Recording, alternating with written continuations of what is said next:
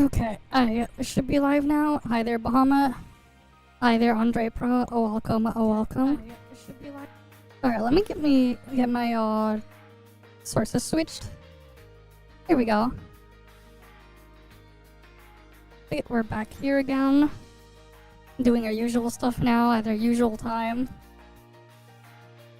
Alright, like after I had to get other stuff done right after we did the earlier stream today. But yeah. I need to do raid and final trial. So let's get that done.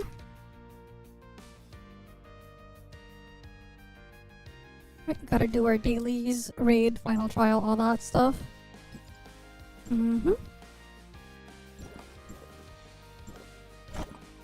Let's get everything done here. Okay. Fleet Guard, Northfall, Pirate, Space Pirate, and Flea. Alright, let's go get those done. But yeah, how are you guys doing?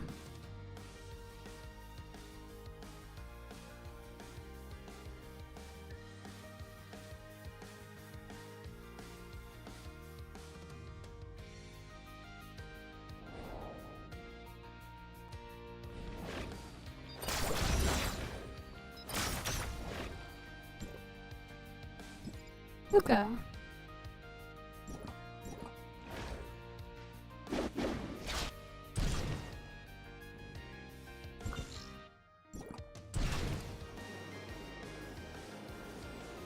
Alright, let's get on over here.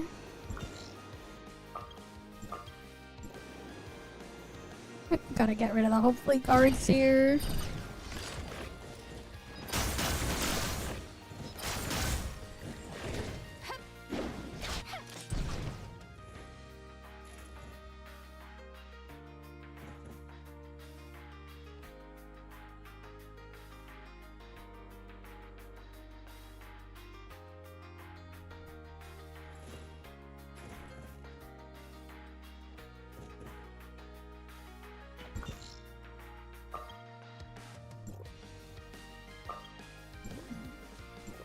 Let's get over.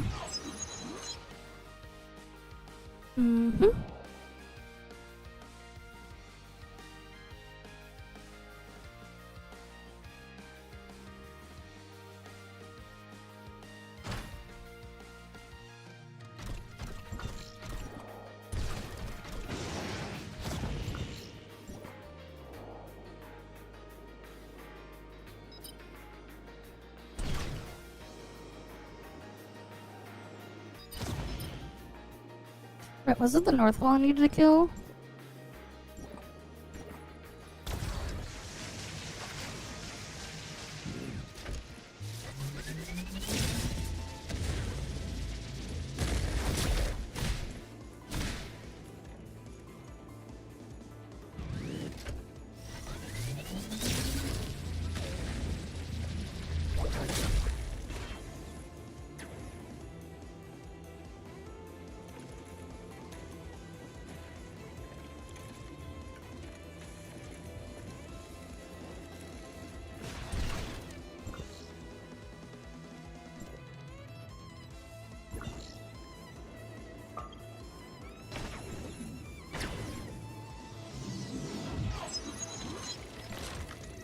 Let's get into the next one.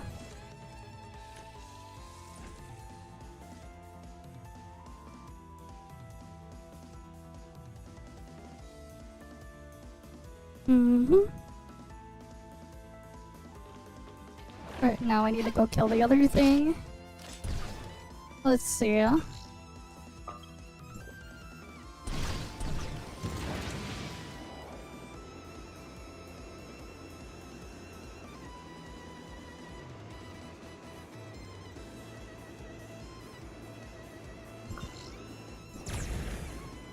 But yeah, hi there, Blade Raptor. Welcome. Right, we're back again. I did say we were gonna have 2 streams today. Right, we had the stream earlier. And then we're back again. Because I had to go run some errands and stuff. After like, right at like 4. Which was like right after the thing. I made sure to do a quick edit of the stream VOD from earlier though, to then just re-upload it as a video on my YouTube channel though. If you noticed. So we got that out of the way. What else is left here?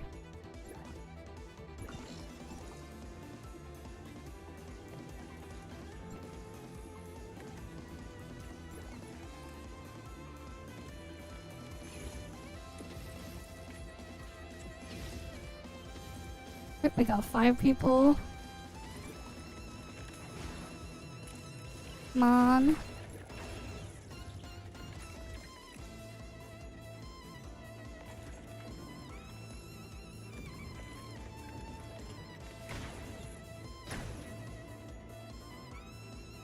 Six out of 9 here. Wait, it uploaded as a premiere, did it? Oh, I was like doing it quick because I had to get something done. I did not notice. Was it uploaded as a premiere? Because I did a stream earlier and then... Okay.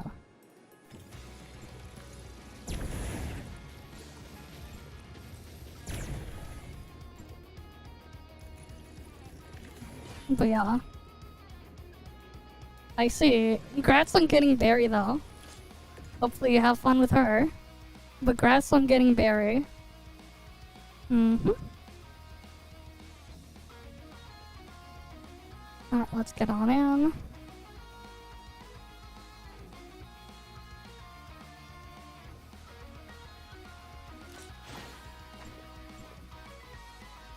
I see.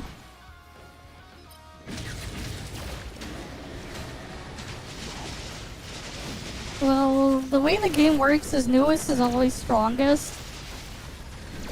With an asterisk there.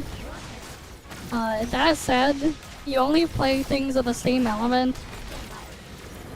That's the way the game works. There are some exceptions with altered weapons. But those are the exception, not the rule. You basically just used that. But yeah, just take your time, man. No need to rush things. Eventually you'll figure things out and understand it.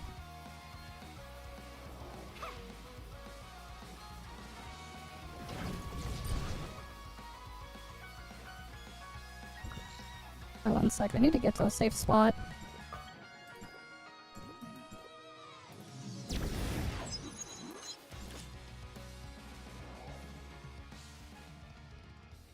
Because I was just gonna fall. But yeah.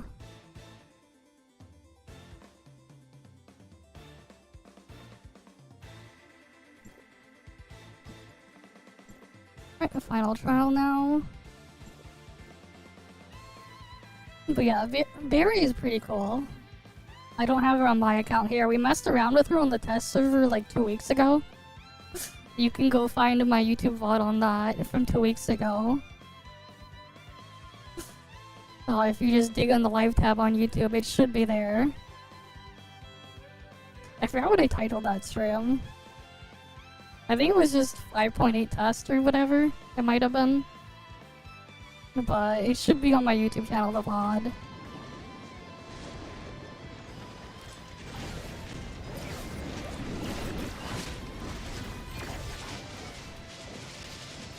Sorry, stuff here works a lot differently, especially when the most important stuff is weekly, not daily. Right, you got like the... What do you mean bad luck?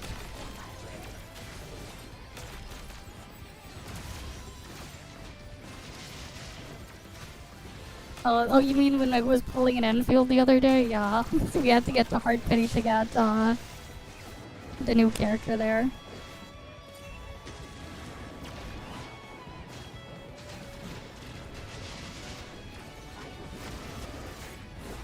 Let's go kill Rudolph.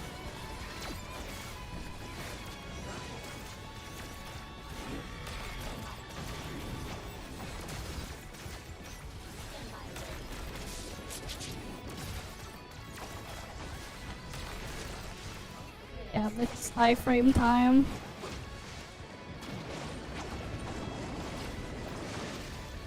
And I have aggro.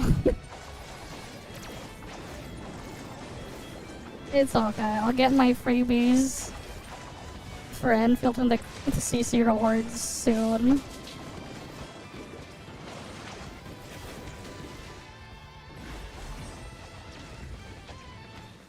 Yeah, Colton sucks to fight because he slows you. Or rather, he slows whoever has aggro.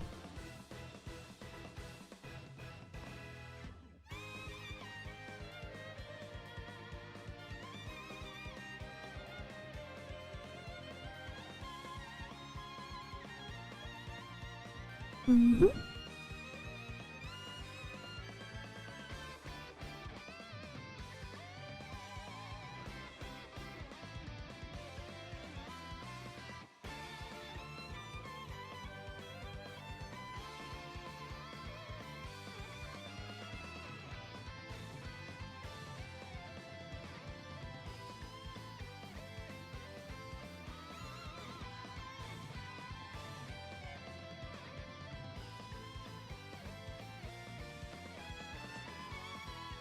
Honestly, not really. You don't really need to worry about that early on. If anything too, it really depends on what you want to play for. Keep in mind, the endgame content, there's zero premium currency here. There is no premium currency locked behind here. So, you can technically ignore it all if you don't want to do it. Technically.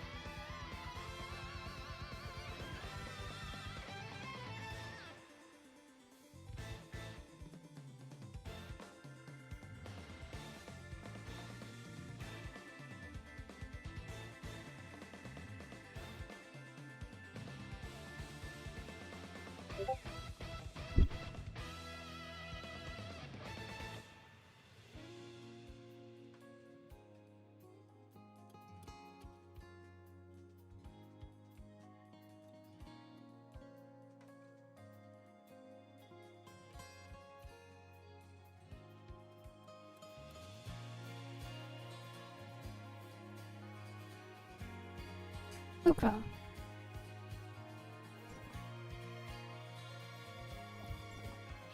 Do I need anything else here? Oh yeah, I need to do my daily join up.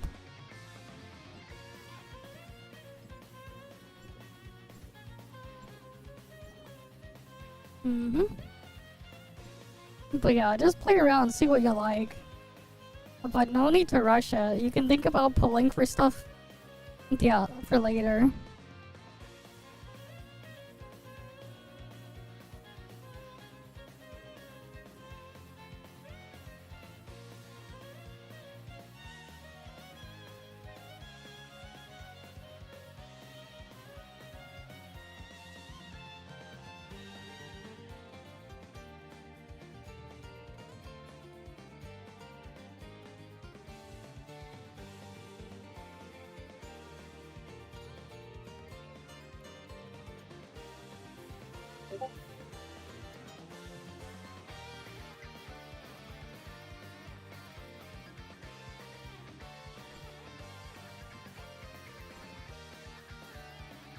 Okay.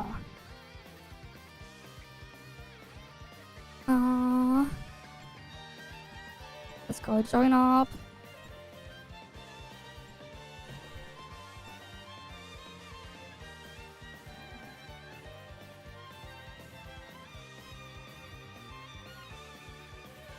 Alright, let's get on in. Mm-hmm.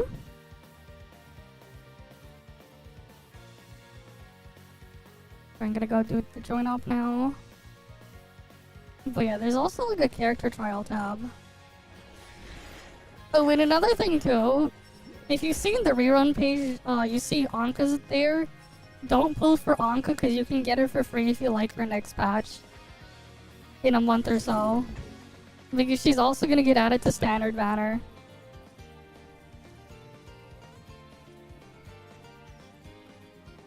Oh, if you want the skin, then pull more for the skin. Do what makes you happy.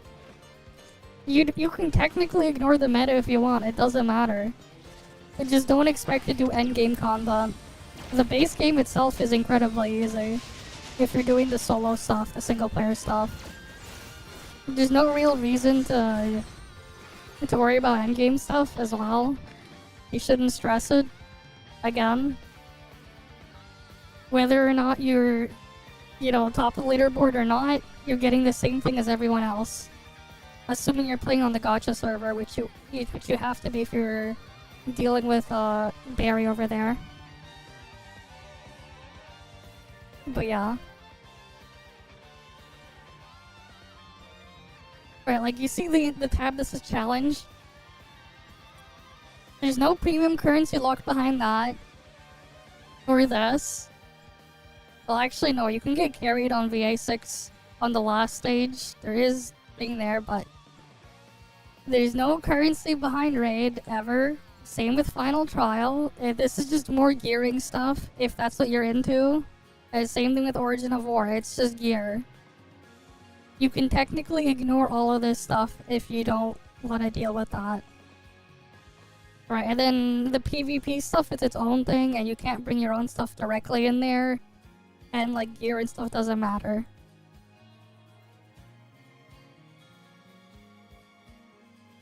You don't even need to care about meta, man.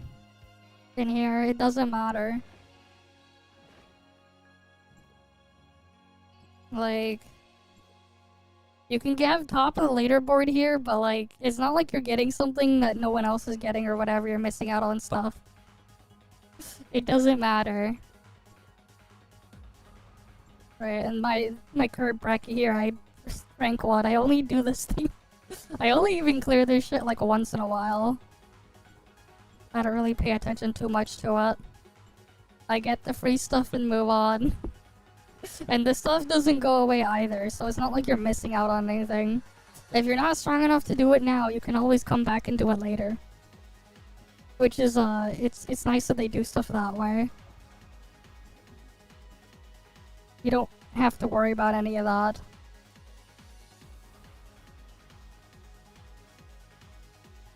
Besides, there are various different ways to play. Even then, the endgame stuff is multiplayer.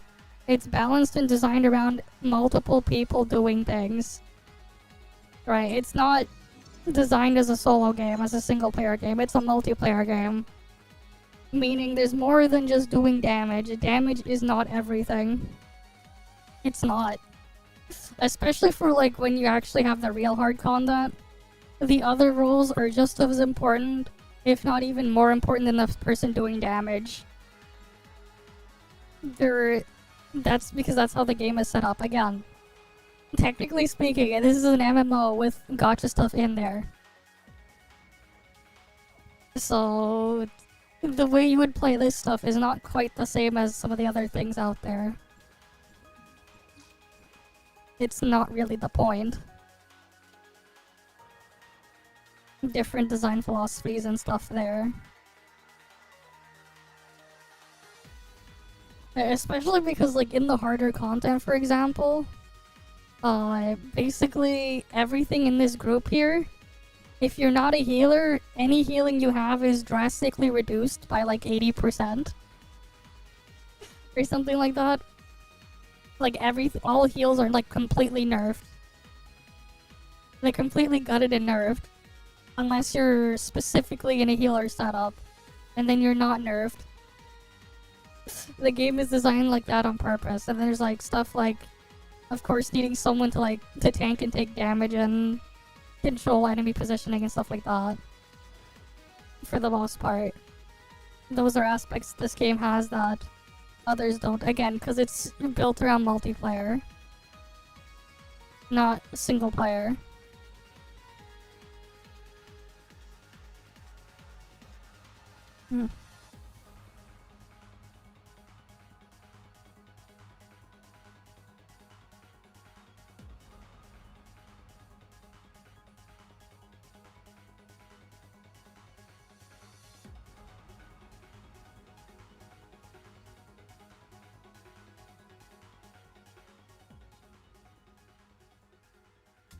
Mhm.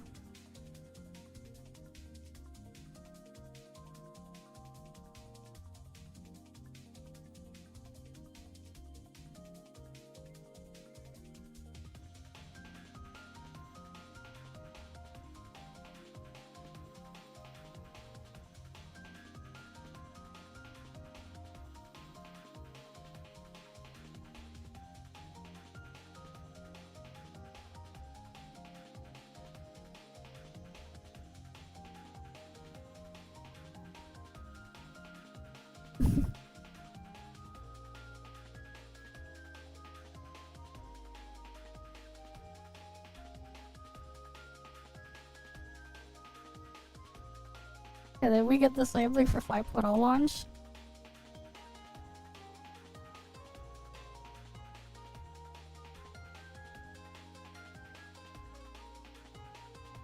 Yeah, but instead we had, what was it?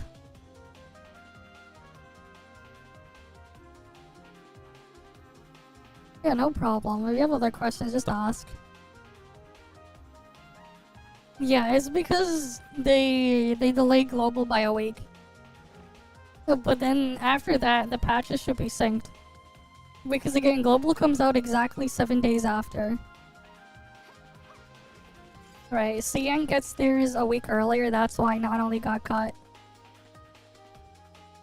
There isn't really any other way to like do it without desyncing patches and stuff like that.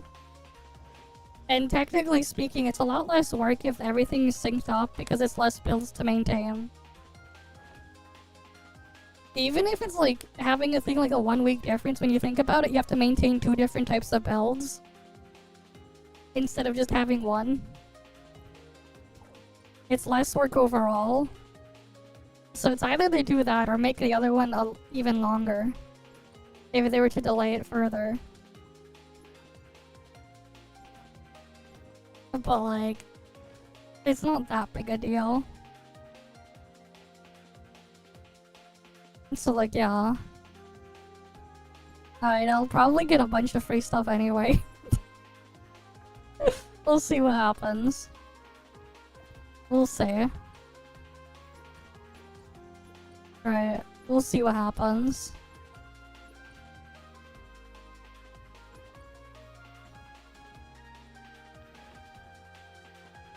We'll see. Probably no need. Also, like, the big brain thing when you think about it, if you're gonna reroll for NTE, what you should do is reroll to get the non-elite skin. Not to get non-elite, but to get the non-elite skin. Because the non-elite skin has lower rates. That is a hard pity of 200. Right, that's the big brain play. If you're gonna reroll, you reroll for the non-elite skin.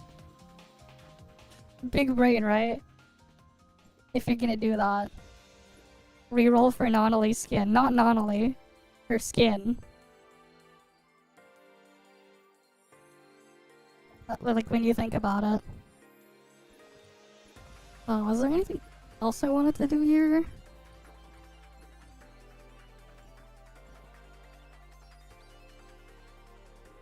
Oh yeah, wait. Yeah, now is skin important.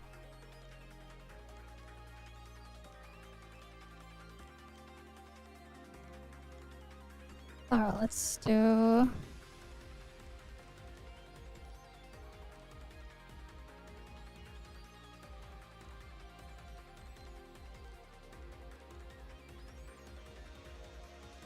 Okay.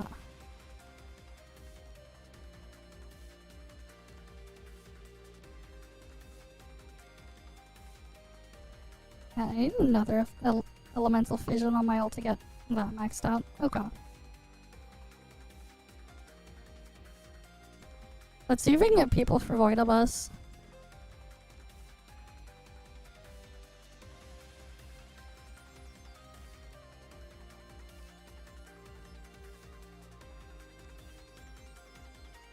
Live stream, peak of viewers since Bardot sponsored, yeah. Oh. That's not what I meant to do. I mean, things are gonna be really busy next week. Really, really busy. Like, even busier than they already were. And it's not even when it launches yet.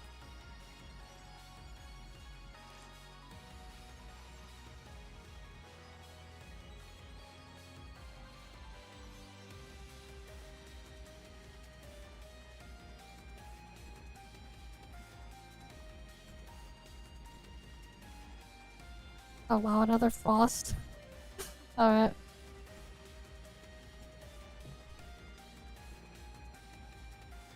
Mm-hmm.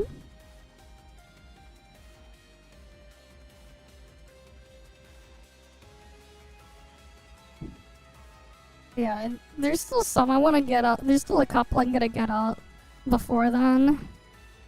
But yeah.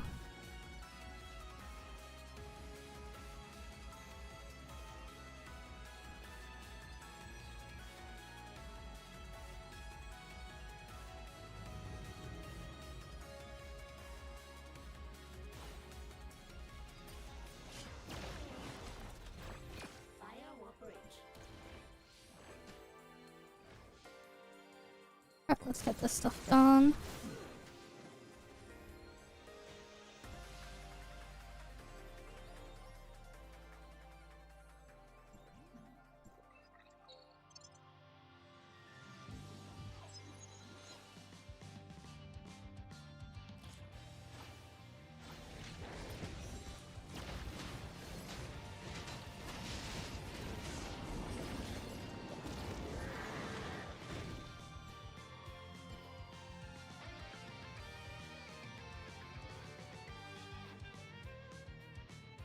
For you guys, yes. You were a week from the release. For you guys. That doesn't mean me. For a lot of you guys, sure, but not me.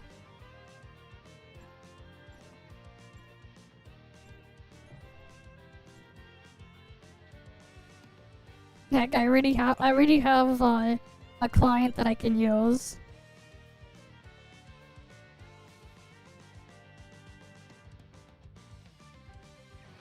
Nah. It's like, what? You're gonna be like an hour long per person? Plus? That's fine. I don't think we'll do that again.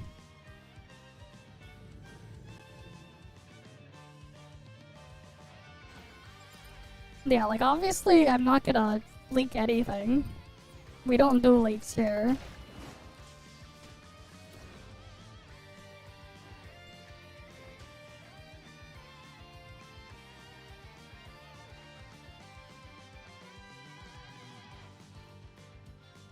I mean, like, if you want leaks, go look at, open up a Pokedex or something and look up number 83. But honestly, it's a bit far-fetched. You know, it might be a little far-fetched, but if you want leaks, look at the Pokemon Pokedex and look at number number 83. It's a little far-fetched, though.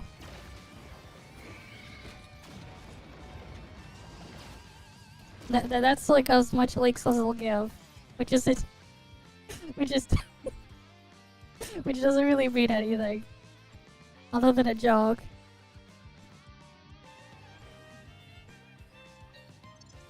I mean, you can look at number 83 in the Pokedex. It's a bit far-fetched, though.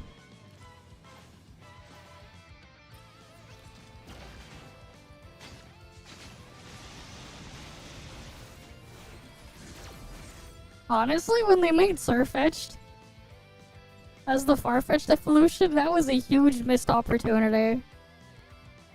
They should have came up with a different pun.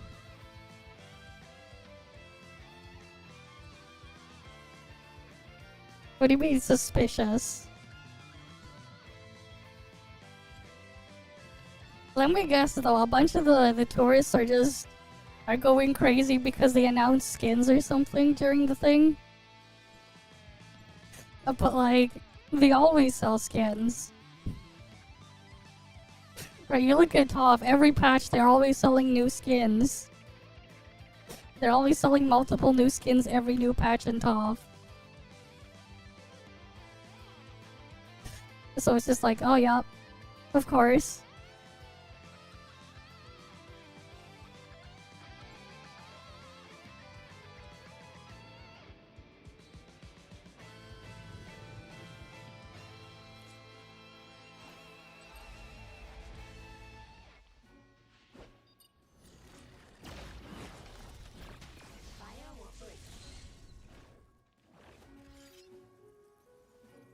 But yeah, I'm just gonna assume people were doing that when they showed the Chiz and the Nonally skin. But it's like, yeah, of course they're doing that. Surprised they didn't show the Hattori skin. Then again, I think they didn't tell us how that was unlocked in the previous beta. You could already see in the previous beta, the Hattori one. Or like the casual alternate outfit for her.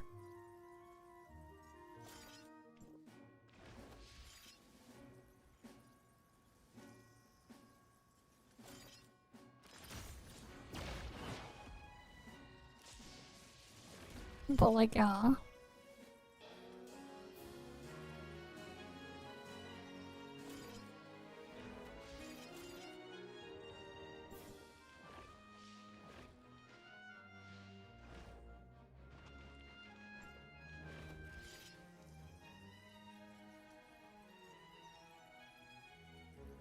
Oh, there's nothing there.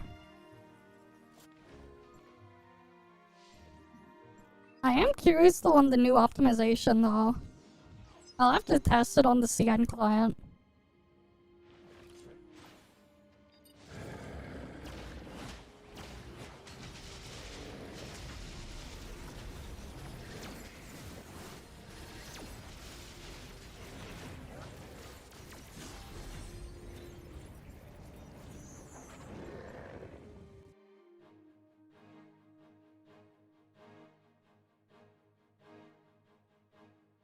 But yeah.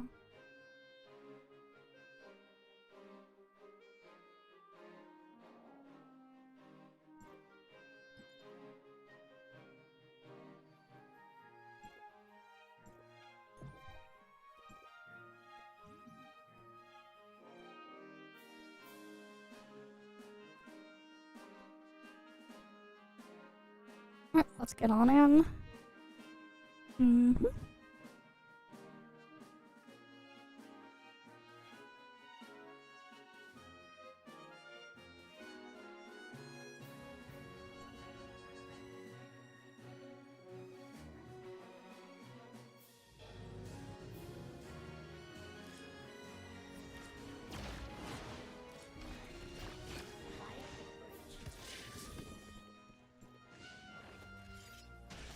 Okay.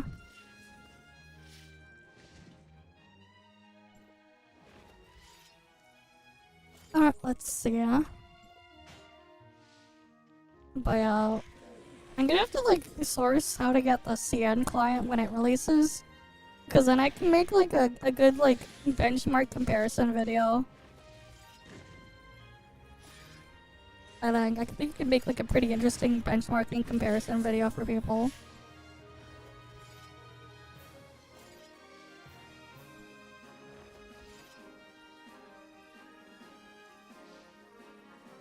For like comparing optimization.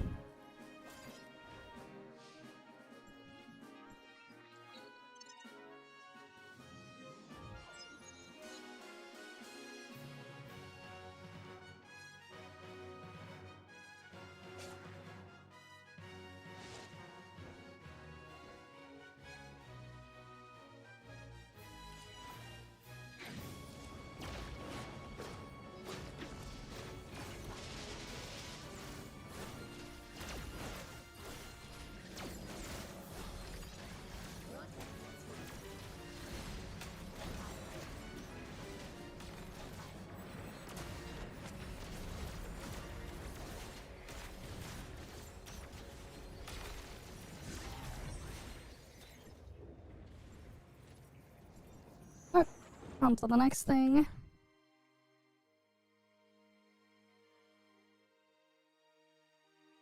Is there even a reason to roll buffs at this point? There's like... What?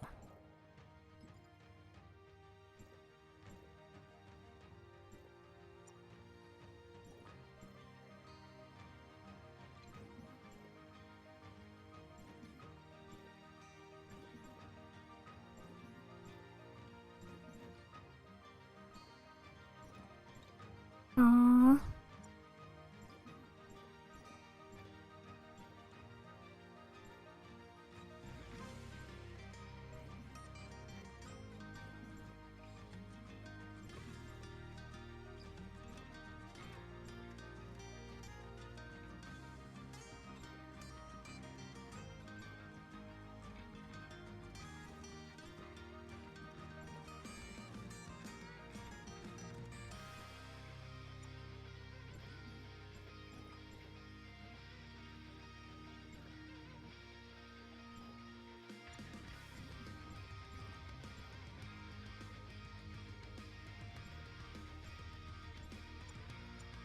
Alright.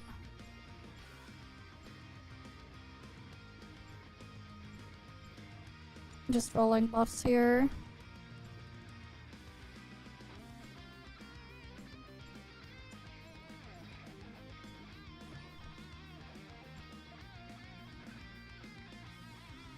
Alright, let's get on in.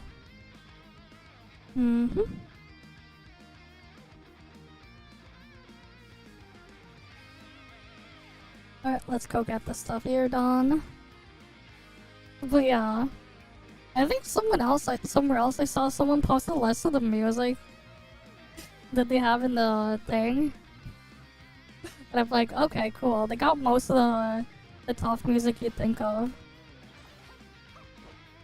Except for the one song that I don't know why, like they never like really made available. The Salvation one. They even have like a music video of it in the game's files that like it doesn't play though. For some reason.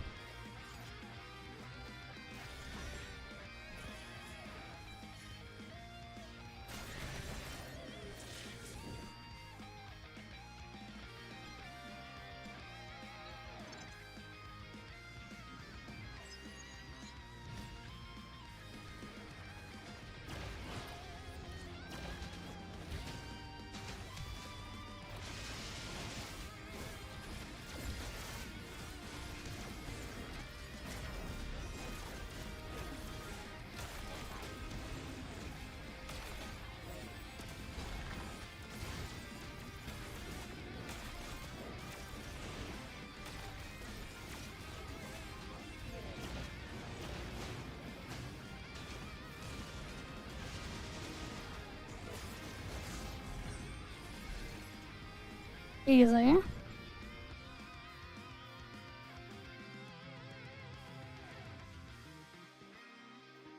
And then on to the next one.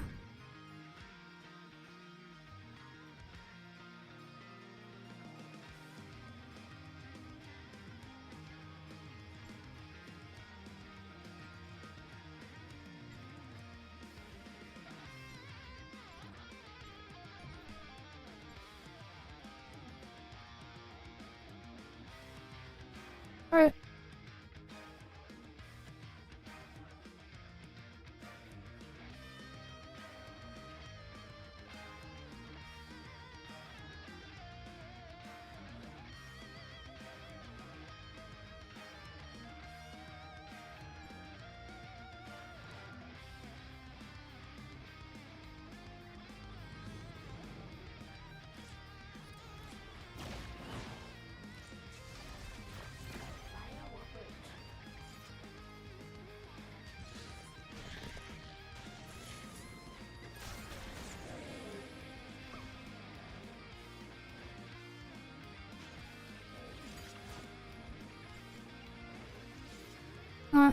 Let's see.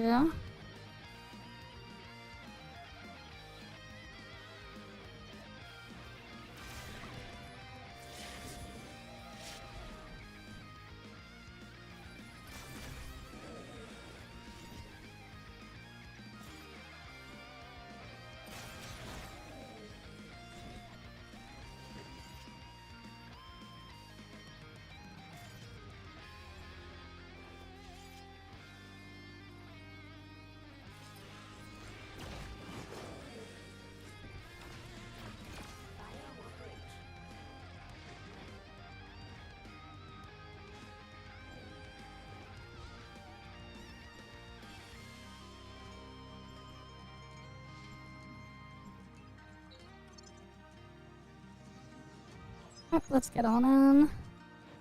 What boss is it? Oh, Xinjiang.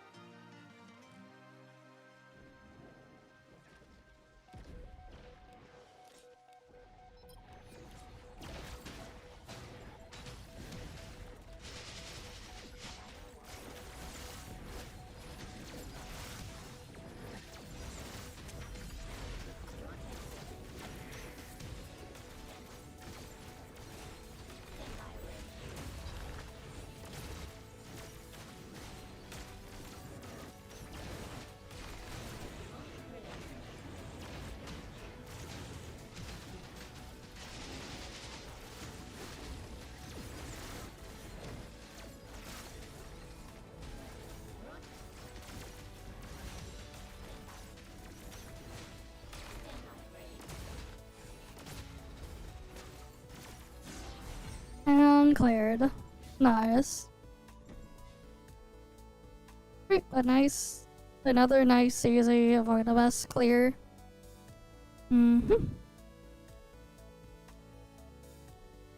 Okay.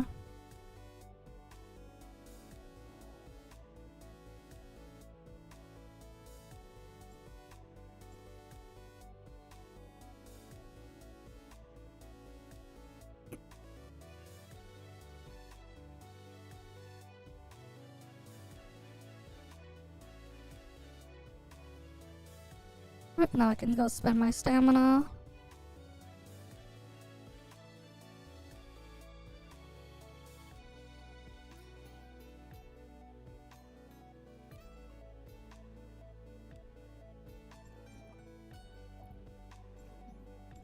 Right, it's nice now I got all avoidables done. Just double checking everything.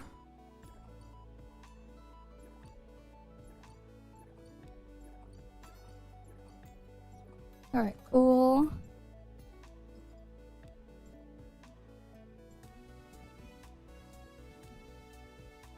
Alright, might as well get more gold.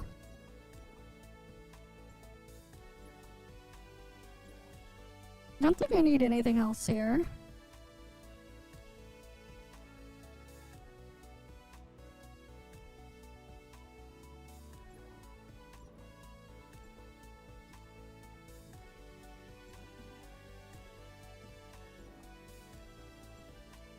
Alright, let's see. Yeah, it should be good there.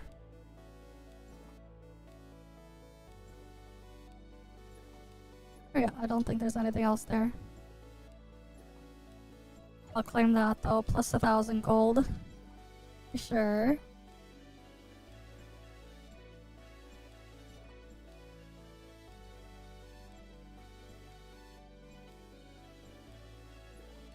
Oh, the other event there is not open yet.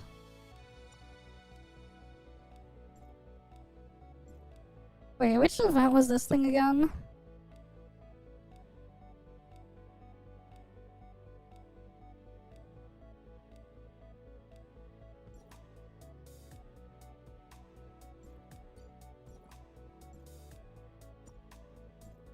Oh, it's these ones again?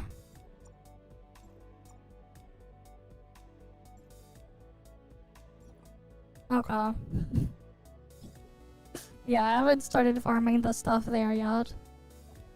That's fine, I can find time for that later.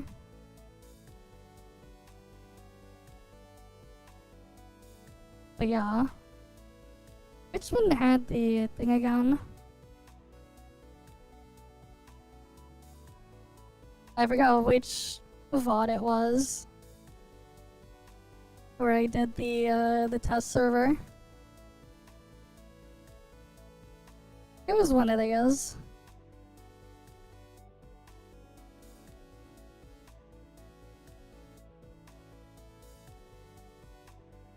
Yeah, I don't remember. I just know it was one of those VODs that had it. Okay, let's go do the Enfield stuff now. Let me get Enfield loaded up.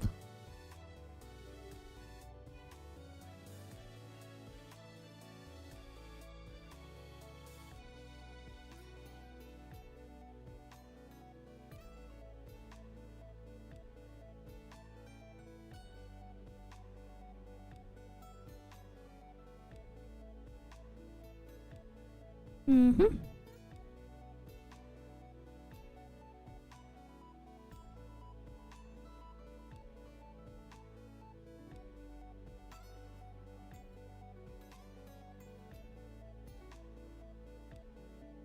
Okay.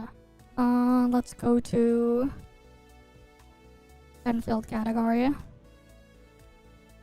But yeah, I'm glad we got most of the stuff that was needed to get done in Enfield done already. I'll probably just go do like some of the side stuff. Some of the side quests I haven't done yet. Probably get those finished up.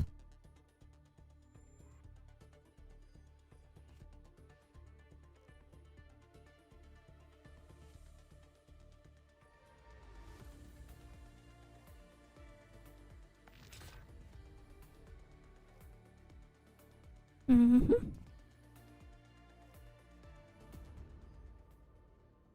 Well, we'll see. What kind of PC do you have? What kind of PC do you have? I'll try to see if I can, like, try to do as much variety of hardware testing as I can, but obviously I won't be able to do everything. But I'll see what I can do.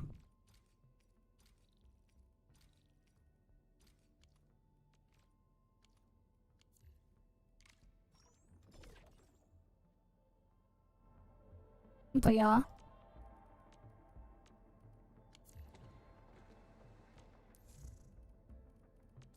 There was an update compensation for something? Okay. Cool. Free is free, I'll take that. Free stuff is free stuff. Who doesn't like free stuff?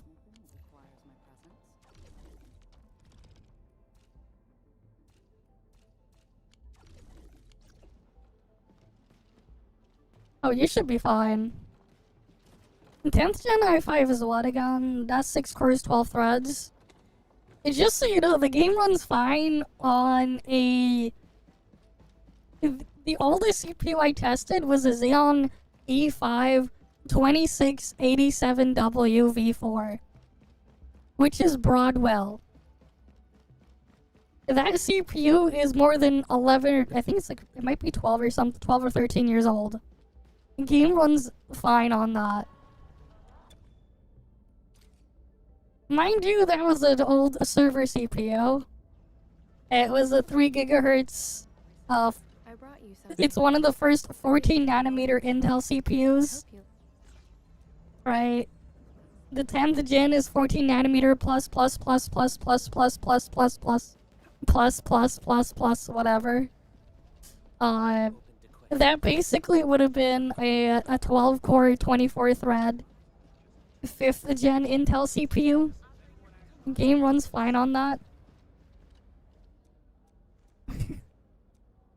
Your i5 10th gen should be more than enough.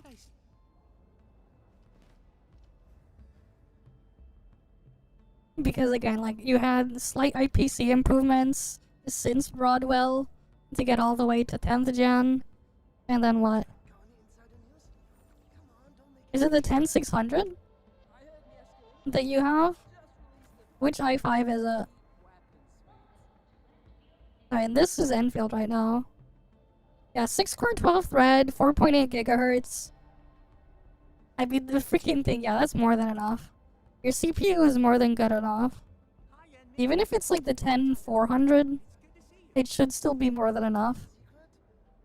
Yeah, because that still has a much higher boost than that old Broadwell Xeon that I tested on, as well as another machine. You have less memory bandwidth because you don't have quad channel memory, but doesn't matter. You can use faster RAM. You're probably using faster RAM. My Broadwell setup is using DDR4 1866 megatransfers. You could run like what? Like minimum JADEC speed you can like run. That's like already supported on that one. Is what DDR4 2400 megatransfers dual channel. But you likely have a faster kit than JADEC speed, base JADEC speed.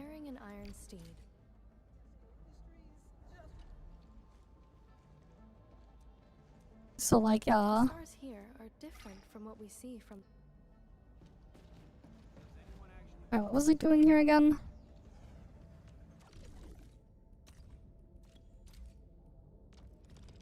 I'll do deliveries here first.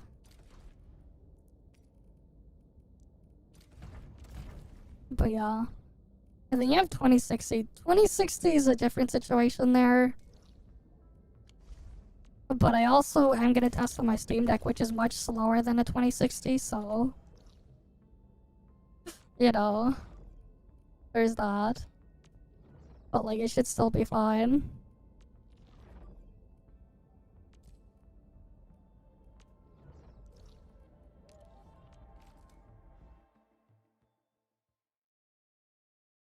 And like, keep in mind, in the last test in February, I was able to play it on the BC250 and my Steam Deck.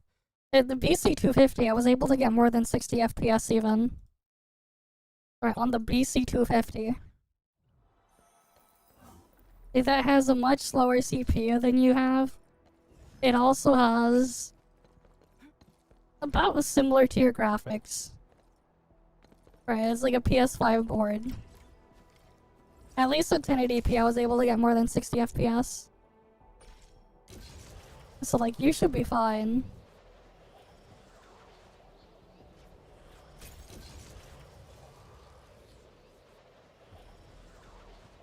Maybe not if you use RT. Don't use RT, but like... You probably know that. The 2060, not great for that.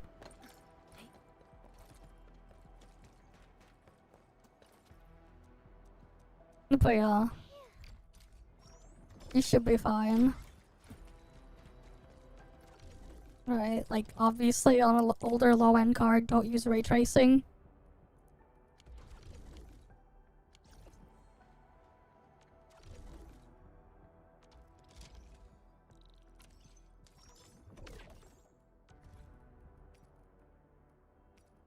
Yeah, then what? The 2060 is like pretty old now. Right, 2060 was what? In 2018? That graphics card came out? That's 8 years old. But it should still be good.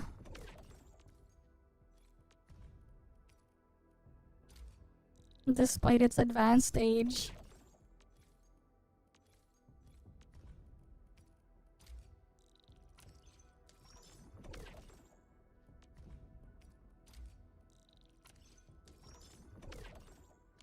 So I wouldn't worry if I were you.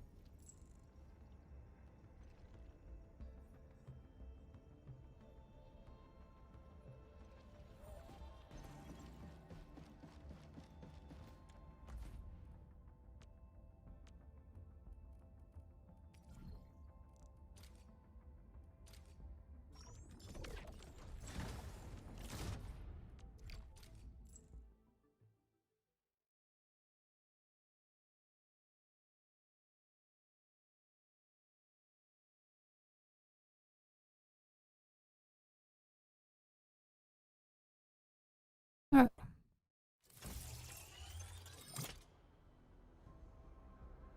I mean, there's so many other problems too than just that. And part of the problem too is it's so expensive to do anything in New York. So like, you know, that's another problem.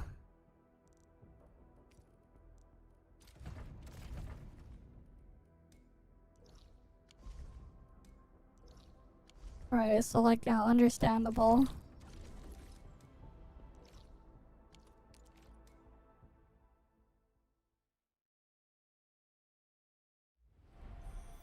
But yeah, like at the end of the day, like just because like you see big number in economy or whatever, big number in GDP doesn't mean the situation's actually good.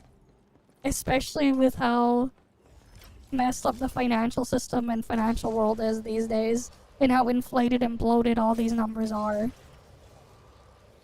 Especially when the best way, if you're wealthy enough to avoid paying taxes legally, is to do everything on a loan. Is to make everything a loan. In the debt economy. Because you can't tax a loan. Right, all these transactions and everything by those multi-millionaires and billionaires out there. Everything is based off of loans. So you end up with like heavily inflated numbers because the money doesn't actually exist. Because it's all loans. This one won't go down easily. It's all loans.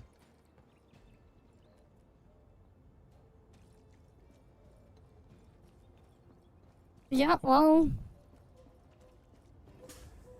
There's all sorts of things that lead to that. There's many factors.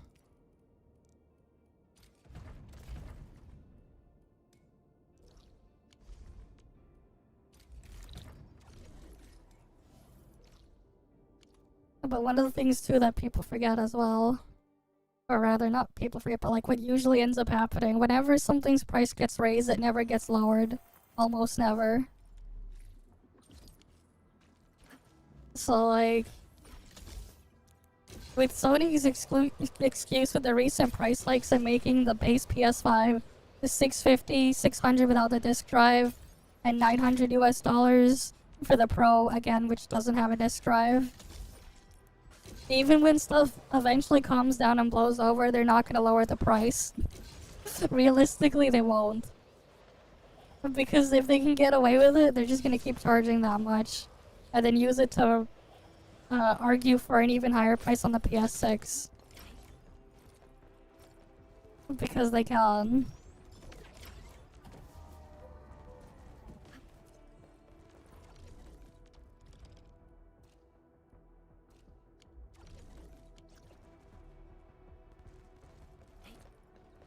I mean, what? The storage space size should be fine. They're not as reliant on pre-rendered scenes, and removing quests makes no sense. The amount of data you save by removing a bunch of just text and stuff like that is not that much.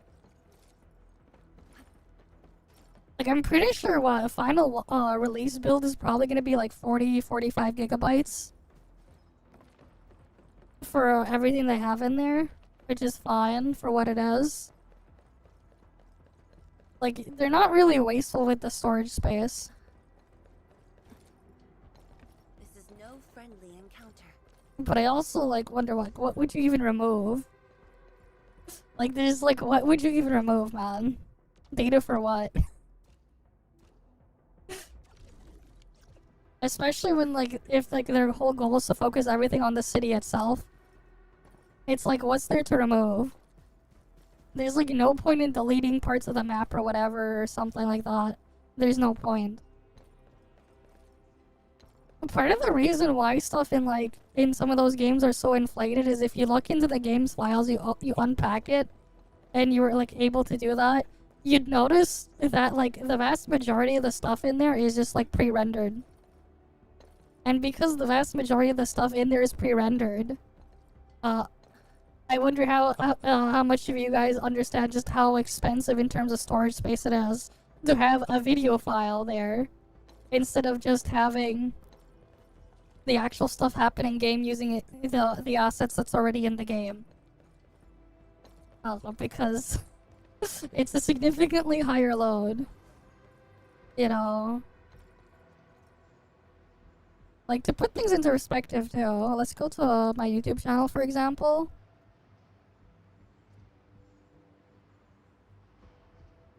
The file size of, let's say, this video alone here, this thing.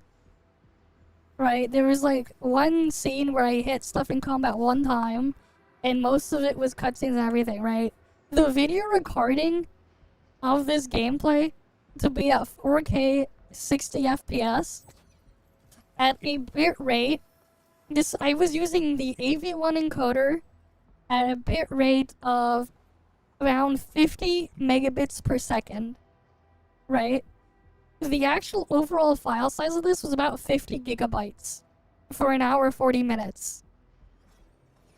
Mind you, the quality of the stuff that they use for the actual pre-rendered video cutscenes in a lot of these games is way smaller than that. Heck, a lot of the time they're basically 720p or maybe 1080p, 30 FPS recordings that are then upscaled to whatever resolution you're playing at. Usually they would have like 2 versions. The reason why is because then you can scale it up a bit nicely and then crop things out. If you have like a 16 by 10 or a different aspect ratio, it then gets cropped. That's what a lot of these games do.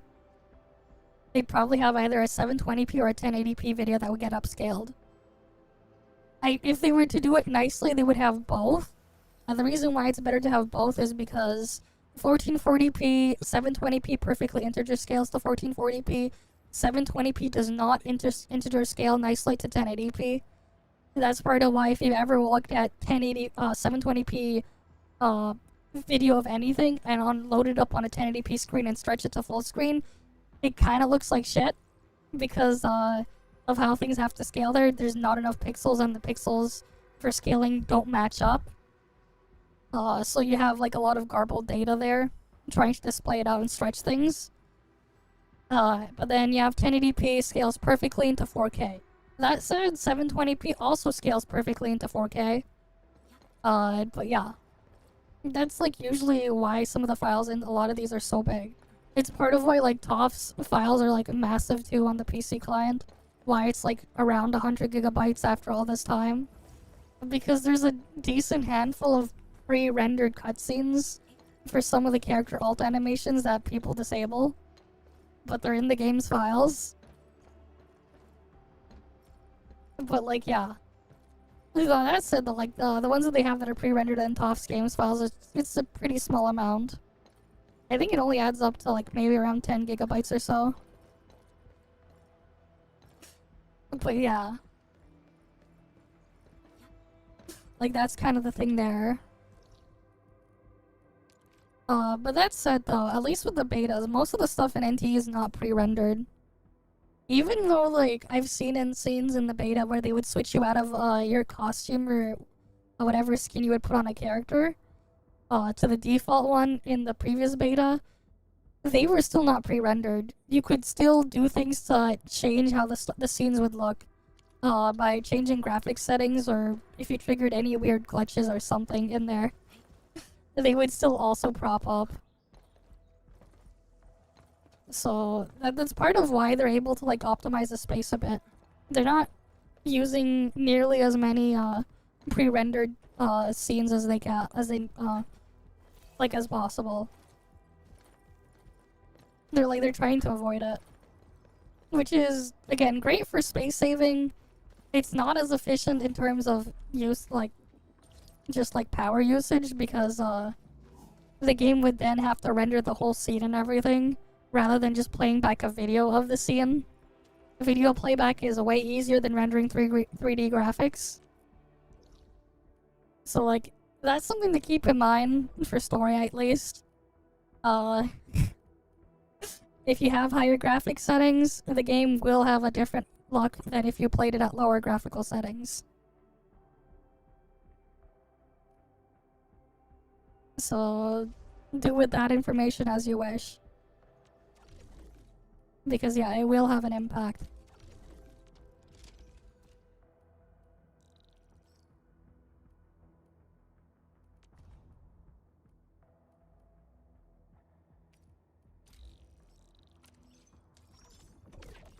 Oh, I can upgrade this.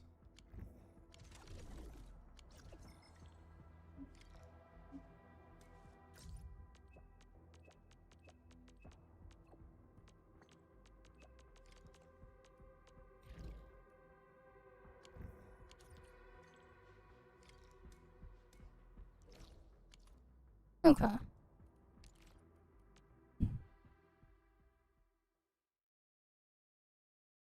But yeah, I'm curious to get my hands on the actual client myself to see the optimization.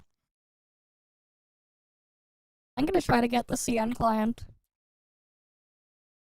as well when it launches in a few days.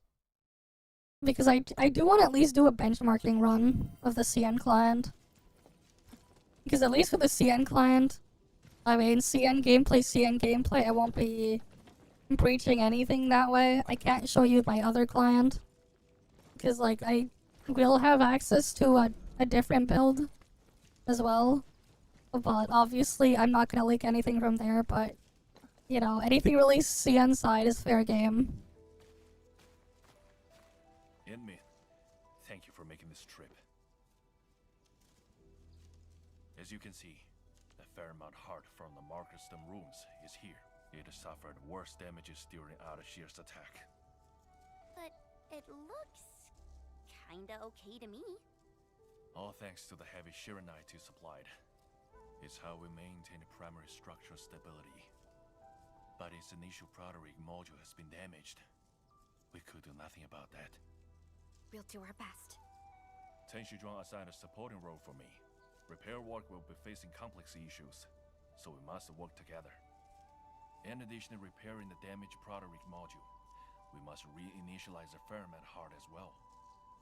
For the Markerstone Fairmount heart, the first activation was personally carried out by the proxy. Since then, the heart would continuously collect ambient data and auto-adjust the magnitude of its own energy dissipation. But the proxy is not with us. We must now use various instruments to collect the tangible ambient data for the Fairmount heart to activate it. To address the issue, Cardiac Remediation Station Director Tenshi Hanfang designed the Fairmount imager to support this work. Okay. We also have Tenshi Buyuan. The Fairmount cardiograph she developed is to ensure that the initialized Fairmount heart is capable of sustaining stable energy dissipation.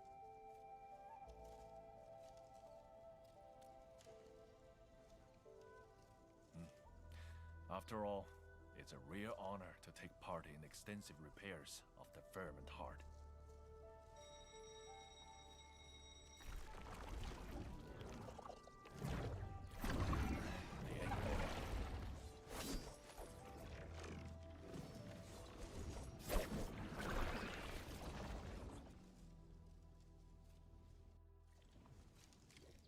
Our priority is to keep the Fairmount heart safe!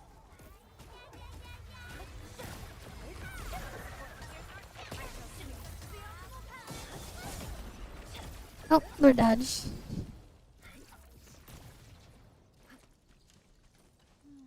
Yeah, I like this setup a lot more than my previous one. It's a lot more engaging than just sitting there and holding left click as much and just waiting.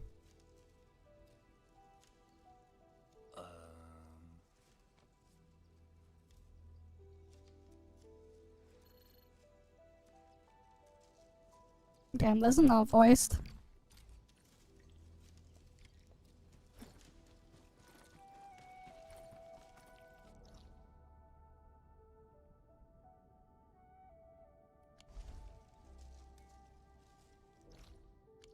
Okay, I need to go there in Willing City.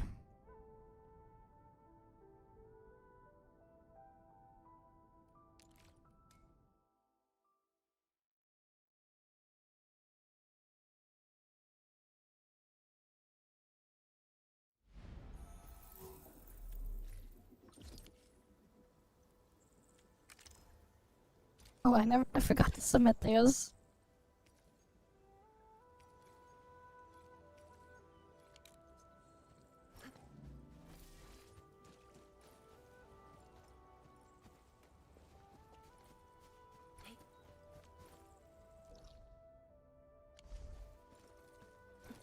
Yeah, I also technically don't need that here. Same with that. I'm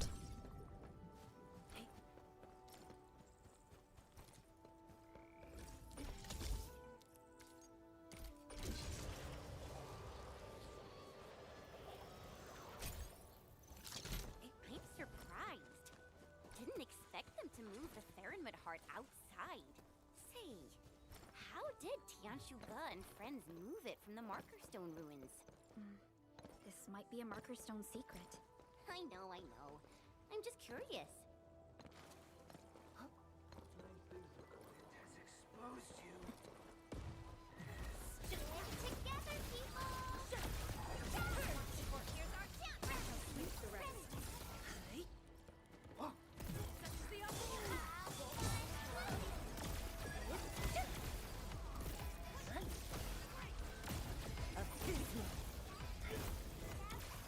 I pray that the land accepts you all.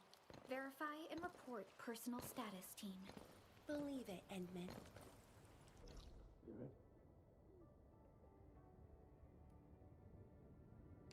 Oh, I should just teleport there and go around.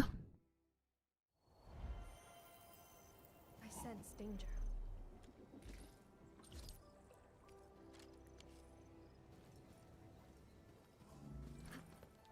Let's get over through here.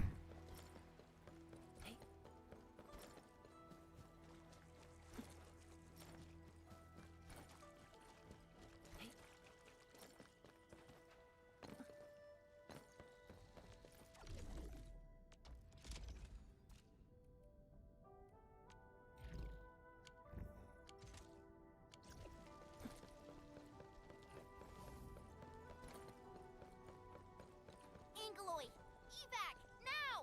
Calibration isn't done yet. No retreat. Hi, Bootleg Gamer. Welcome, welcome.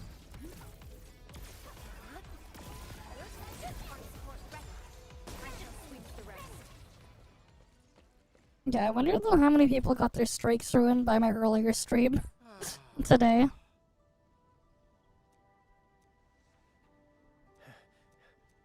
I wonder.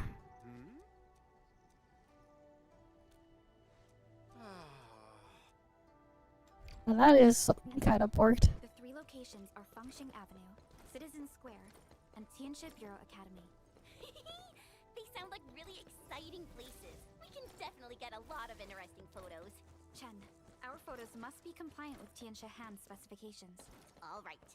Once the job is done, let's grab a few group photos.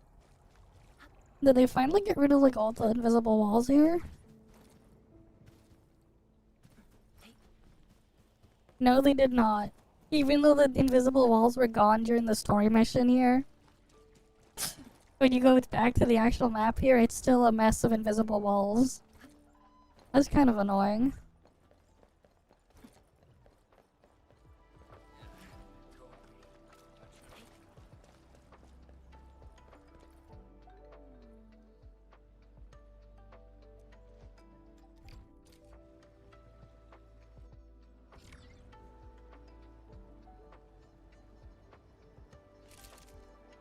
The next destination is Citizen Square.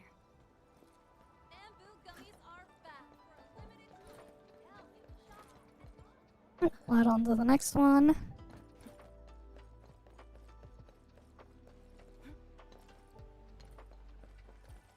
Oh yeah, I almost forgot.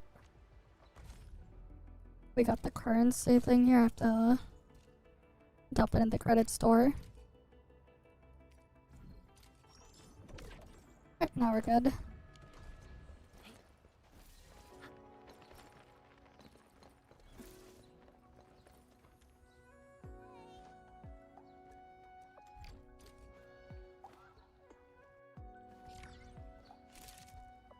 Tianxia Bureau Academy is the last destination.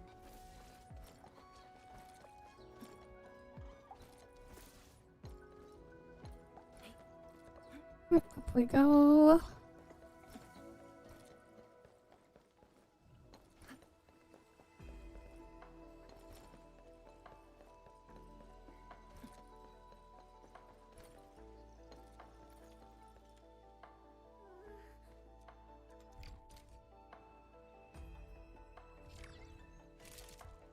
Endman, let's meet up with Tianxia Han.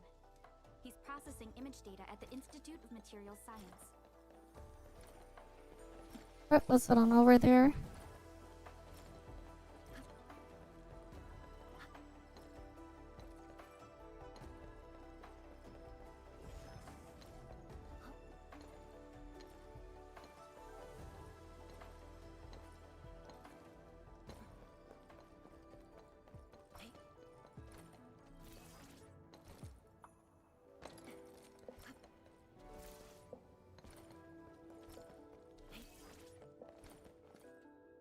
Tianshu Buyan, why does your team take so many photos of novel dishes and desserts?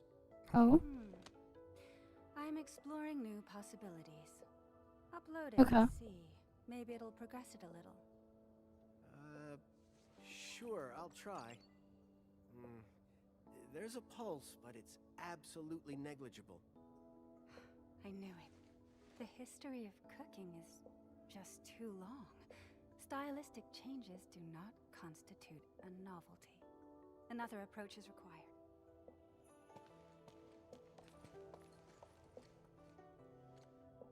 Great, Yep, just we got the their set I need. photos. Your photos are more compliant to my requests. I hope they can push the calibration along. Endman, just upload the images to this terminal, and I'll convert them to ambient data.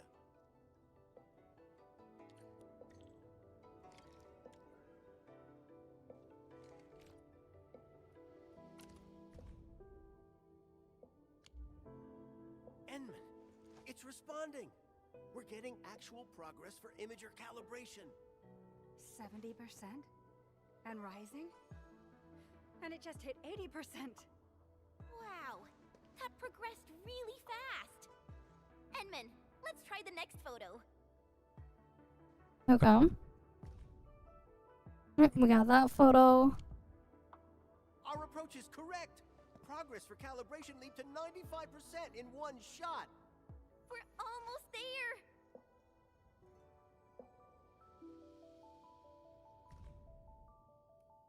That's not the photo I took. Wait, But okay. why is the calibration progress stuck at 99%? It shouldn't happen. We exhausted nearly every single possibility. Maybe I missed something crucial.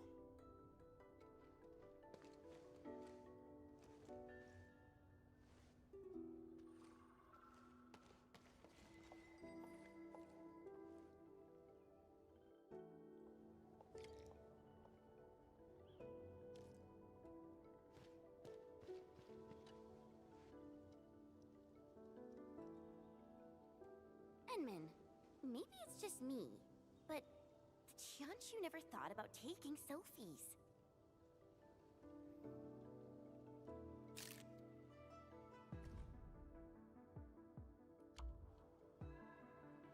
Gotta title this The Perplexed Tianshu.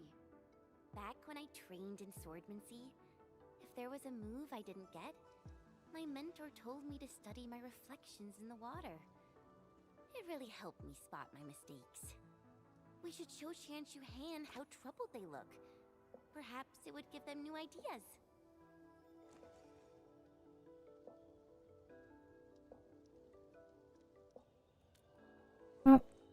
Go with that one.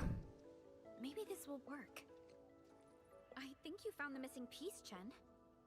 Oh, why is everyone saying nice things about me?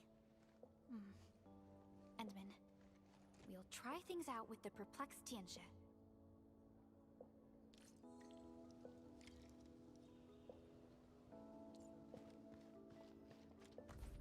We give them that photo. We did it, Enman! Calibration is making progress. 100%! Finally, it's done. The perplexed Tianshu? Turns out I've been neglecting the most obvious thing. Okay. Most obvious thing. I thought I kept people oriented to heart. But I never realized that I missed every quiet and hard-working soul around me. I only knew the literal meaning of our mentor's wisdom. I treated them as mere instructions for repairing the Faronmut heart. I left myself out when I focused on people helping people. And I might never have realized this were it not for this project. No wonder Tianxi Zhuang handed this mission to me. She even reminded me to think about our mentor's lessons. Tianxi, watchguards, farmers, and laborers, everyone tacitly upheld these tenets. But set aside the roles and we're just people.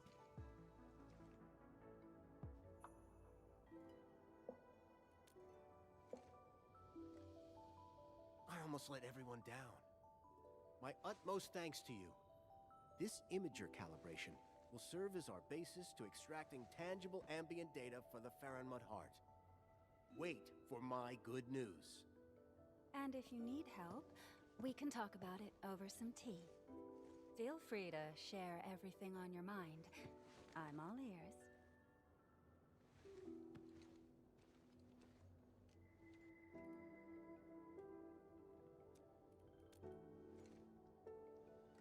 Tien Shahan Alright. is adjusting the imager. Let's check the progress at the remediation station.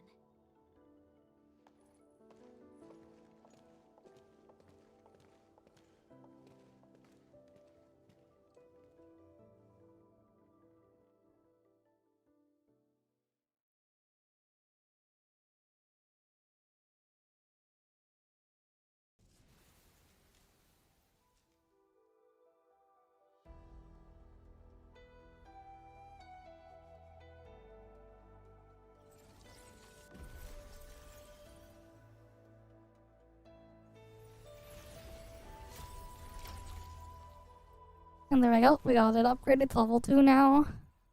So we can give him more goods.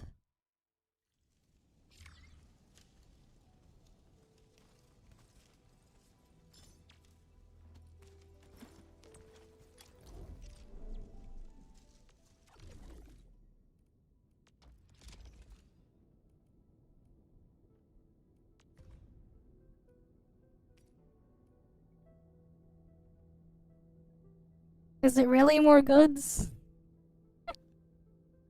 Oh, I can give her the batteries now. I see.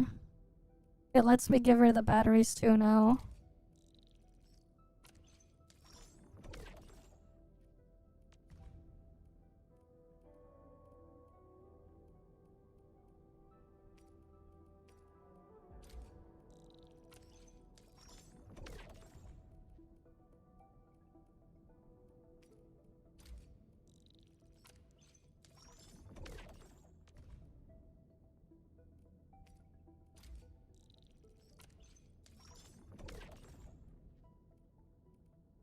Yeah, honestly, I'll go make another Zero Night factory.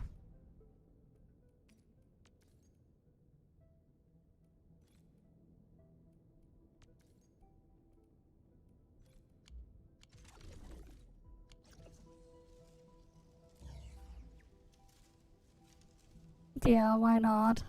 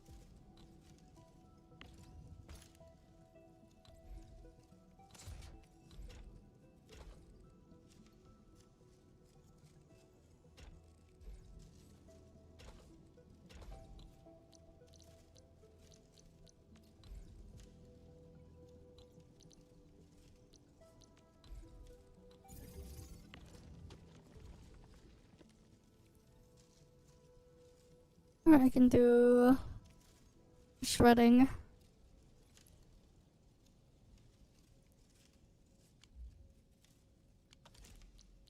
Refining here.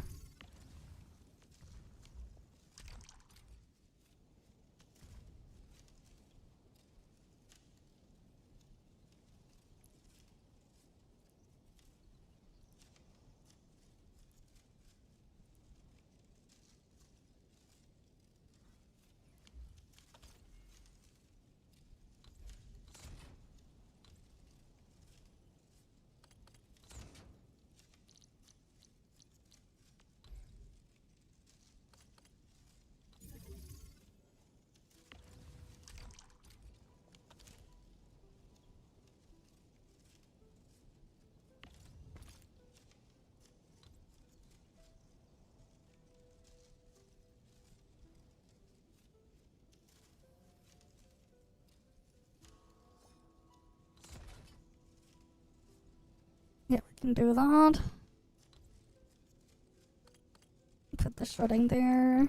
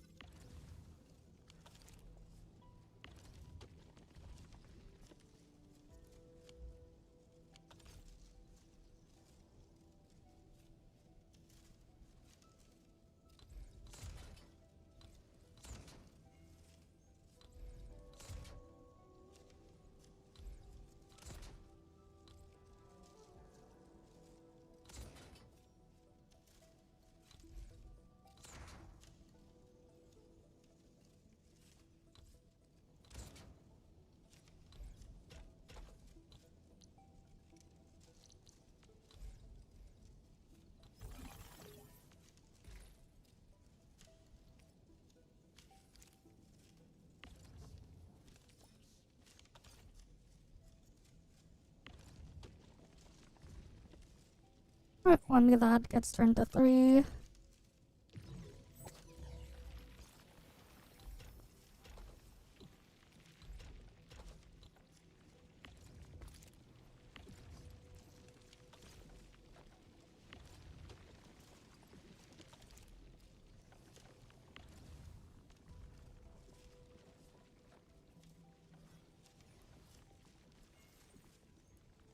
Quite interesting. 3 of these get turned to 2 of that.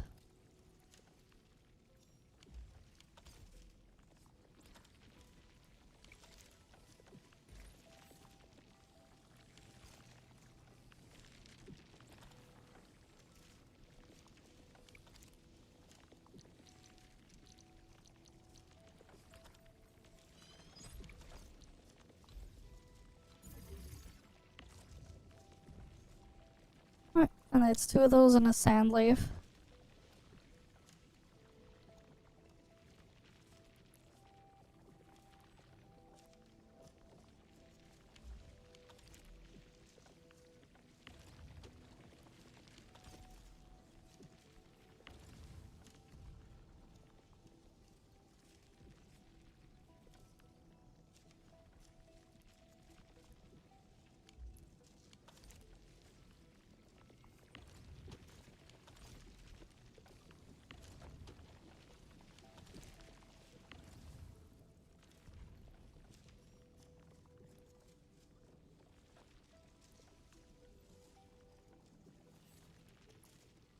Alright, carbon. Gets that, wait. Oh, that gets converted to 2 to 1.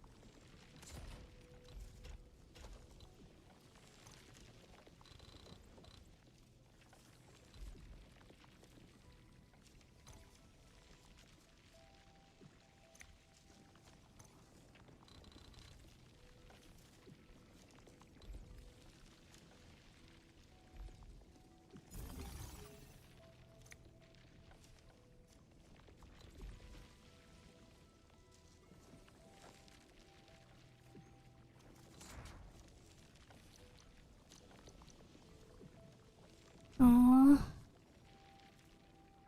No, I want more space here.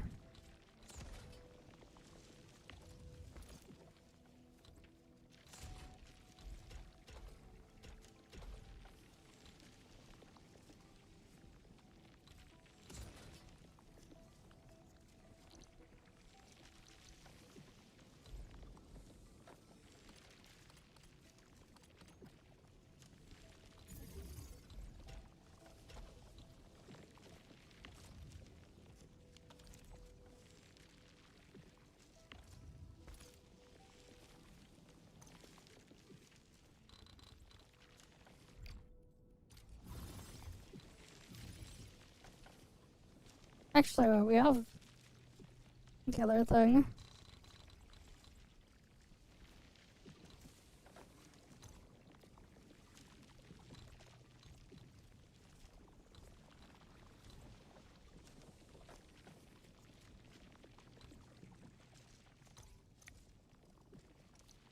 Where's the Forge of the Sky? Oh, we need 2 stabilized carbon. So we need to double this.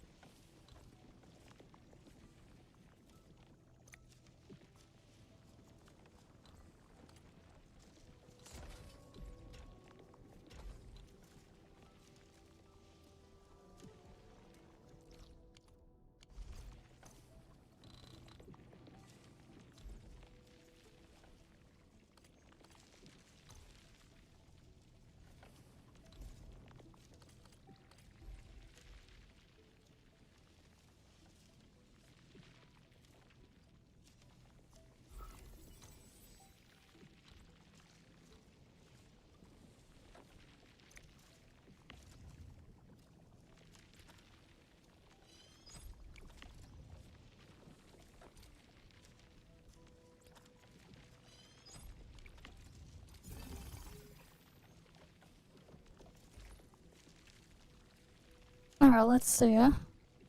Planting unit. Give it that.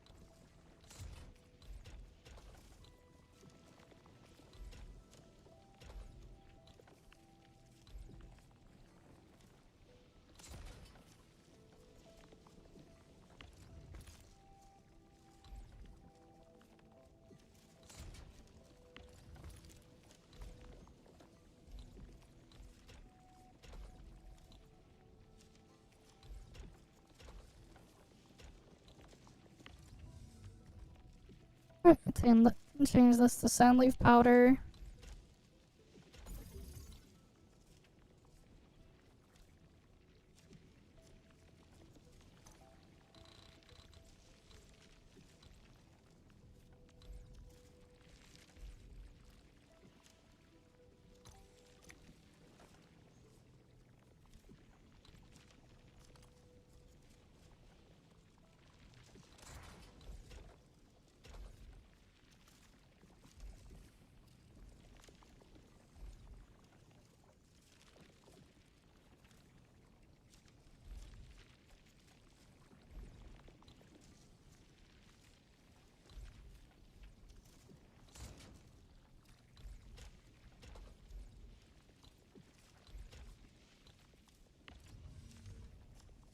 gonna get the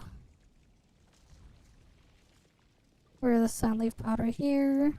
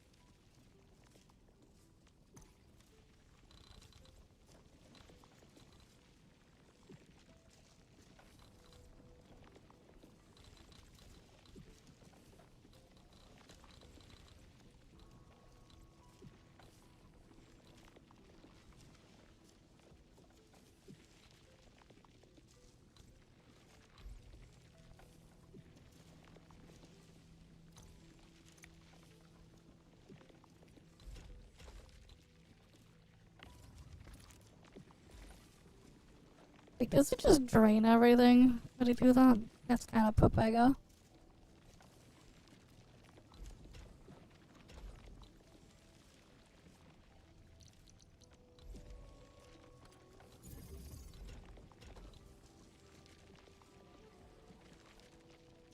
Oh, there we go. Now that's optimized there.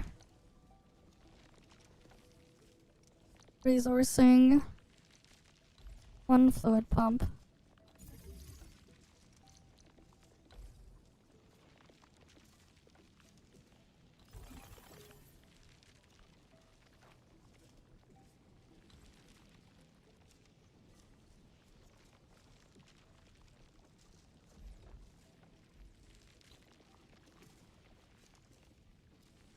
Wait, actually, I wonder if we could optimize this more.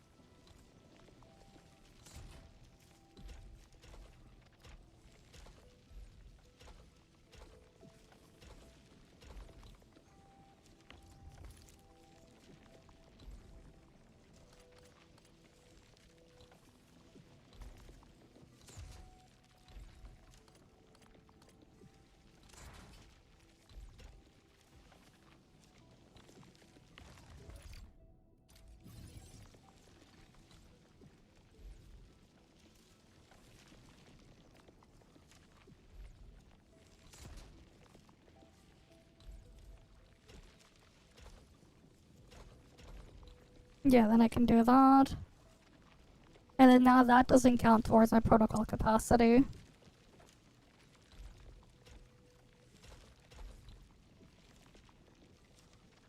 Big brain.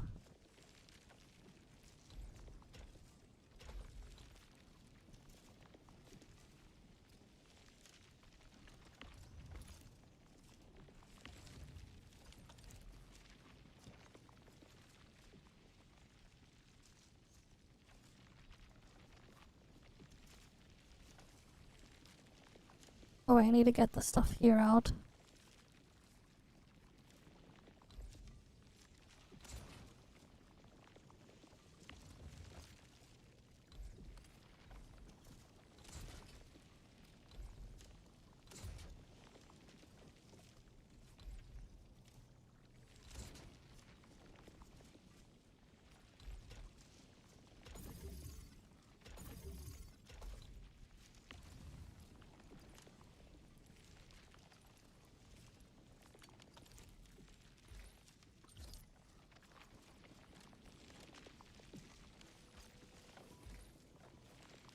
There we go. Might as well produce extra Zeronite. Don't know what I'm gonna do with it, but I might as well produce more Zeronite. No reason not to.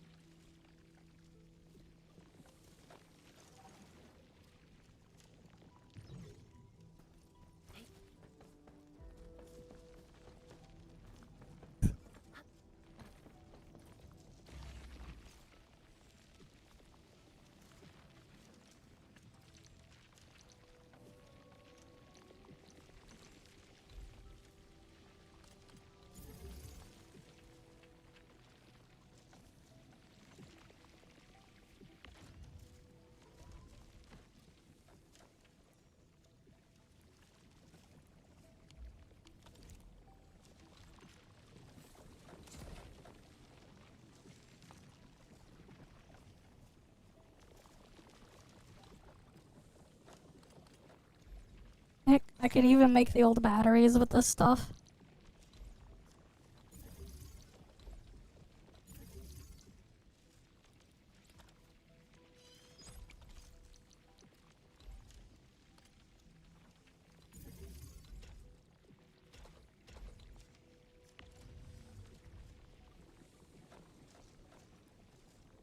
Put the Zeronite in there.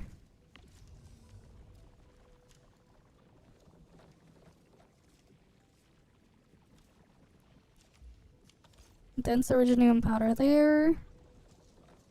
Other dense originium powder there.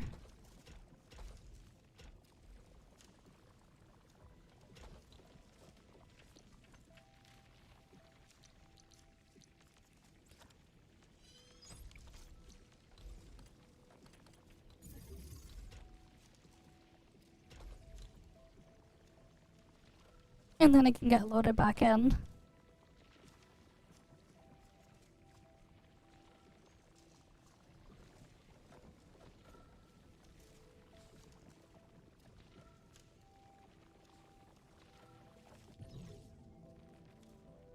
And then I can also get the older batteries as a submission. Because now I'm producing the older batteries too.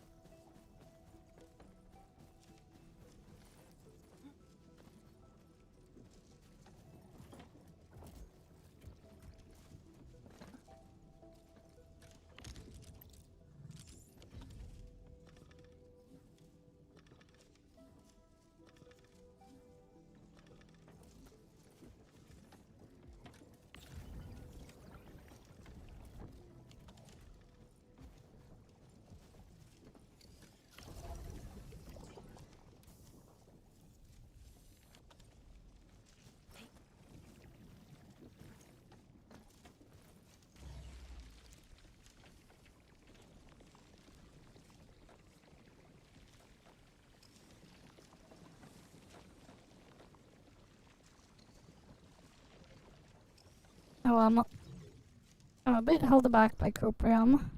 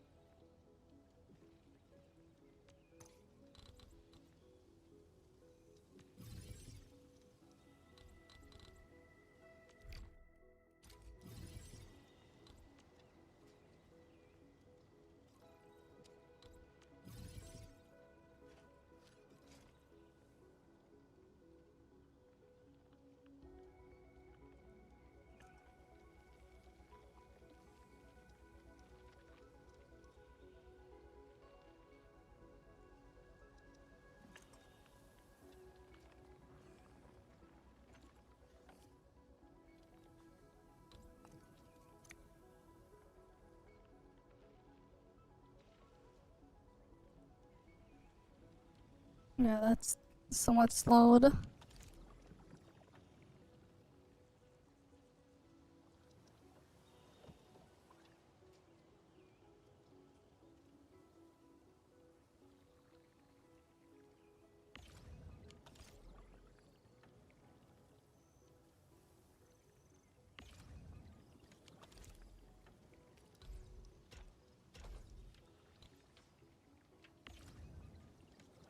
Oh, I forgot to feed liquid Zeronite here.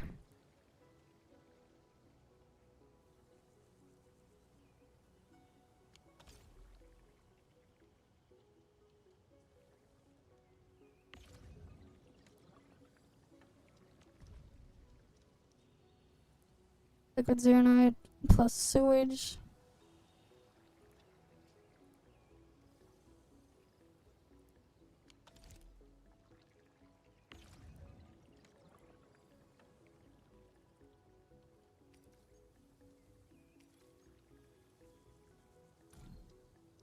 Wait, why isn't this doing anything?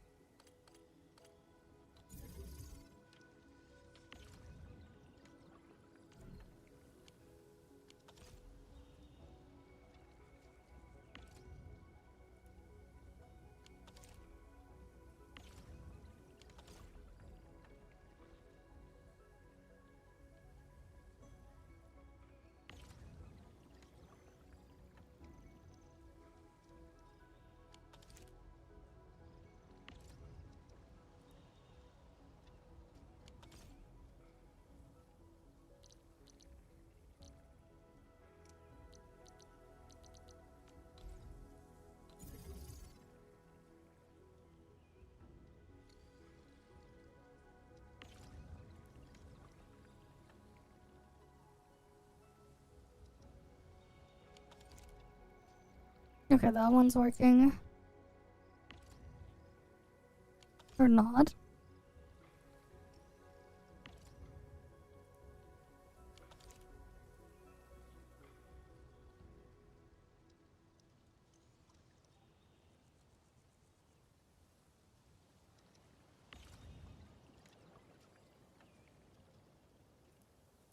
Wait, why isn't this doing anything? What the hell? Why did this machine freeze?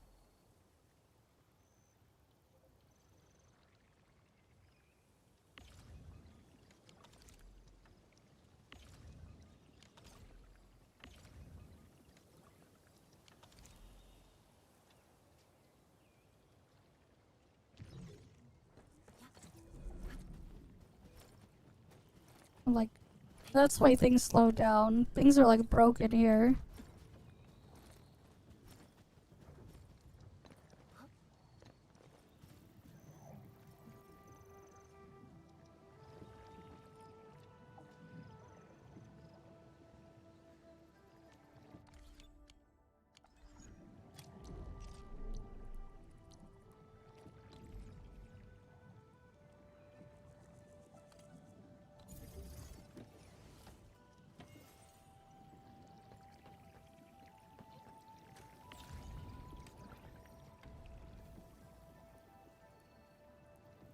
Zircon effluent there. Inerts the bottom port.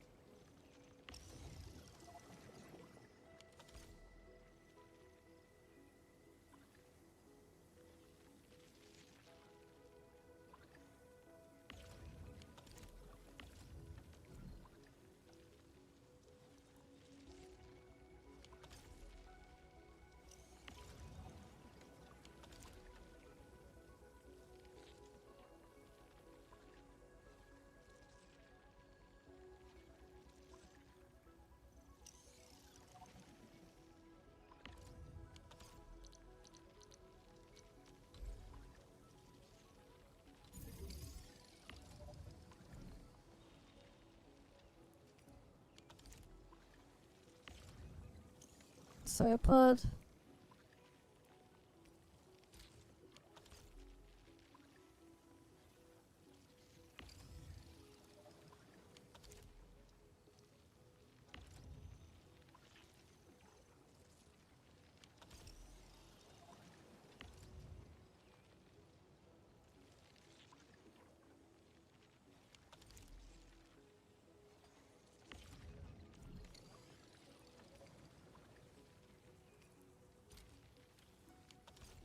Is it working?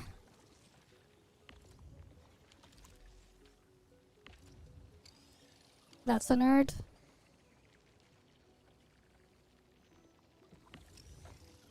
And that's both zircons. Okay, now it should be working properly.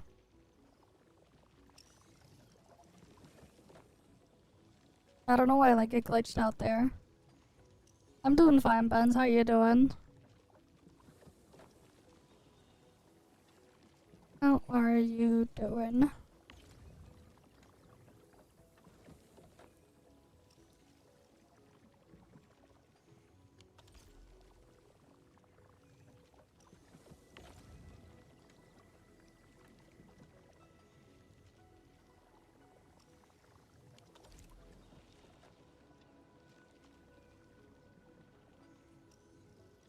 Yeah, now it's producing it properly.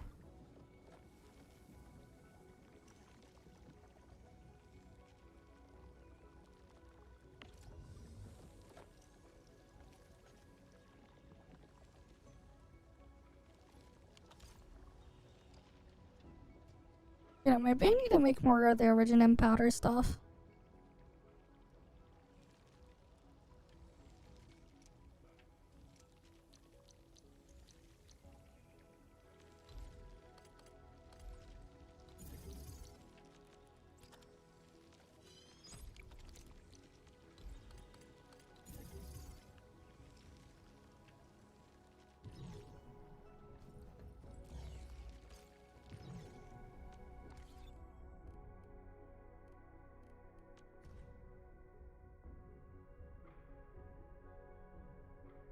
Oh, I'm using the exact amount of Virginium ore.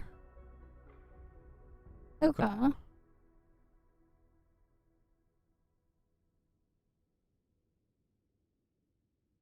Hmm. Maybe it's not a good idea to make those batteries then.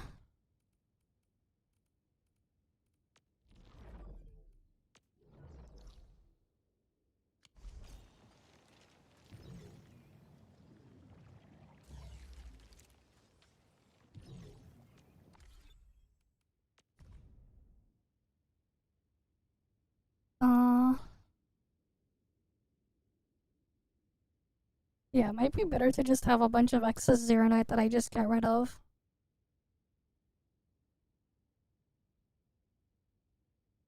Instead of making those batteries.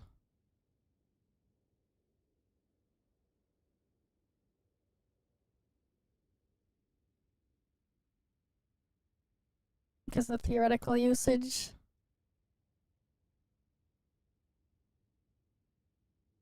is the important thing here. Wait, why does it say theoretically producing a 0 cuprium solution? What the hell?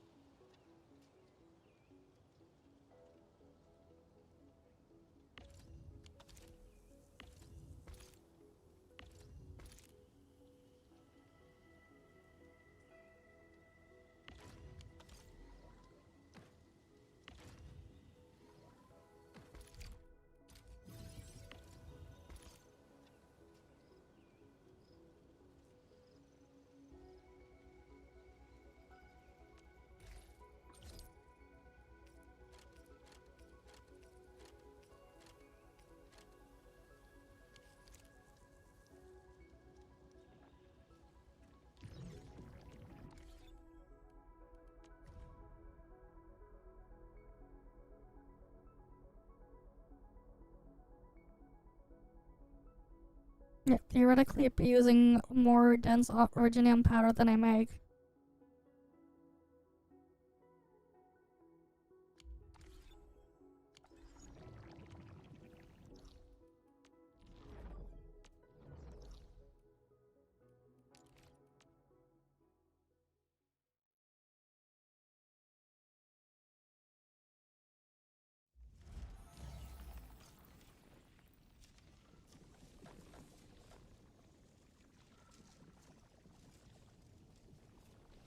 Honestly, we can leave that to do its thing for now.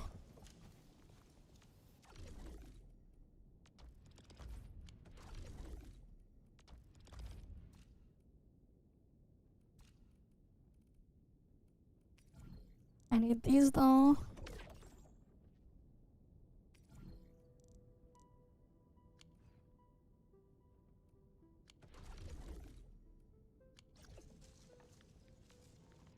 Did you just come? I'm primed for optimum performance. Alright, let's see. I guess this gear would probably want to get upgraded, but then there's also this stuff.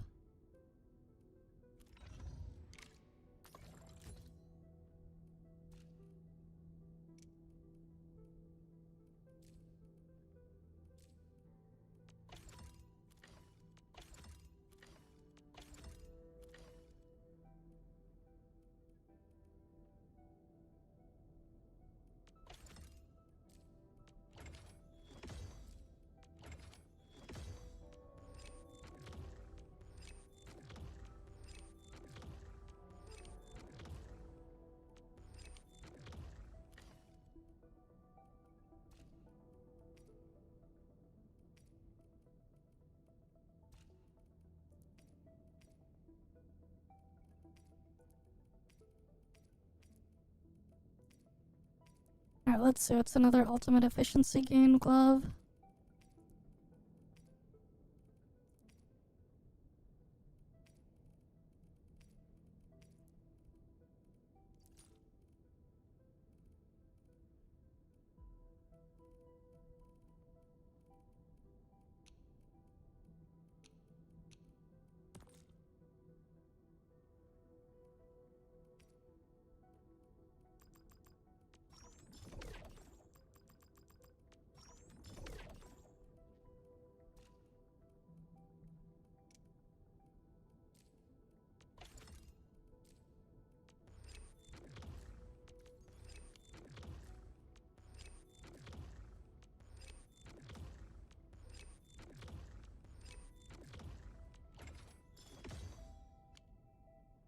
Okay, and the rest.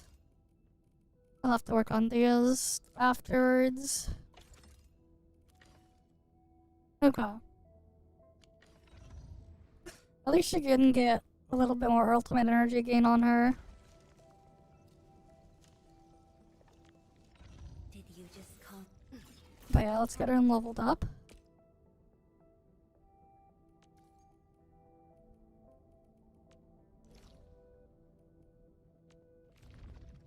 Hi, Endman.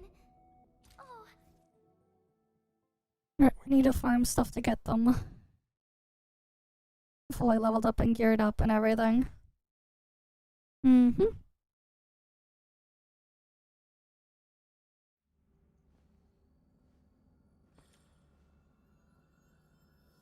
end this fight easily. I'll leave that side to you. A burst of storm. A birth of light.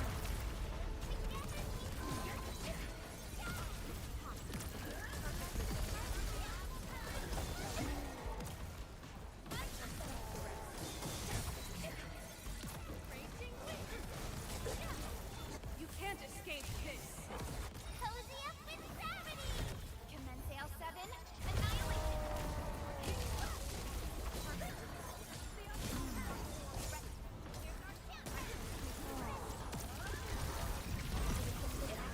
Achieved through strong teamwork.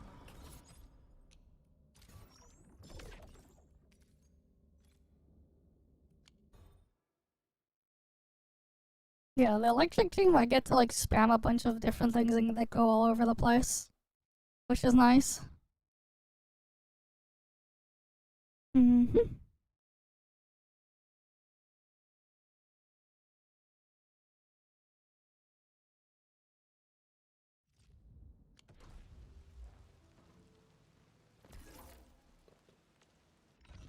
you just call me? I'm primed for optimal. Living in the wildlands teaches you things, and such lessons help forge a keen blade. Okay.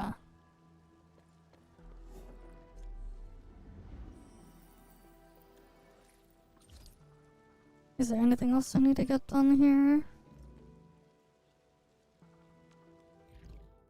I guess you can do these side missions here.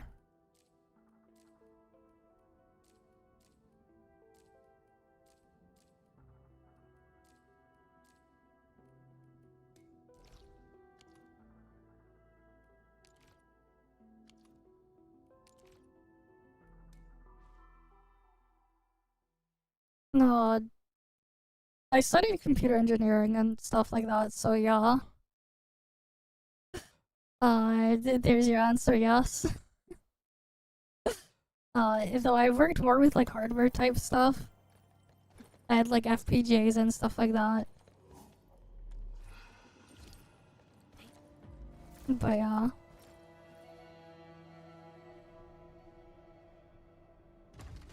So the answer to your question, I guess, is yes. Why are the phantoms still here? Kind of. The Farinwood hearts are temporarily stabilized, but why am I still getting anomalous data? This is odd. Hmm? Watch your back! Get down! That was a while ago.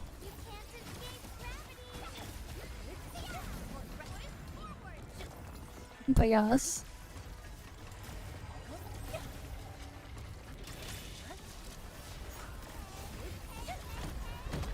Yeah, things are just a mess, man. But I don't exactly work in that field though. I studied it, but like after that it's just like I couldn't get a job in there. It is what it is.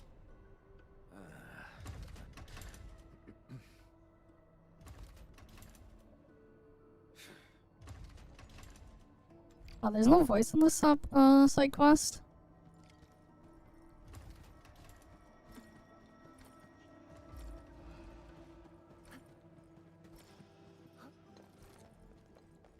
Okay. Do I have to just go over? Is it tracking the correct quest?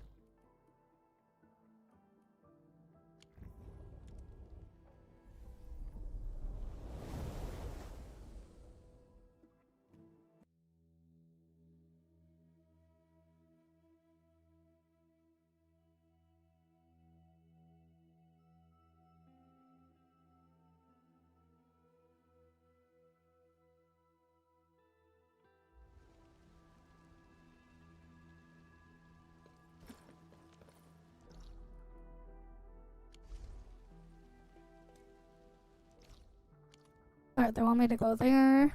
I'll teleport over.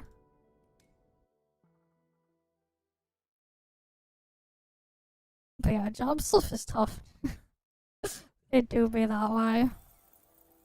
Just like trying to get one in all sorts of things in this, in the way the world is now.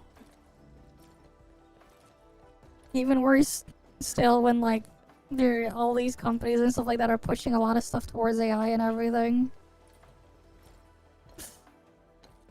Everything is just a mess. 3 years have passed since my last visit. Wuling City has changed quite a bit. Personnel of the Yinlang Special Task Force have important duties and cannot leave our posts easily. But we do get 2 rounds of R&R every year.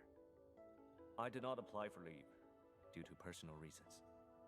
10 years ago, I promised a friend to do my best and stabilize the rift in the North Wuling exclusion zone. The tragedy of the science station would not be repeated.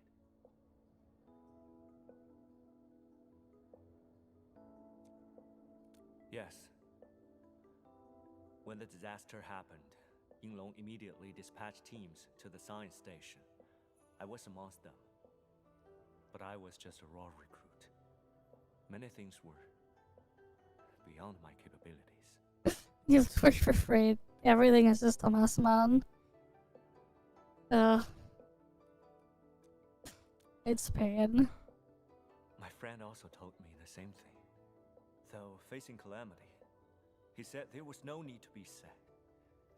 If I could just come back in 10 years, as long as the Tianshi stand in Wuling, the city shall rise again, with greater splendor. And it seems he was right. The city is well.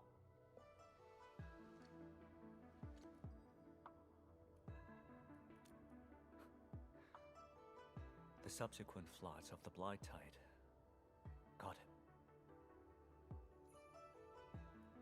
It's all right, Adam. What happened already happened.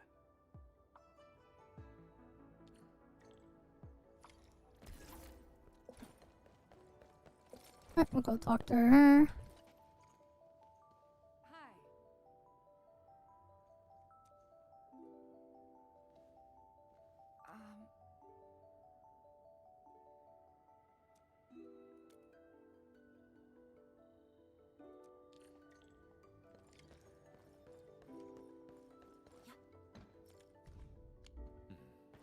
Seems like a VIP for Tianshi Zhuang. I wouldn't have thought he was actually part of the Shirenite Forge project. That means the man really knows what he's doing. Beautiful. Data's just beautiful. Okay. Shimo will be pleased. Last week's grind is finally starting to pay off. If only I could get a letter of recommendation. His endorsement will easily get me an actual fellowship at HQ.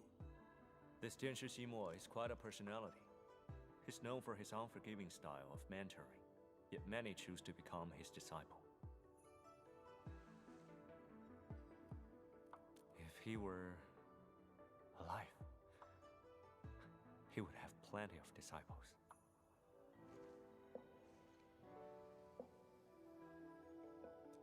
I didn't know him for long, but he was warm and mild-tempered.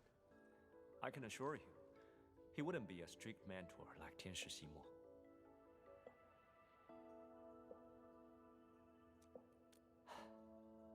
I wish I could tell you more about him, but he left early. There were no photos or personal belongings, nothing, except that promise.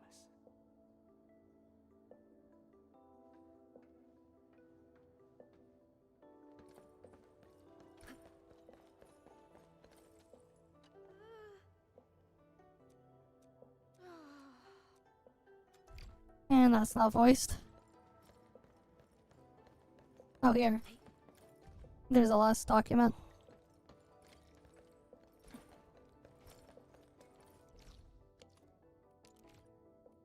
Alright, let's go drop off the item there.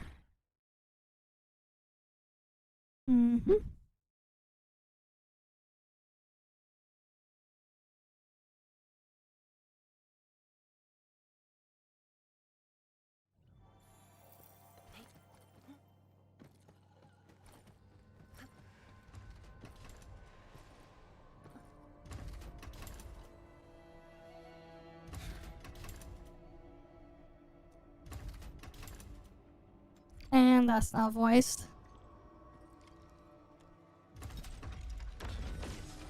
Careful, Edmund. Strange. The energy fluctuations around this passage are not within nominal range.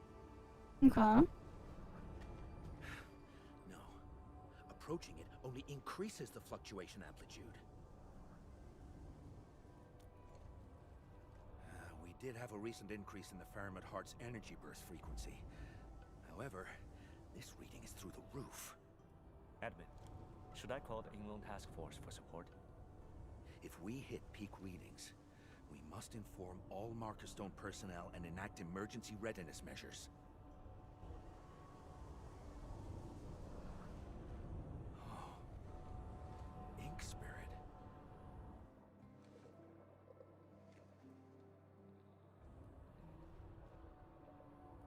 If that's the will of the Faramid proxy, I say we head straight in and take a look around. That's a very bold proposal. Perhaps Tianshi Ximo has a better alternative. Of course. I say we follow it cautiously and stay alert.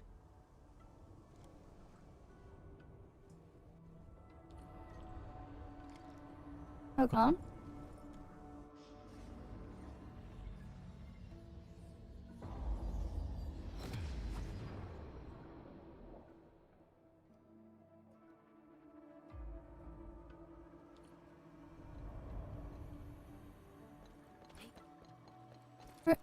We'll enter into the scroll.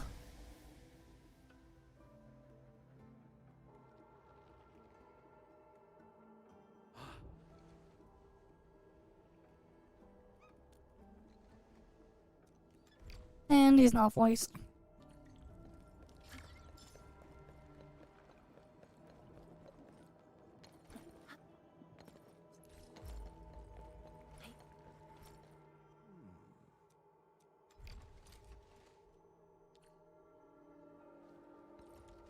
I wonder if there's like a battle pass mission or something if you do this entire quest chain. Just like in the previous patch, they had it for the stuff there.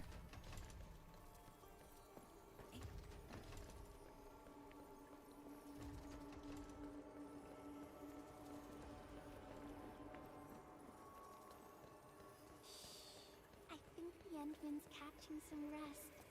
Long-distance hauls can get really tiring. Let's keep it down and give the Endman some... I'll have a go this time.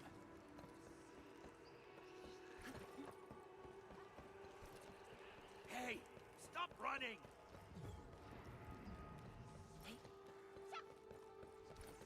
Well, I don't think I'm a beast person. Oh, we just keep chasing it. That's enough! Quit running!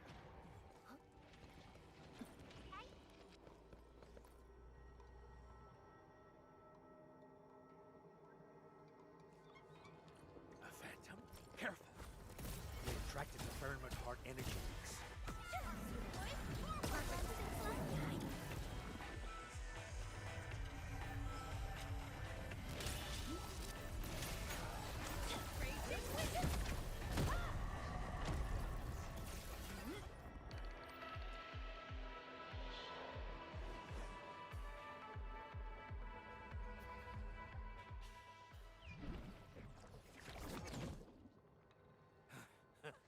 Finally, caught them all and sent them back. Endman, you said also made a promise?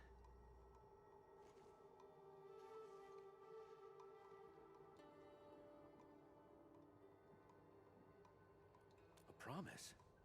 Made to someone? Can't believe you went through the same thing. 10 years ago. Okay. I was also part of the search and rescue operations. I met a Yinglong reservist. That poor soul ran out of luck and didn't survive the secondary disasters. I promised them I'd rebuild this city into a place teeming with life. I tried to keep my word and brought that vision to life. Just a coincidence. Okay. The Yinglong reservist I knew was a young woman.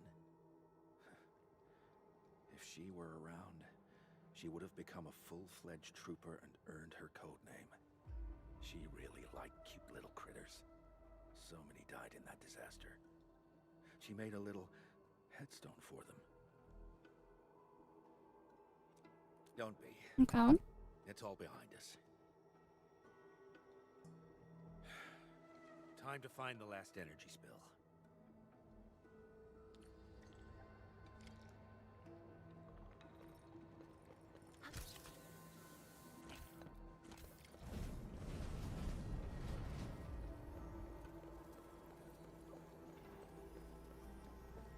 The air is dry, and the skies look good.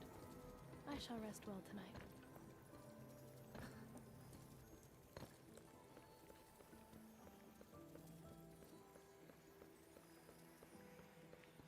It's up ahead.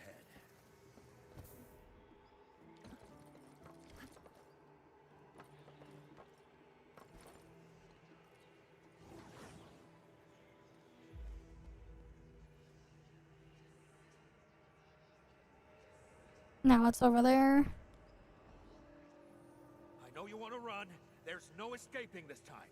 It's right opposite us. Use the dichromalite.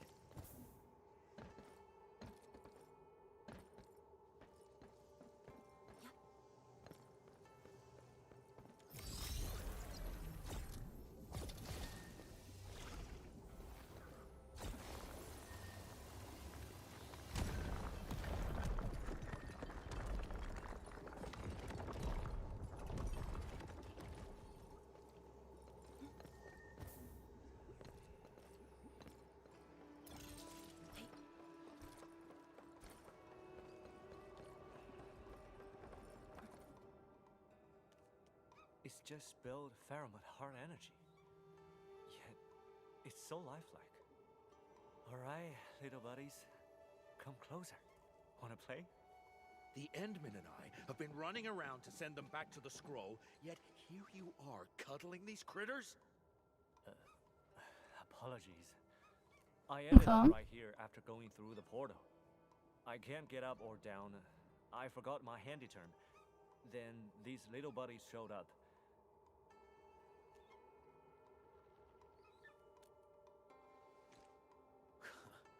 Just send them back where they belong. Stat.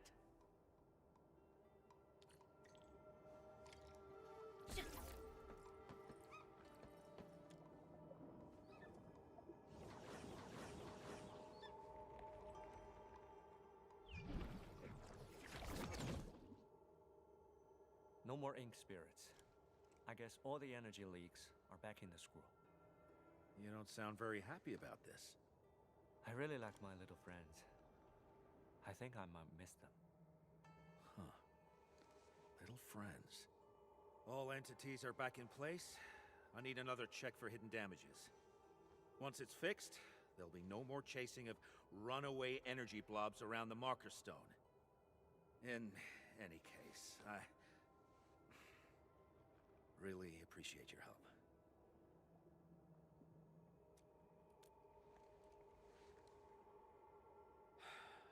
I said, I really appreciate your help. Okay.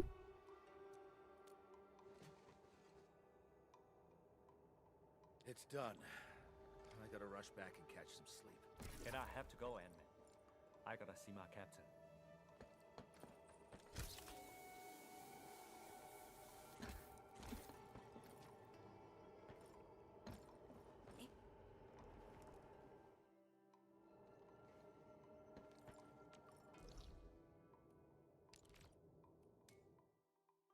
I'll just teleport there then. Once this is all over, I'm treating you all to a feast. Don't sweat Okay. it. Mr. EnVtuber is just doing his job. Come on. I actually need your help with something else. Of course, Tianshiximo. This trooper is in your service. I wanted to know if you knew Shen Jiaoa, a girl who took part in a SAR operation 10 years ago. I know, but I'm afraid that person wasn't a girl. What? Shen Jiaoe is my actual name. Proud Summit. That's what the words mean.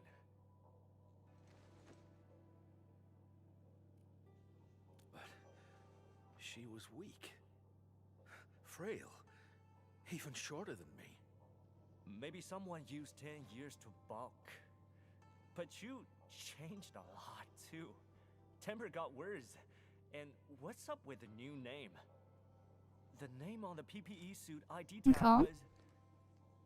We were low on supplies. So I was wearing a suit from a fallen superior. Fate works in unpredictable ways. Unpredictable indeed. This feels quite unexpected.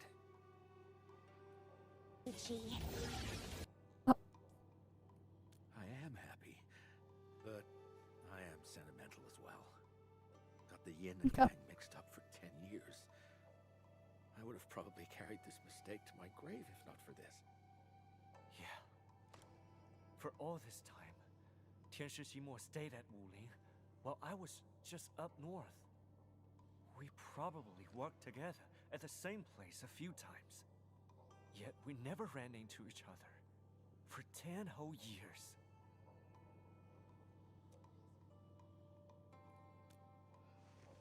I guess so.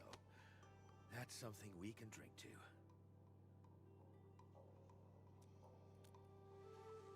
I guess overworking is a bad habit.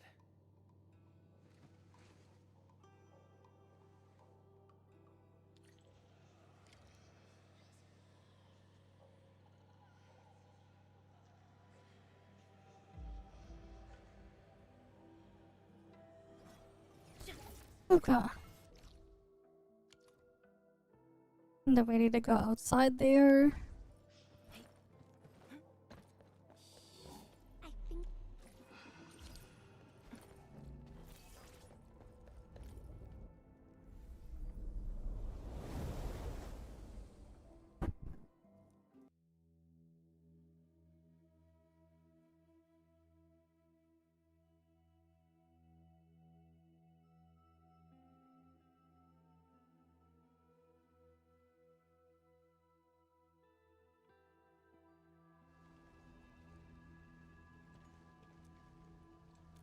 I came And then because I was she's here. concerned.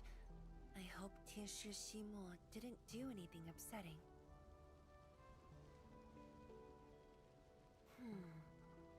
I saw you smiling rather positively when you came out. So I guess, at the very least, you didn't get into a fight. What exactly happened in there? Why are you so happy? I have complete faith in you and Tianshi Shimo. Now, just let me in on the interesting details.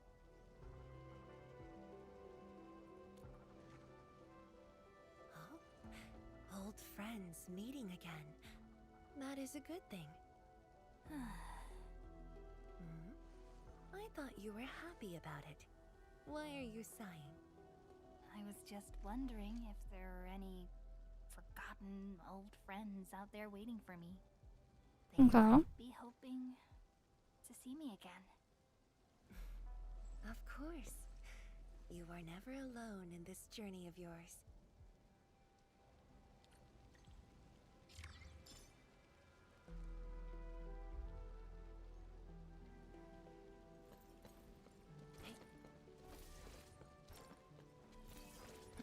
Let's go to the Urban Development Hall.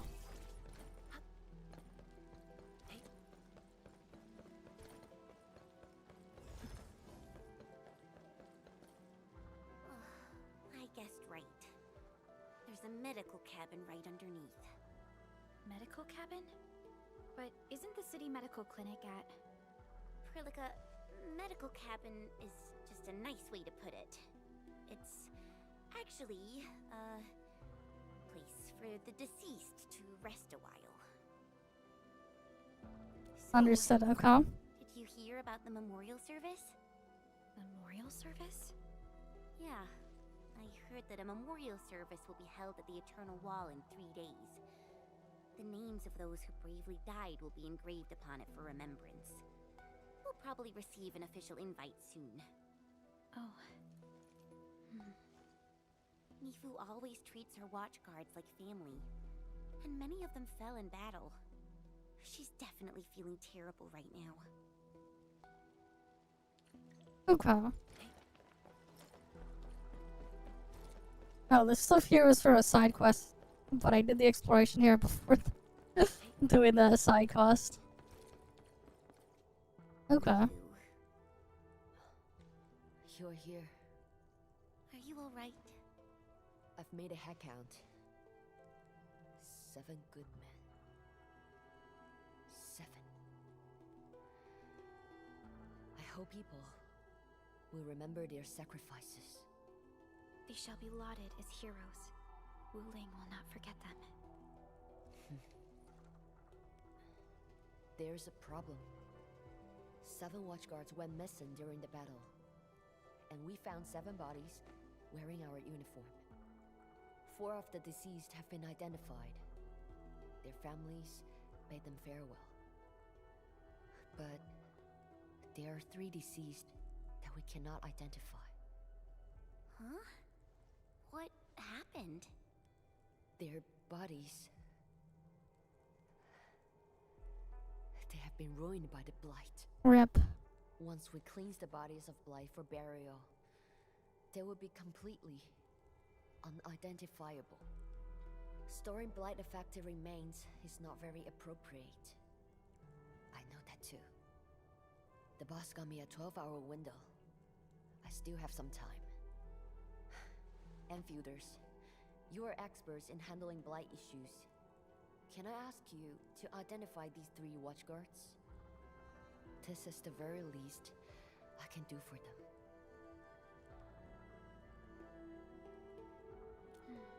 Okay. Our scanning tech can penetrate blighted materials. Don't worry, Mifu. We'll take care of this. Thank you. I need to be somewhere else. The 3 should be resting somewhere up ahead. Who should we start with? Edmund, decide for us.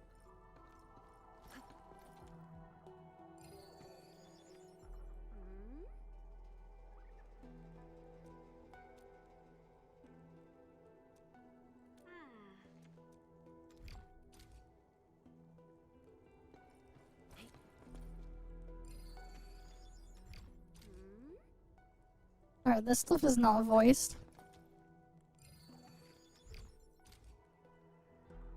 Great. We've acquired plenty of info. Time to talk to Mifu. I really hope we can help her with this. Emin, Okay. how goes the investigation? A leg with Shiranite bone. It's old Lee. Old Lee?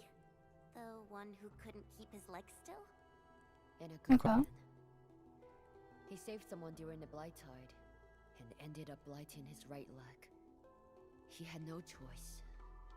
To stay alive, he had to give it up. He wasn't young anymore. Oli could have retired early, but the stubborn Olfor refused to leave his post. Even the boss couldn't talk him out of it. Not only that, the silly old dolt even convinced the boss to give him a Shiranite leg. Old Lee probably didn't want to leave the crew. He wanted to stay in Wuling for a bit longer. Indeed. Now we have old Lee. What about the other 2? Completely Alright, there's the second one. understood. I will prioritize his blight cleans. The process of elimination is our only option to confirm his identity. Let him rest for now. You mentioned this one was erypathy positive. Impossible. I read through all of the Watchguard's health examination reports. None of us have erypathy. It's unlikely for our Endmen to make mistakes about Originium matter. Perhaps the infection was recent. That is a possibility. But something doesn't feel right about this. You sense that something's off. Yeah, got through plenty of cases. Things warrant a closer look whenever I get these feelings. Have you found other leads? Nope, that's all. We found old Lee. Now we gotta verify Jia Ban and Jin Xingyuan. Both are erypathy negatives. If that poor erypathy positive is not a watchguard... I want to focus on this variable first. Not a watchguard? But who else could he be? As of now, some Wulingers are still missing. Perhaps he was one of those civilians, and the watchguard gave him their uniform. After all, watchguard outfits offer better protection than ordinary clothing. This image is very obvious. Okay. There aren't that many cases of erypathy in Wuling. A simple check at the medical clinic should clear things up. Can you help me with that? I need to talk to Oli's family. Of course. We'll visit the medical clinic.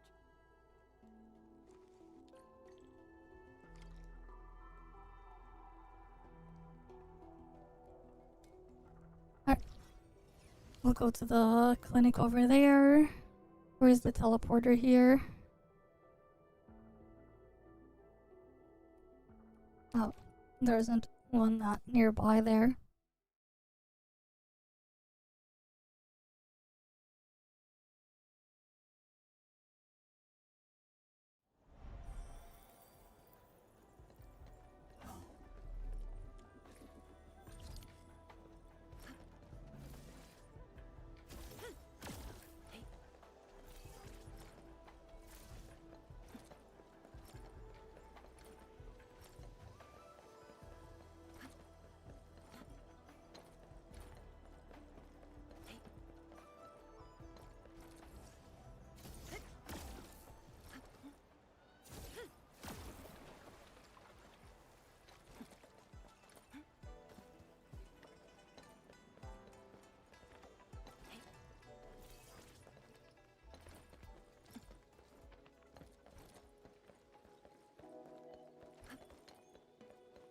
We go around there, and Just thinking here we about go. Lee makes me really sad.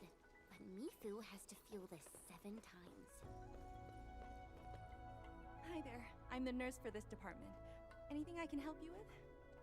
We're Endfielders helping out Captain me.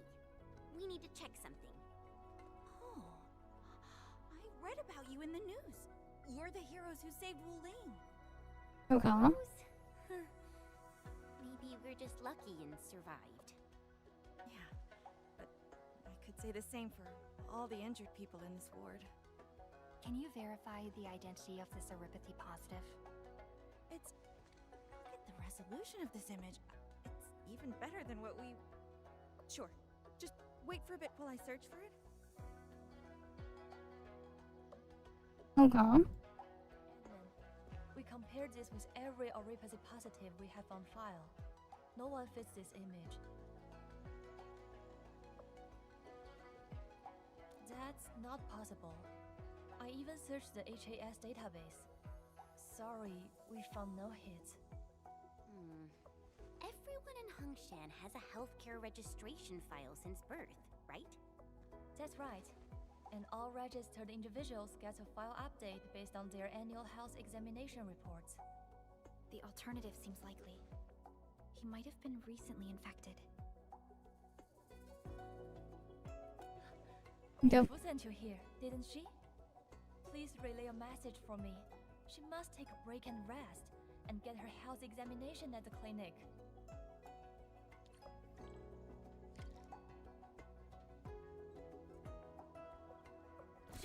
Okay.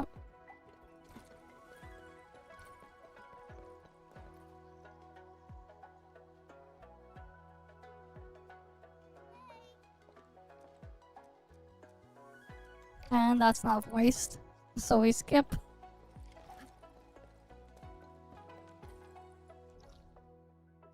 Alright, we go to the watch guards post then. That's over there.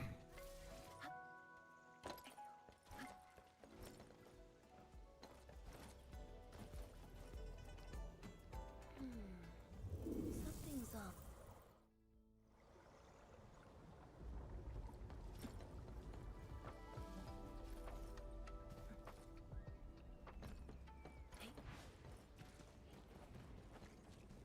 Bro, I can't go straight line there.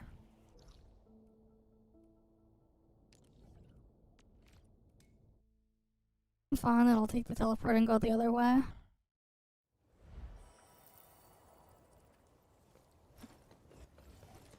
Stay alert. This hostile poses significant threat.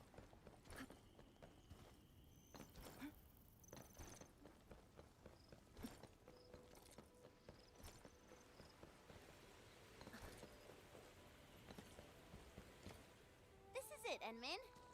But hey, did you happen to notice? Some dirty sneak following us in secret. Okay. No, stop! I'm just going the same way, that's all! Iron Bosun? Why are you here? I thought you left Wuling. Don't mention it. I can't find my bro Rusty. Okay. After we got away from you, Rastin and I planned to leave Wuling. But we ran into a bunch of splatters. Extra large ones too, mind you. Rusty tried to protect me and distracted them on his own. What happened next? I don't know. He told me to look for him at Peach Blossom Wharf before he ran off. Peach Blossom Wharf? It's a code name that only the two of us know. Anyways, I waited for ages, but Rusty never showed up. What happened to my bro? I'm super worried right now. I knew he scampered off towards the city. I made my way here, but found nothing. Okay. What? Really? I can? Wuling just went through a lot. A stockader wouldn't have an easy time near the city. And there's tons of residual blight and angloy around. It's safer in a group, right? But I thought you got some important investigations going on. Would I get in your ways? Oh, thank you very much.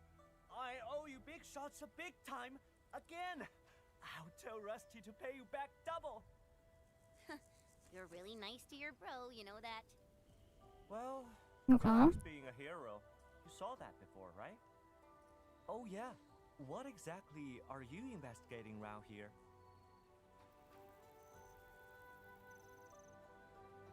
Got it. We're gonna find clues about some watchguard.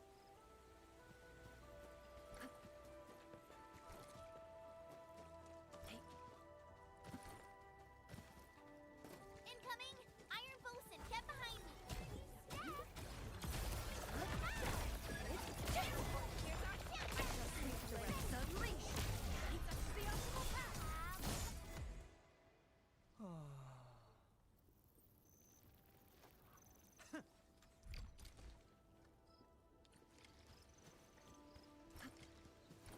I see a gathering of Angaloy. Wait, hold on. Isn't this residue of Originium arts? Active Originium of some levels might have been left by a rampant arts unit. A rampant arts unit. This one will be quite a hassle. Watch out, people!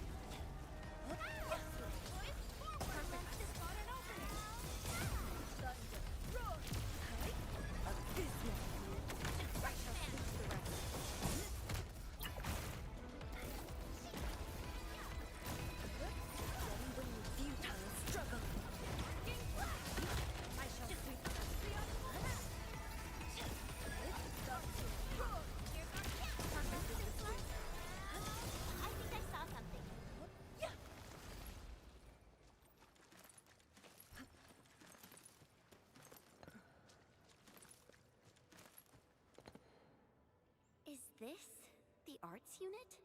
Okay. The caster must have fought a terrible battle.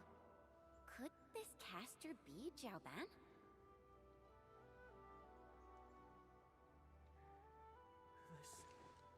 This is Rusty's.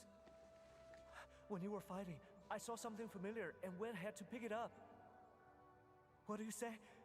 Okay. Does this mean that Rusty is Rusty? This only proved that he was here. Bosun, finding a clue is a good thing. Your brother probably already left the city. Once we take care of Mithu's issue, we'll focus on finding him. Thank you. I made some progress. We verified the second body as Zhen Xingyuan. What about you? Mithu, we found traces of Originium activation. An arts unit ran out of control. We found what is left of the arts unit, but we're unsure if it belonged to Jiaoban. I'm actually nearby. Heading over right now.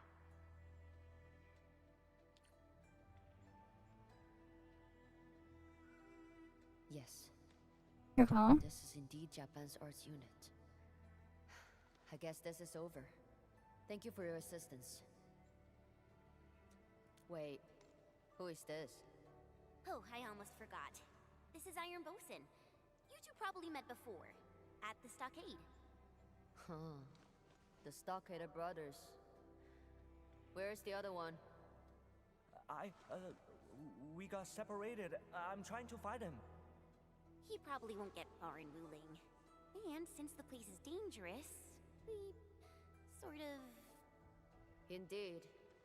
Stockaders aren't popular in the city right now. Keep your eyes on this one. Thanks.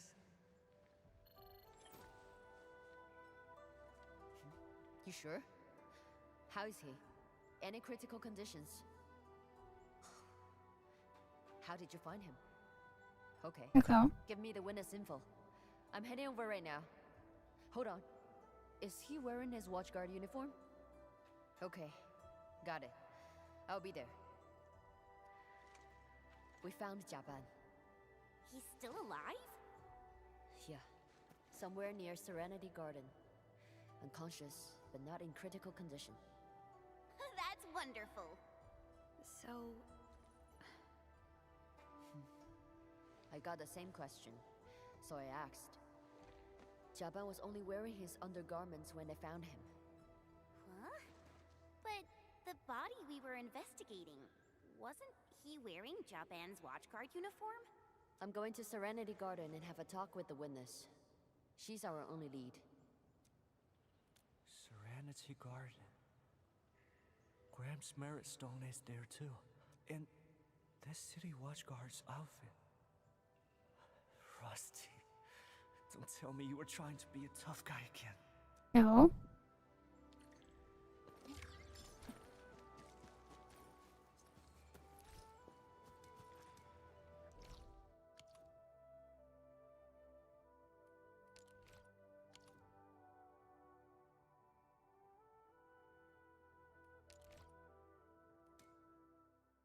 Alright, let's get teleported over.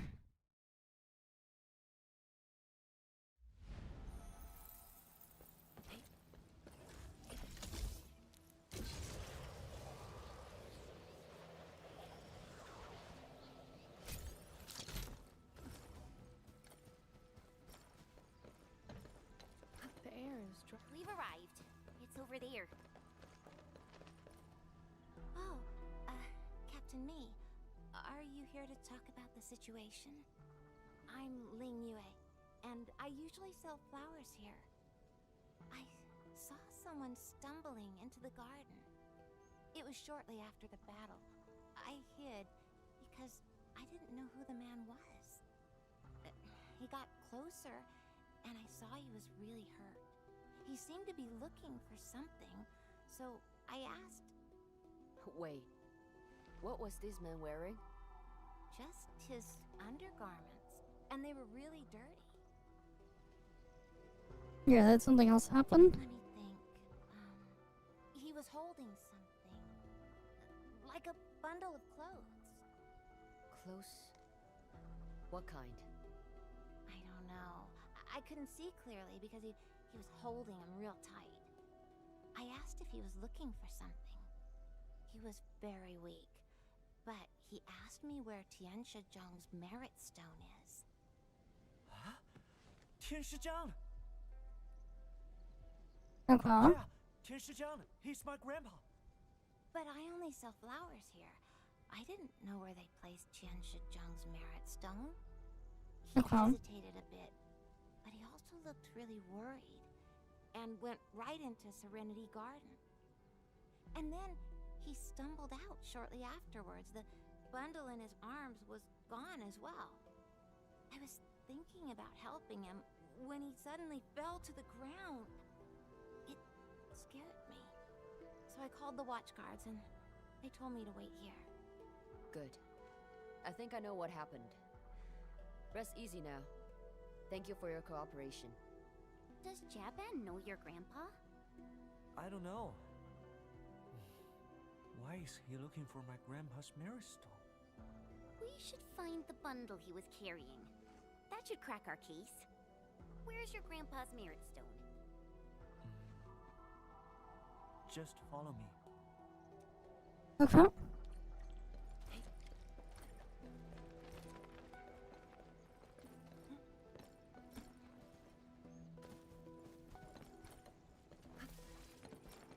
It's a short distance up ahead. So so much blight. Bosun, you can slow down a bit.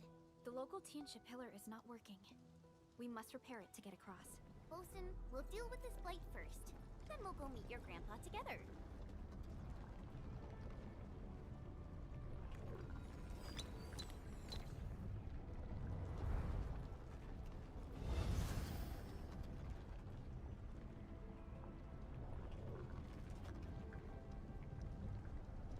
Okay.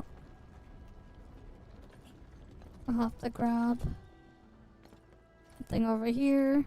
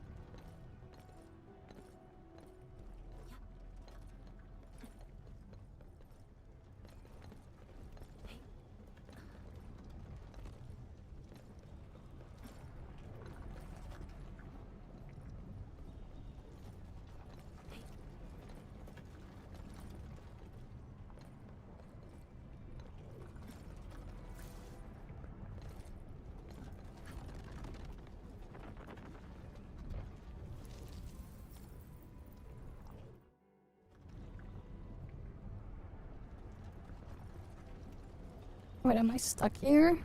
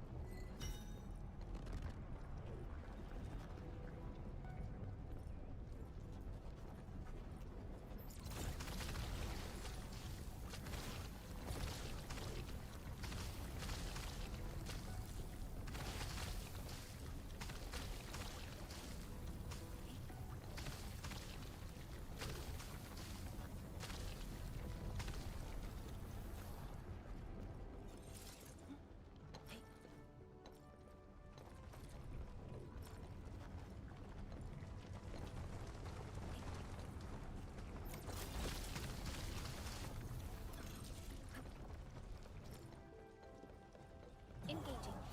Stay safe, team. I'll leave that side to you. Perfect.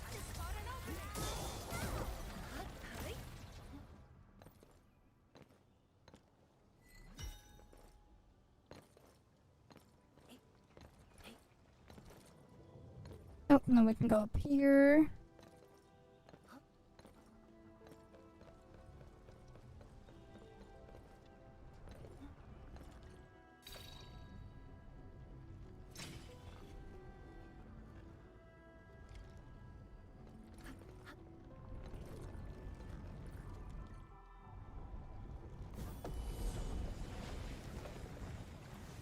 Okay, now that's cleaned out.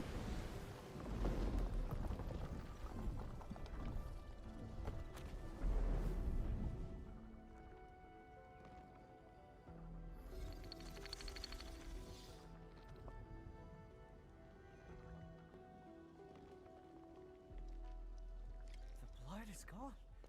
Thanks, everyone.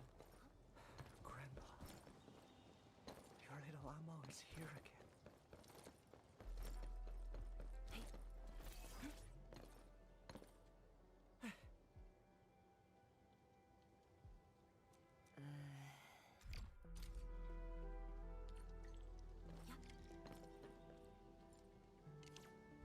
An originium device?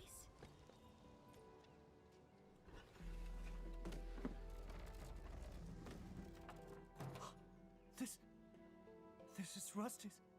No, this can't be. Impossible.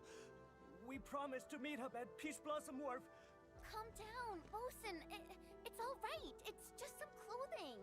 Okay. The body you're investigating, it's got an originium crystal on the left chest, right? That's what he had. The eye patch in the cave is also his. We should give him a moment. Okay.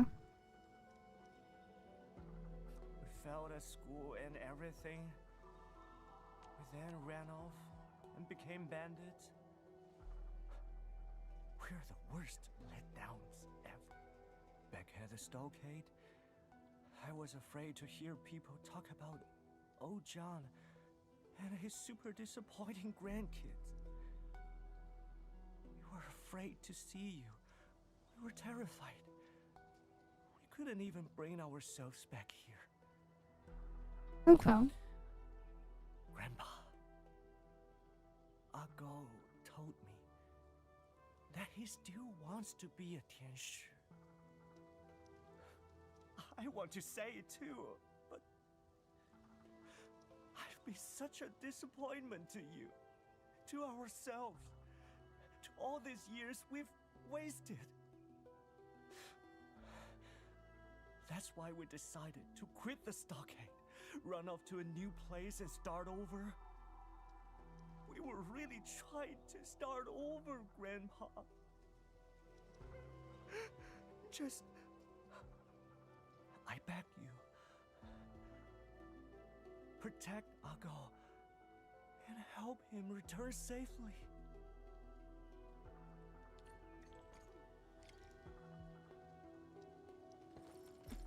Alright, let's go back to the hall.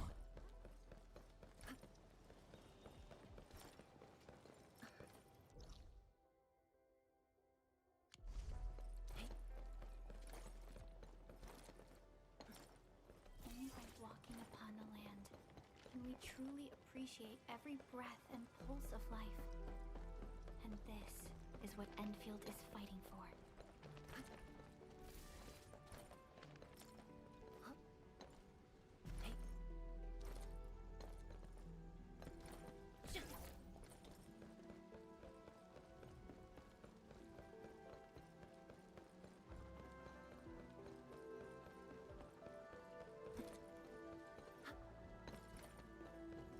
All the mobs, they respawned.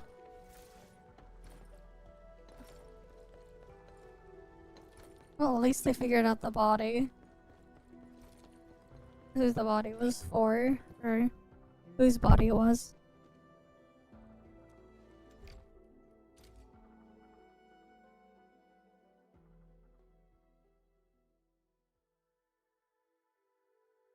Okay. Aaron Bosun and Rusty Hook. They both used to be Wulin citizens. I presume you knew already, Captain Me? I'm not a note at all. I just assigned someone on it. The two brothers, Jiang Zhenggo and Jiang Zhengmao, went missing a few years ago. I was surprised they became stockaders. I saw a pack of Angoloi chasing him and did not hesitate. There were too many of them.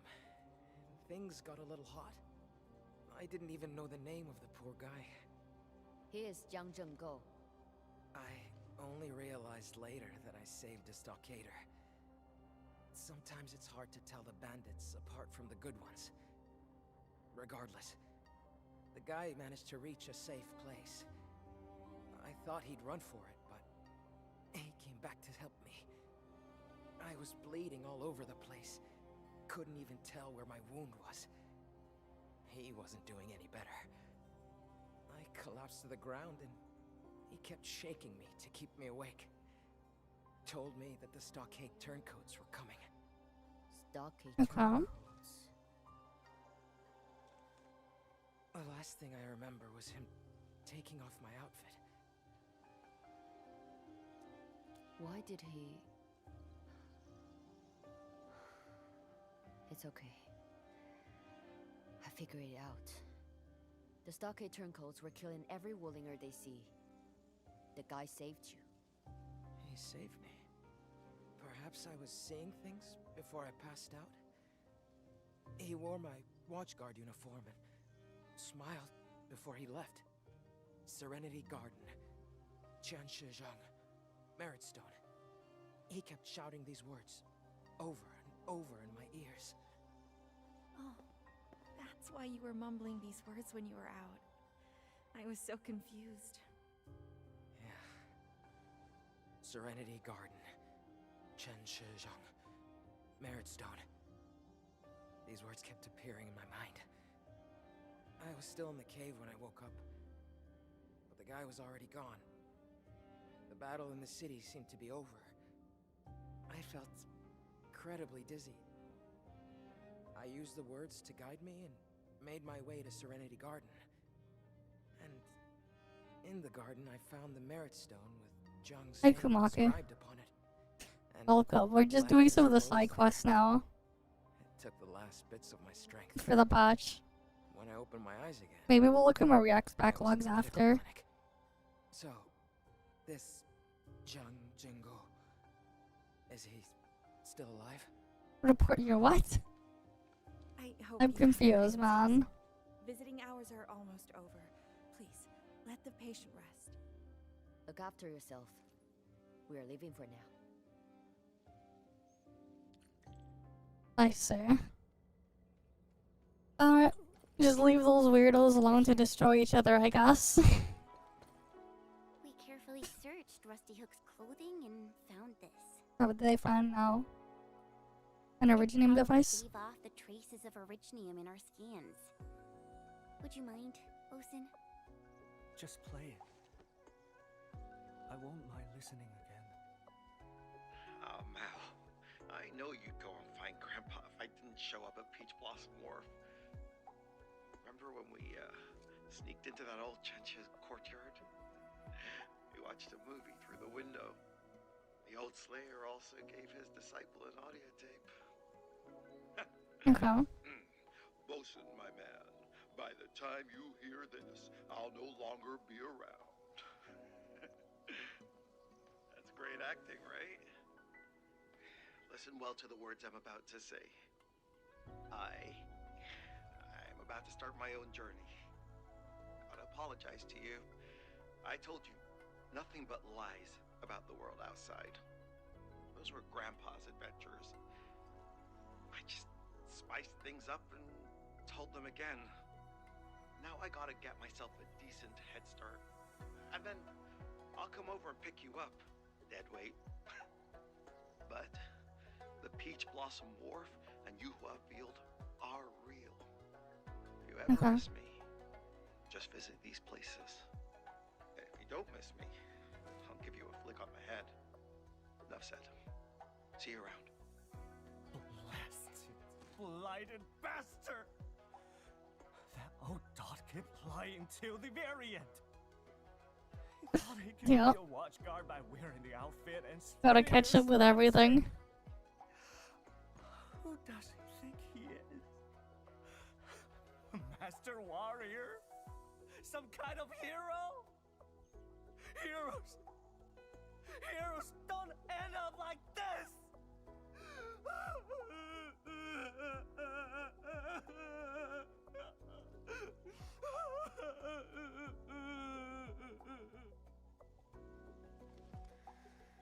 Yeah, so close. So close. Captain That means I'm also gonna be even more busy. Yes. Soon. Because I have to go get some stuff prepared. We have the truth. But it's not one I'm ready to accept. If only. I wonder what we can do. Speaking of, I need to figure out how I'm gonna get the Chinese client so I can record from there. Do what? What can we really do? I don't need to read Chinese to play the Chinese client. I've done it before. There's a way. I'd have to like get more reconfigured again though. Because I did it before back in 2024 when I played the Chinese beta build. Because I was given access to it. But soon. Busy long enough. 'Tis time for a break. Let's go and feast along Fangxing Avenue. I think I remember the place. Plenty of students have their meals at the Avenue. Yeah, students aren't exactly rich, but Fengsheng Avenue offers great food on the cheap. Once exams are over, everyone celebrates here. And we did survive a major challenge. This one's on me. Actually, I say our Enmin's got the tab.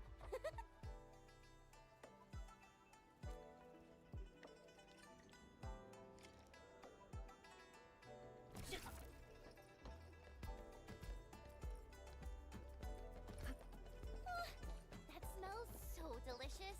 I'm starving.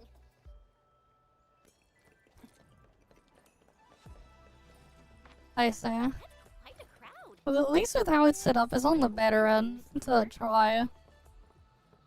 Because honestly, a lot of them can get really fucked with how things go. At least from what they've shown there. Both of you have valid reasons, but you know there's only one stall left. We have to reach an agreement. I know, Liu. I never wanted to make things difficult. Azai and I would do our best and go with the watchguard's arrangements. Hold up. Count me out if you're going with the arrangements. I'm different, Uncle Liu. I got a plan plus the determination to see it through. The stall is mine to rent, and that's final. Emmen. Okay. What a coincidence. Got some trouble on our hands. I'll let them do the explaining. Are the lady and the young man arguing about who gets to use the stall? I guess so. I saw a new poster on the bulletin. A business is ending their lease. I came here really early in the morning, just to want to see if I could get lucky with the stall. But I ran into... I've been perfecting my business plan since last year. Fortune smiles on me because I'm prepared. Let's all take a step back and talk nicely. There's a lot of stuff that's still similar in NT, but yeah. The Avenue business bidding process. It has a lot more going on though. Calls for fair competition. So there's that at least. And their business plans are sound, but they're... This is a real dilemma. What's your take, Emmen? Enfield can't really handle complicated things like this. Dinner's on me. Ooh, I might have an idea. Enmin, come here. Let's talk about this. Alright. See what she has to say, let's see. Start a competition? Sounds like a plan. Atienne and Azai, you going along? Maybe you could set up your stalls first. May the most popular one win. Haha, sure thing. We Wulingers have a thing for competitions. Fair and simple. Let's start in 2 days. Count this lady in. There is no way I will lose. And to help me Fu out, feel free to ask if you need anything from us. You darlings are too kind. But I'm fine for now. Why don't you help Azai first? Alright.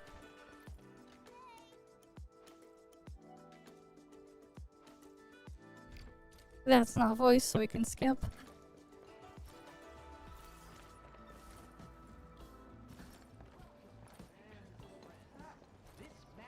Chubby Loon mascot is a symbol of Fengsheng Avenue.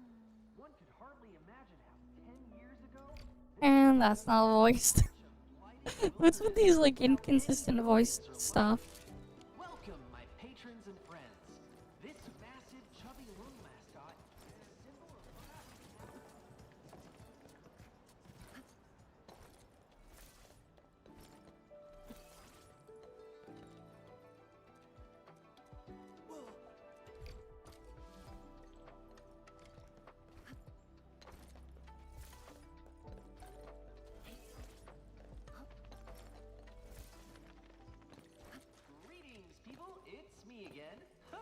The mini shell beasts before you are a symbol of Wuling's rich ecology.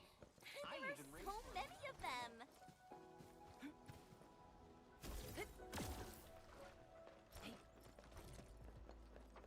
Right, and then over here.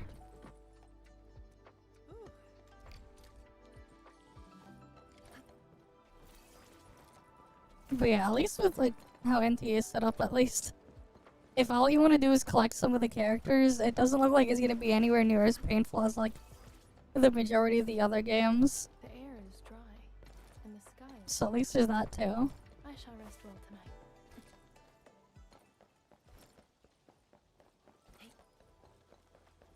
Yeah, it's pulling a lever and watching things fall. You like the combat of the game, but not a fan of the world map traversing. Yeah, fair enough. Honestly, some of the stuff is just... Especially when, like, all you do with it is just, like, checkbox simulator, and it just gets boring after a while. The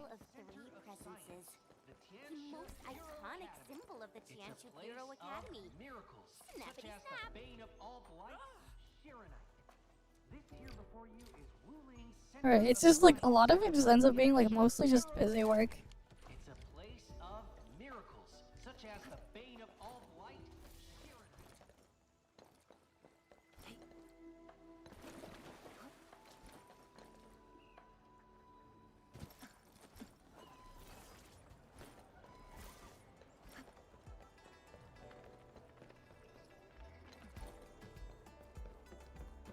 Alright, I'm just, like, running back and forth. It's just mostly a thing. Yeah, there's a lot of things to do in there. And there's even more that apparently that they haven't shown yet. We're all set. Wow, you ran into Li Feng? Huh. But sit tight. Atsai. Really? You...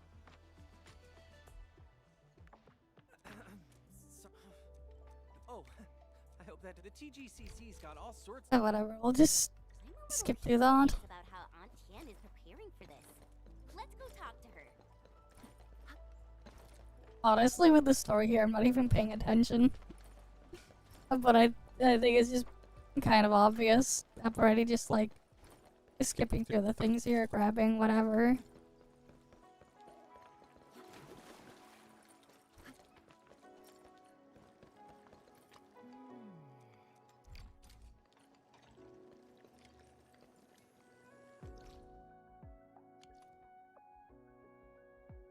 Alright, where's that? Let's go get the thing there. Honestly, like, just a lot of the stuff in here, like, story-wise, is just kind of boring. There's some cool, flashy scenes and all, but, like, yeah. Had Aunt Tian's noodles before. You've had them before? Yeah, they're really famous. Everyone who lived in Wuling City ate them too. When I first arrived here, my teammates treated me to some.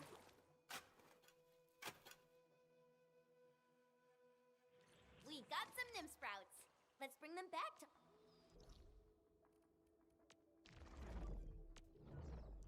Alright, and then we go back there again.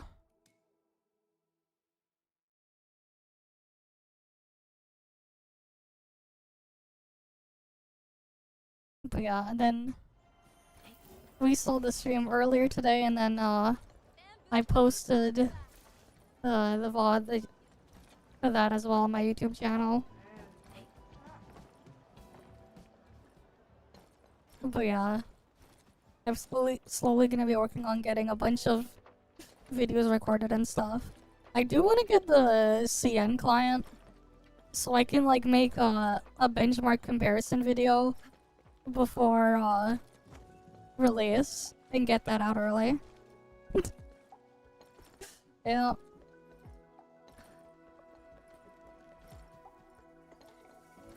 But yeah, we'll see how things are.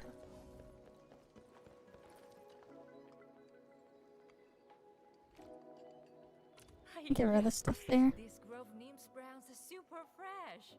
I can't thank you. I got the rest to prep. The main ingredient. If we forget...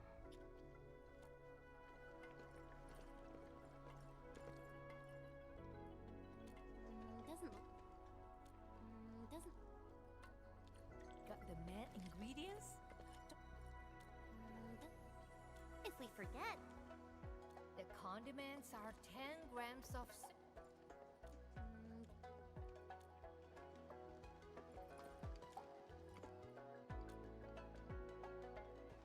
Is that it? I just clicked whatever. I totally mastered Random bullshit go. Probably make more for you once we get back to Dijon. So, Enman, which of those two will win?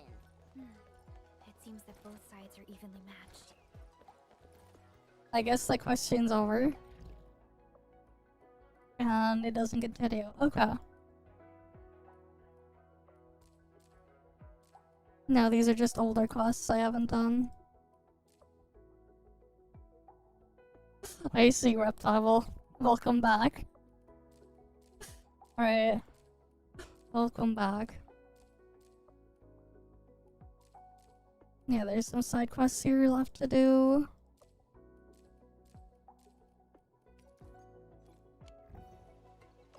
Alright, I need to slowly get that stuff done so I can get my stuff leveled up. I am prepped and ready to go. Same with over here. And then I'm gonna have to get the thing for their arts units. The essences for them.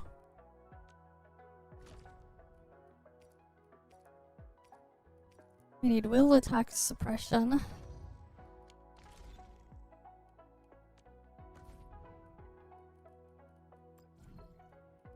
Yeah, we can try to farm some of that.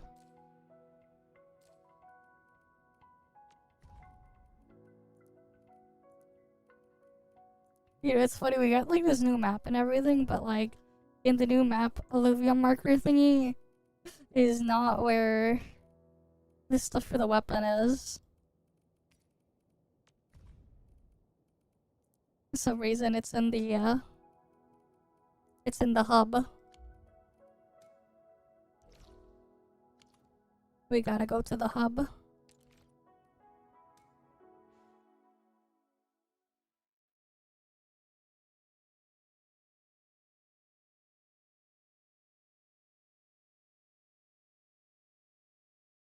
You know, I haven't seen like the new towers and stuff for combat. Maybe we should build those and just place them there. I wonder how effective the new ones are from this patch.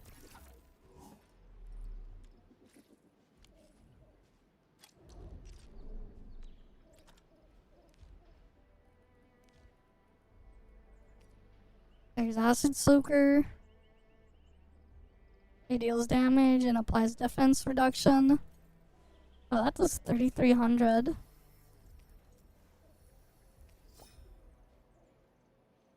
That's every 8 seconds.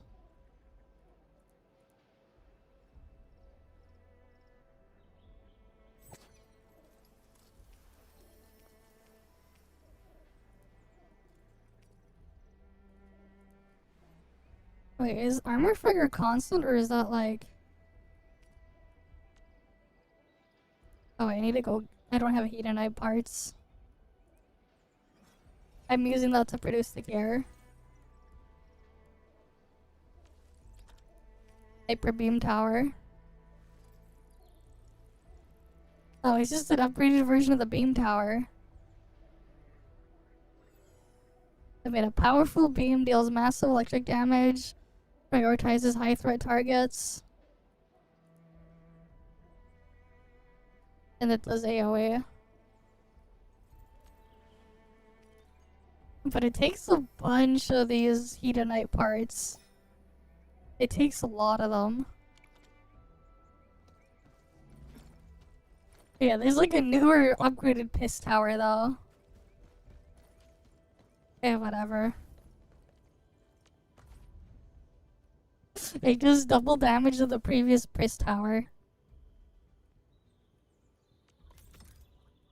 Alright, was it suppression that I wanted?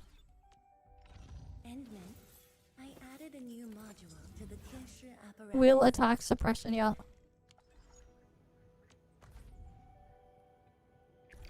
I don't think I'm gonna end up ever like using Yeah, it's funny, it's like I go pull her and get the thing, but then I end up like... And then to like just not use her.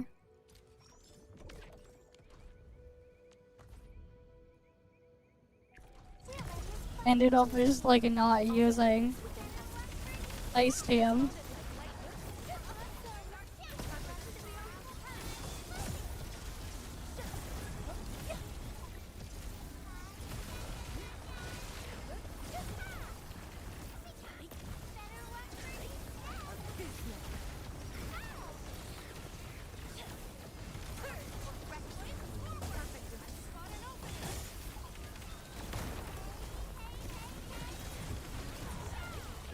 Yeah, it's just much nicer. The pace of the electric team with this thing set up is so much better.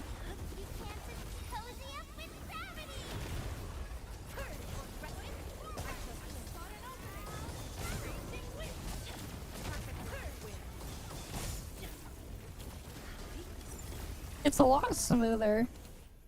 And you actually get AoE. Unlike Frost Team.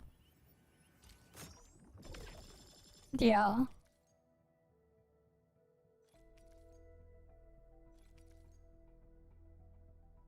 Damn it, I need attack boost, not electric boost. If only she had electric damage. She'd be even more busted if her middle stat was electric instead of attack on her weapon. Because then you could use... I mean, I'm using Gilberta here. Because I like having grouping.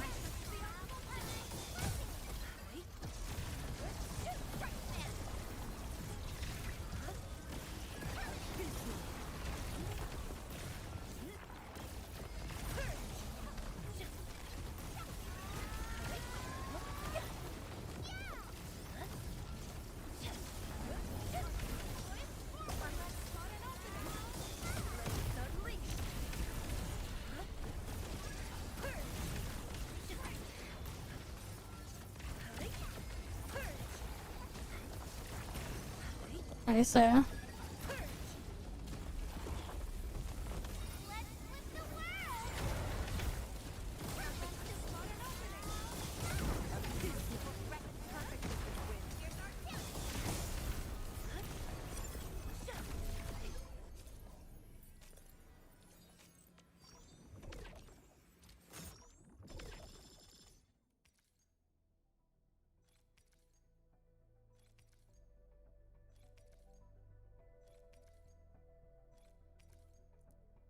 Oh damn it, still not the thing I'm looking for. Right, it's like unfortunate. She could have been more busted if this was electric. Because of the stat multipliers and stuff.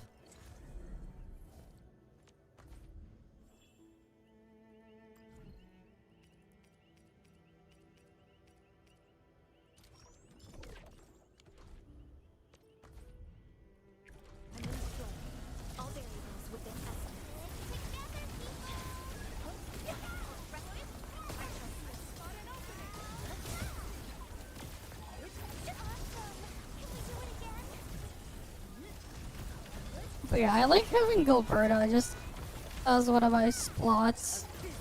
Just cause her suck is so useful and so nice.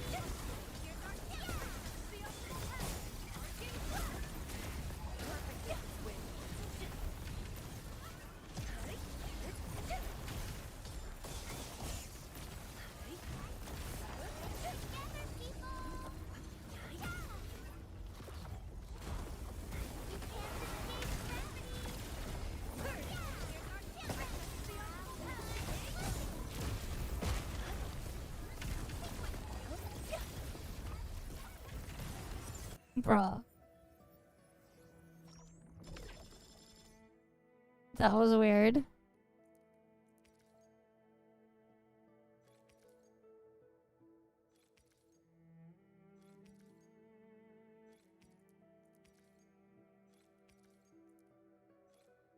Nope, that's not what we want.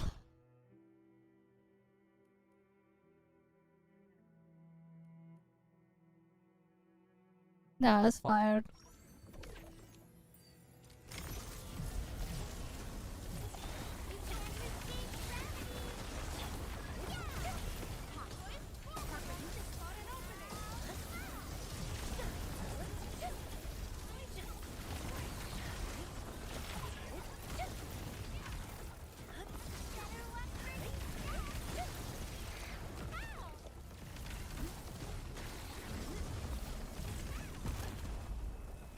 But yeah, everything's still working.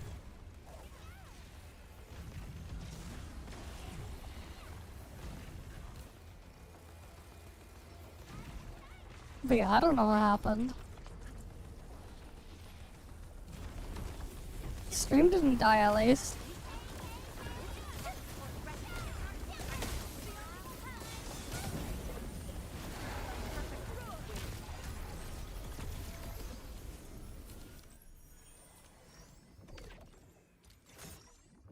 Alright, did I get it?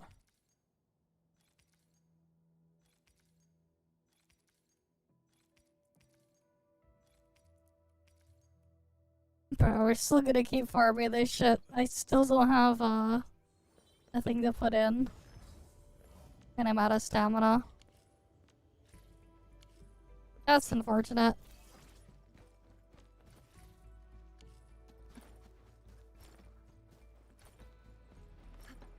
We're out of stamina here.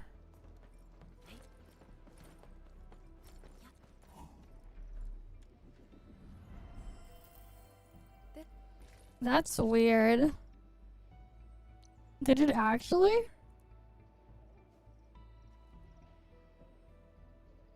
That's super big if that actually happened. I don't know.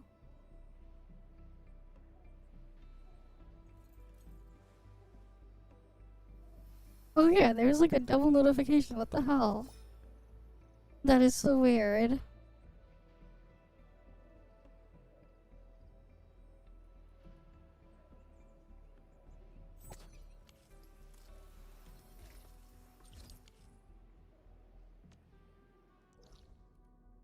Alright, I don't think there's anything else there then. Yeah, I guess we can do some React stuff now then. I don't really feel like doing some of the other side quests in here right now. Who knows? There's been like pretty stormy weather in my area lately. Like every single day for the past week or so, there's been like a thunderstorm at night. And other stuff going on during the day. It's been a mess, the weather around my area lately. But yeah. Like every single stream I've had the past week, I could look out my window and I would see freaking lightning flashing. Weather's been like a pepega. Let's do some, let's go through, look at the React backlog on. There's not much else to do there right now. We finished all the important stuff anyways.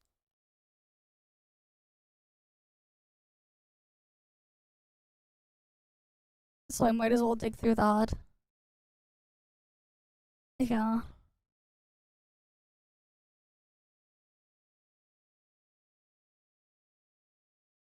Alright, let's see. What is this one? Restricted by genre. Gacha is not a genre, it's a monetization model. The fuck do you mean?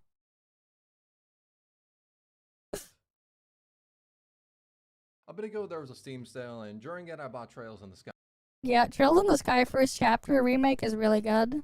What I imagine is the first game. I mean, at the very least, I hope that's what It they mean by is. Chapter 1. But I picked it up because I heard it was a JRPG with a really good story, and to me, that's the most important part of a game.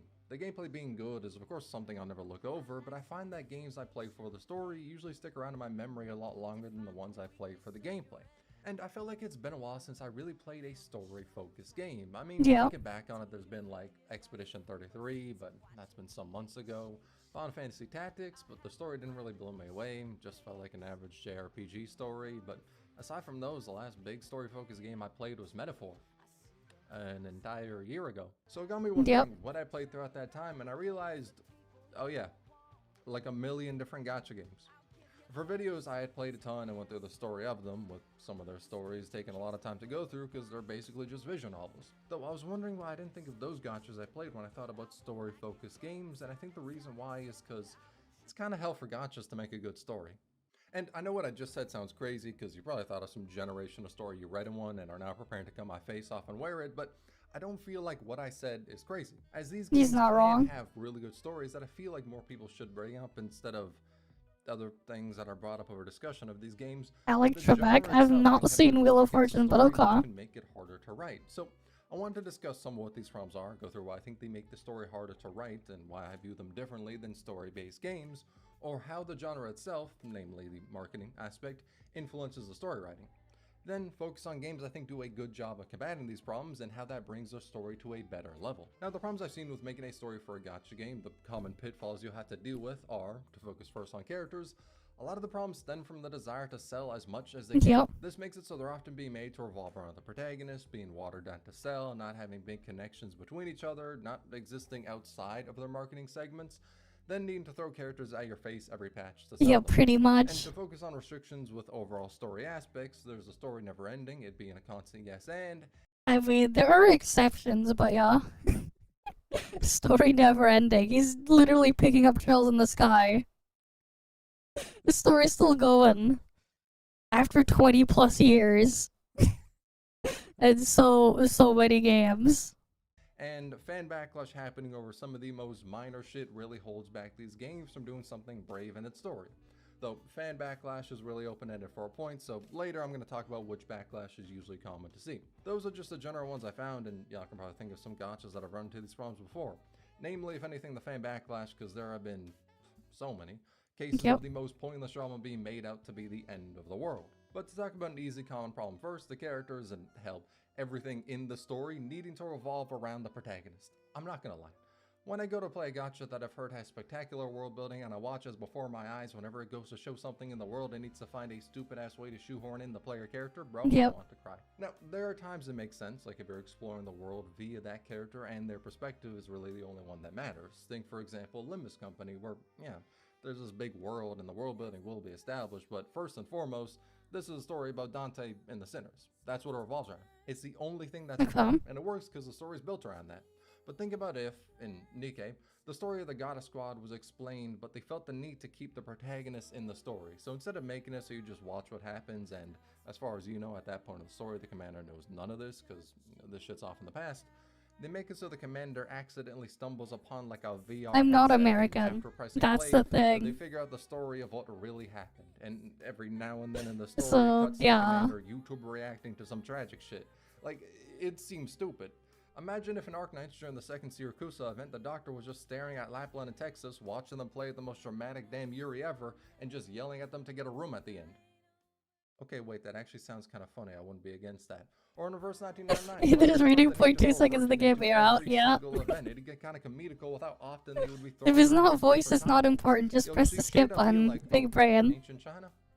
Right? If it was important, they would have voiced it. Surely that's how you're supposed to evaluate things, right? If it's not voiced, it's not important. I talk American? Sure.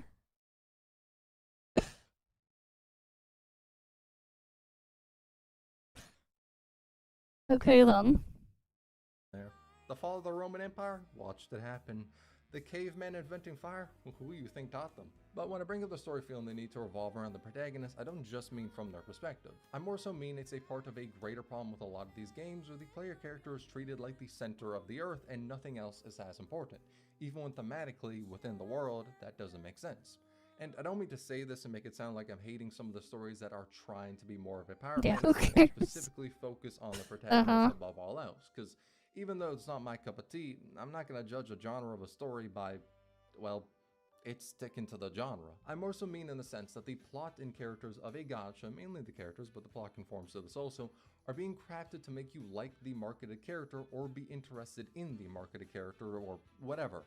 A lot of the time, the stories in these games are made as a pipeline for you to want to roll for the character. Not to say a story that focuses on a character is bad, just ones that exist to give you a character. Think, for example, Arknights. For the most part, I think it heavily avoids this issue as a lot of the events feel like they're meant to build up the world more. That risk of characters not really appearing that much in their own event or not taking the spotlight.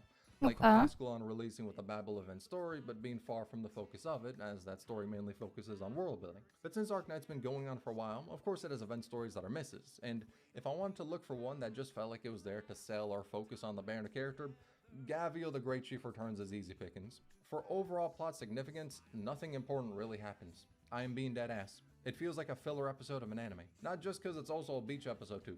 The entire story is just a pretty minor conflict between Gabriel and Eunectus. However the hell you pronounce that name. And it's clear it was just made to introduce Eunectus as a character. That's it. That's all it does. I wouldn't even say it's all that good of an introduction to Sargon because the region's so vast, you also got places like this in it, so you can't really use it 100% for that. Then let's look at the one right next to it, Mario Neural. Even though it focuses on her and is very much her story of going through the tournament, it sets up Highness Sylvestris, tells more about her family, and is set up for Nearlight. And the Great Chief, all it provides to the overall plot is Eunectus existing. But Mario Neural, released right after, does so much more. That's the difference I'm talking about.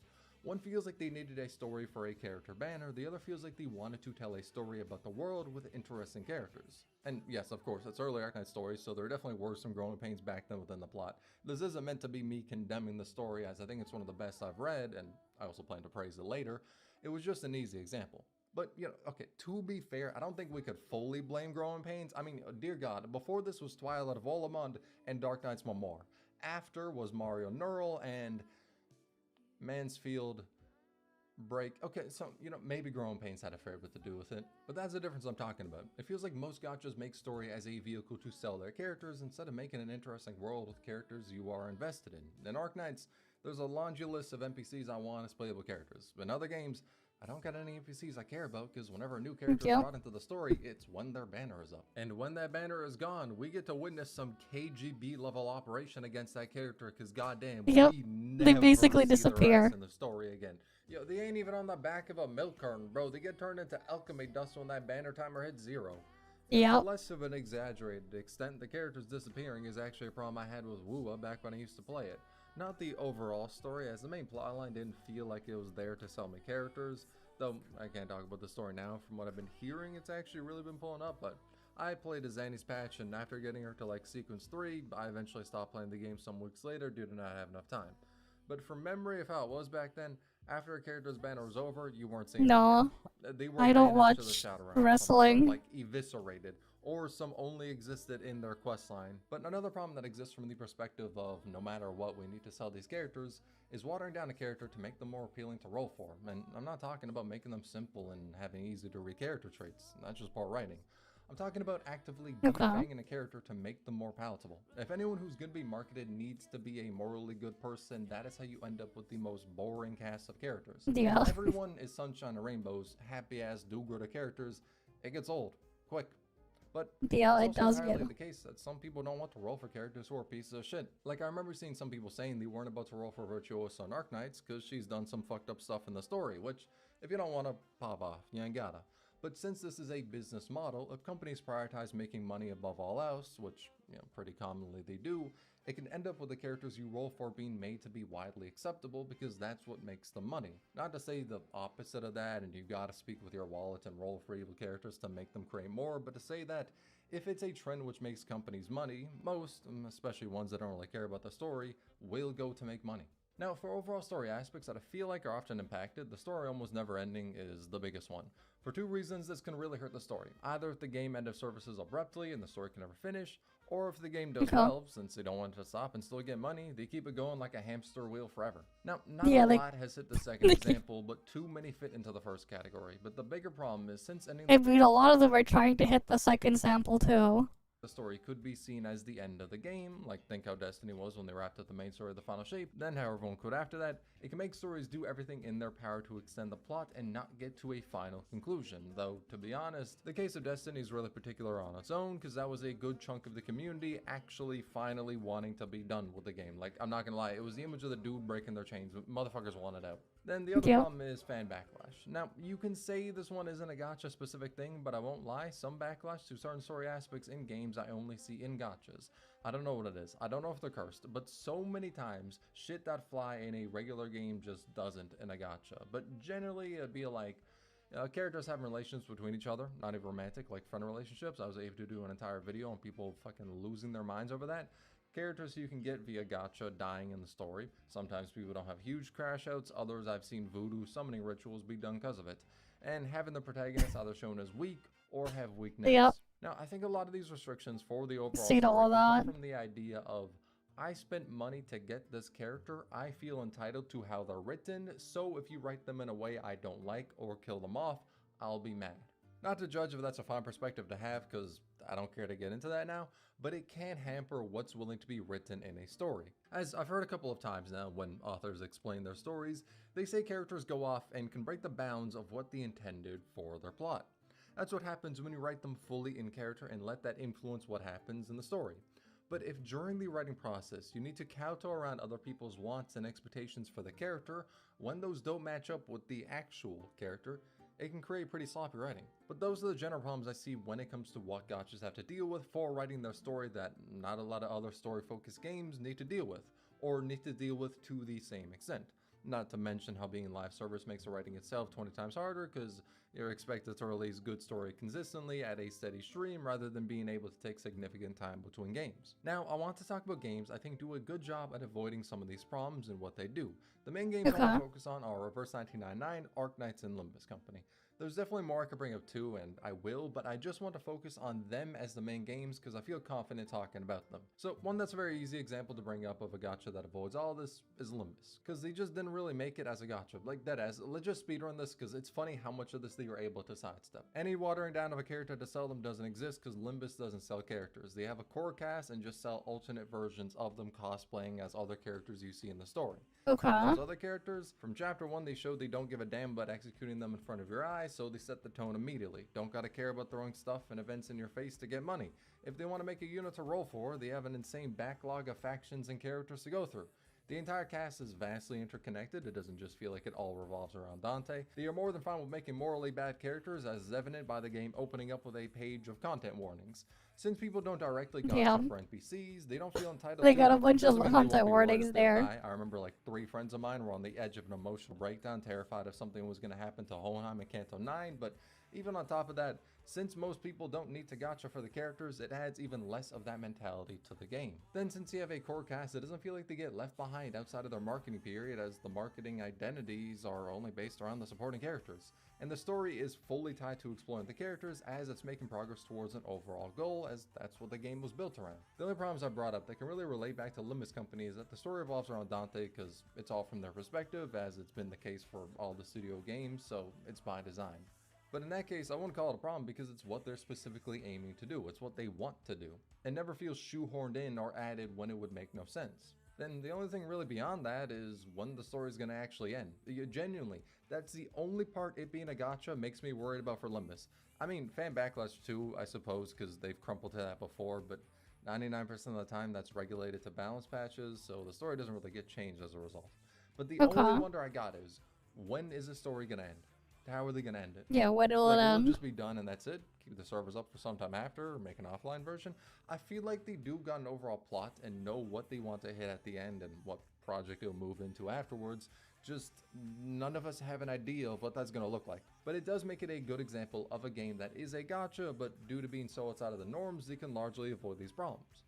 And one to a bit of a similar extent is Reverse 1999, which I was able to play the 3.4 story a bit in advance for this video, as this video is sponsored by Reverse 1999. Oh yes, this thing. I actually got an email as well. They wanted to offer to sponsor the thing too, but I'm like, I basically just looked at it and I'm like, I'm not gonna not respond, mainly because it's like, I probably won't have time for it. I actually got an email. Let me see if I can find it. When it was sent to me. It was like the other day. To give it a look. I haven't touched Reverse 1999 since like it came out. Yeah, it was like they wanted it to be like sometime this month. But like I didn't have time for it. But yeah, thanks for the follow as well, like, grass greens, and welcome. Yeah, I was like, yeah, they sent it to me a couple days ago to ask about like a building partnership and all that stuff. But like, especially with what's coming up and the things I'm gonna have to prep soon, it's just like, I'm not gonna have time for it. So I basically just ignored it. 9. But it's also an example of a game where it doesn't feel like it needs to have its story chained to the protagonist. Yeah, In the grass cases with was the story grow. that at the year 1999, time started moving backwards, and you're trying to find out why. So, as a result, you do spend a lot of time as the protagonist, Vertin, and seeing both her life and investigation into why time's moving backwards. But it's also the case that in so many events, Vertin's just not there. They're not afraid to just drop you at a random point of time and make you follow the story of some characters you just met and have that carry the event. The need isn't there to tie every character to Vertin, though, of course, barring some general explanation of how they ended up. Yeah, I remember it was just like all over the place when I played it before. Very deep connections to one another. In fact, the community actively wants and praises the multiple times the story has done that. But the 3.4 event is an example of what I was talking about. It drops you in China as you follow the story of a girl seeking longevity, as the girl is a Yao. Yeah, basically, even though she looks like a human, her actual form is a reed. Don't question it. So her lifespan is as long as a reed's lifespan. When winter's over, she's gone. And in her search for longevity, she comes across various points where she can look into what happened in the past. And does Vertin appear there? Nope. She ain't in the story at all. Instead, she follows the story of another reed who also went on the same path and shows her connection to Paper Heron. You know, I'm not gonna lie, I don't know why she's called Paper Heron. Yep, far from one of the most out there names I've seen a gacha take. I mean, Asbestos still takes the crown, followed shortly by Cement, but I will keep it 100 if it has meaning or connection to some either. Naming a character as Asbestos and Cement. Those are definitely some of the names of all times.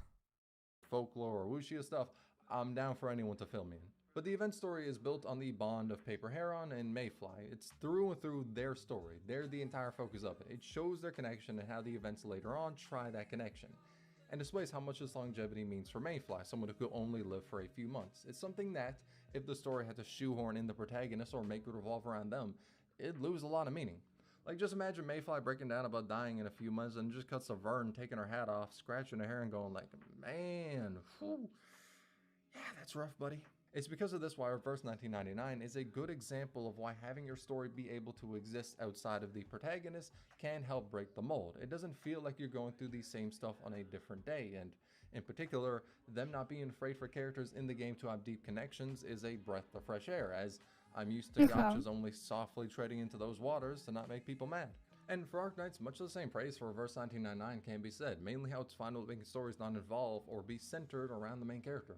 There's so many plot lines in the world that progress without the Doctor being there, and ones that do focus on them end up feeling earned because the story took the time to build the player character up and show their importance in the world. Yes, at first people were glazing the Doctor, but when it was revealed they have amnesia, people were terrified, some scared, some disappointed, and some suspicious of if that was actually the case.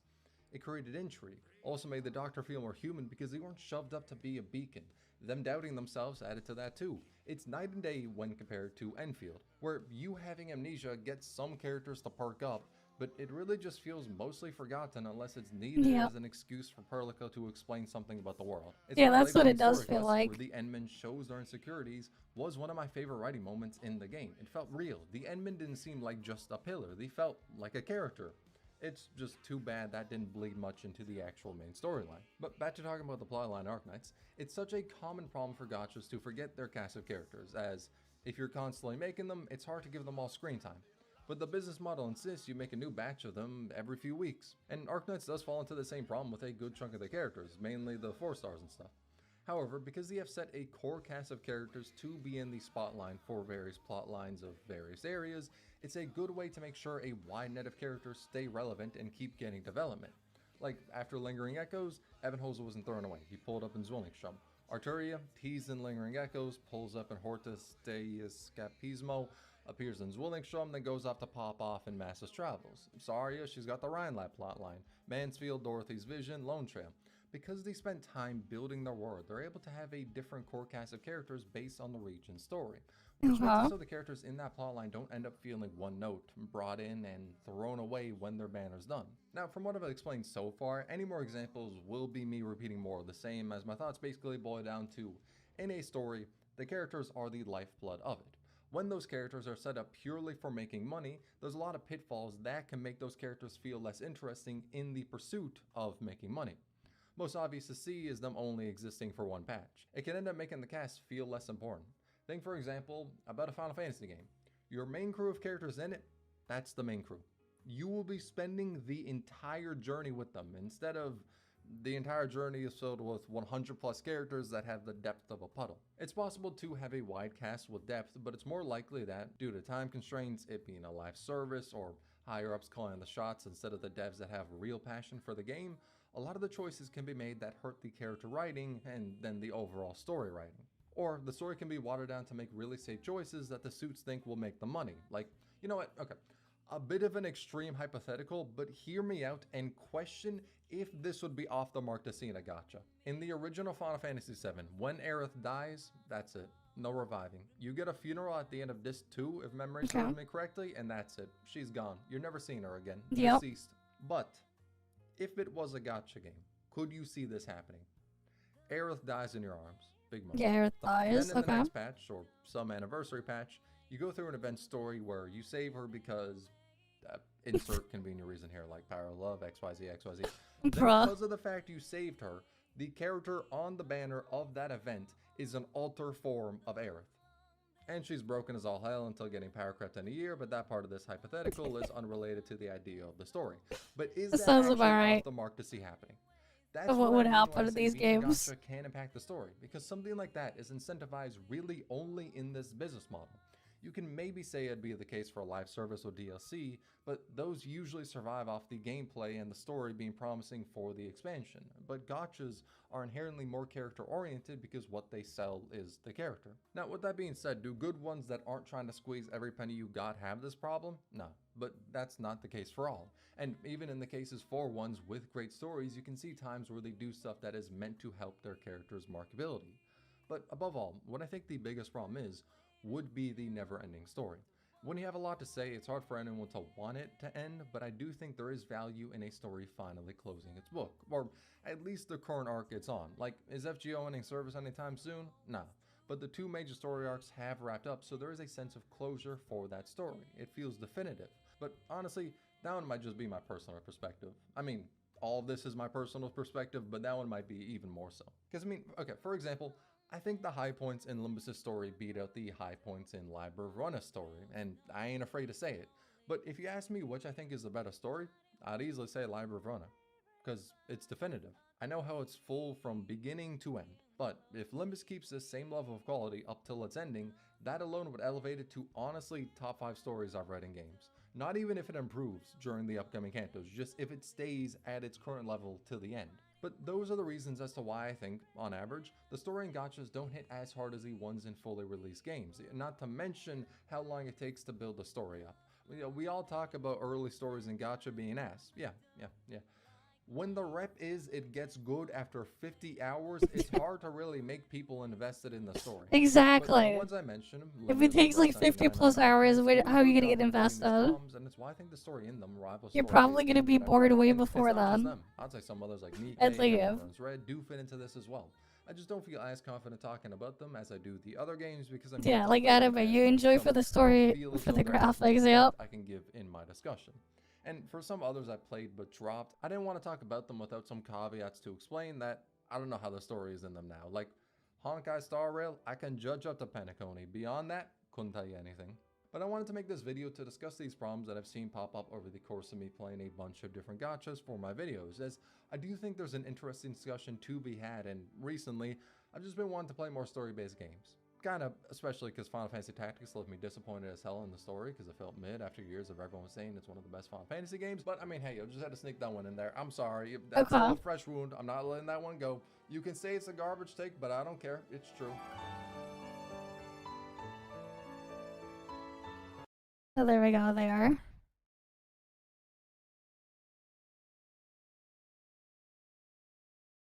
Well, who knows what will happen to him when he goes down the Trails of the Rabbit Hole. He mentioned Trails in the Sky earlier.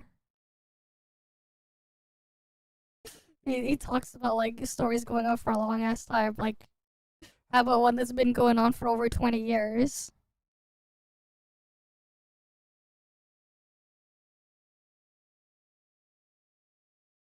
I mean, there's a lot more after Trails of Cold Steel 4.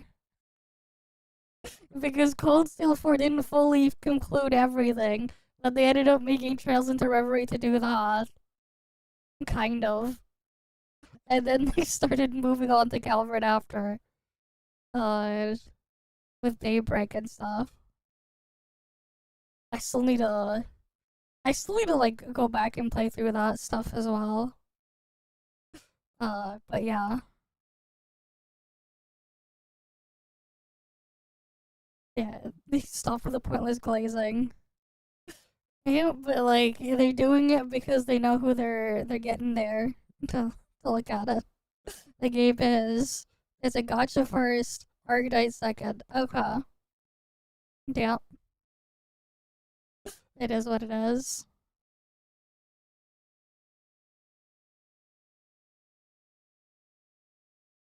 What's this? We got the slow, painful death of console gaming. You know, I should just put like our background music we usually have. Here, we'll start with Valentine Castle. If you haven't noticed, I need to like update my stream background music playlist at some point. And I don't mean the Switch 2 being more expensive than the Switch 1. Yep. I mean already existing consoles are increasing They all went up in year price. after year. Sony just recently You forgot the announced Switch 1 also getting that price increase too. another price increase for the PS5, a console released in 2020. It's now 2026, and the console is $900. Won't be long till you have to put a down payment on your Yep. video game console. I guess you could get the $650 normal version, or if you're really down bad, $599 for the digital only. I remember when $599 was a joke. How you Yeah. knew When $5.99 used to be a joke, it was memed upon with the PS3. It's a lot worse than that though, because the entire thing is locked down, and they can and these companies can remotely disable it whenever they feel like it. They also completely control everything you can do on it, while also making you forcing you to pay a subscription to use online services on them too. They don't even like just work like they used to, right? With like a PlayStation 2 and prior, you could just go buy the game, put the game in the console, and then you'd immediately start playing. But like, that ain't the case anymore. So that whole convenience factor there has like long been dead too. Because you can't just do that anymore. Especially when they're like, okay, you gotta install this firmware update before you can play the game. Oh, you also gotta install like 20 fucking updates that take 10 hours to install or something. Because for some reason they decide to have like the cheapest possible download servers that don't completely annoy people who don't understand how anything works. But are still like really, really shit. But like, yeah. It is what it is. Because like, I remember when I was like trying to play Pokemon Champions on my Switch last week when I went to try it out and install it. The thing isn't that big in file size, but it took like freaking 4 hours to install because Nintendo's server is shit. Even though the game is like tiny as hell. And like, despite having gigabit, well, I have 1.5 gigabit download speed. A Nintendo server, when my ISP connects to it, it didn't even go in 100 megabit. It's like, it's barely doing like 5 or 10 megabits per second. It's like super slow. They haven't been normie friendly for a while, unfortunately. They're basically just super locked down boxes that spy on you. That can play whatever game they allow. That also gives them a massive cut of whatever sales happen on the platform. That's what they've basically been like the past couple of years. The past like decade and a half at this point. Things aren't the same as they used to be. Even worse too is like when they have like really weird DRM shit going on. Yeah, like here's a fun fact. When the PlayStation 3 when they stopped updating firmware for the PS3, like somehow people are lucky that Sony released like a firmware update for the PS3 a couple months ago, because if they didn't do that, it would have the PlayStation 3 would have been completely bricked because of how this stuff works, especially because of the thing people don't understand as well as physical media drives with Blu-ray drives. Unfortunately, for your Blu-ray drive to work, it occasionally needs to connect to the internet to go get a new updated key for decrypting Blu-rays to play on it. Otherwise, it will cease functioning. And like, this is a problem that like, since the PS3 has this issue, the PS4 has this issue, the PS5 disc version has this issue, where it'll have to phone home every once in a while to re-get those keys so that the actual drive can work. This is the same thing as well if you have a Blu-ray player or whatever.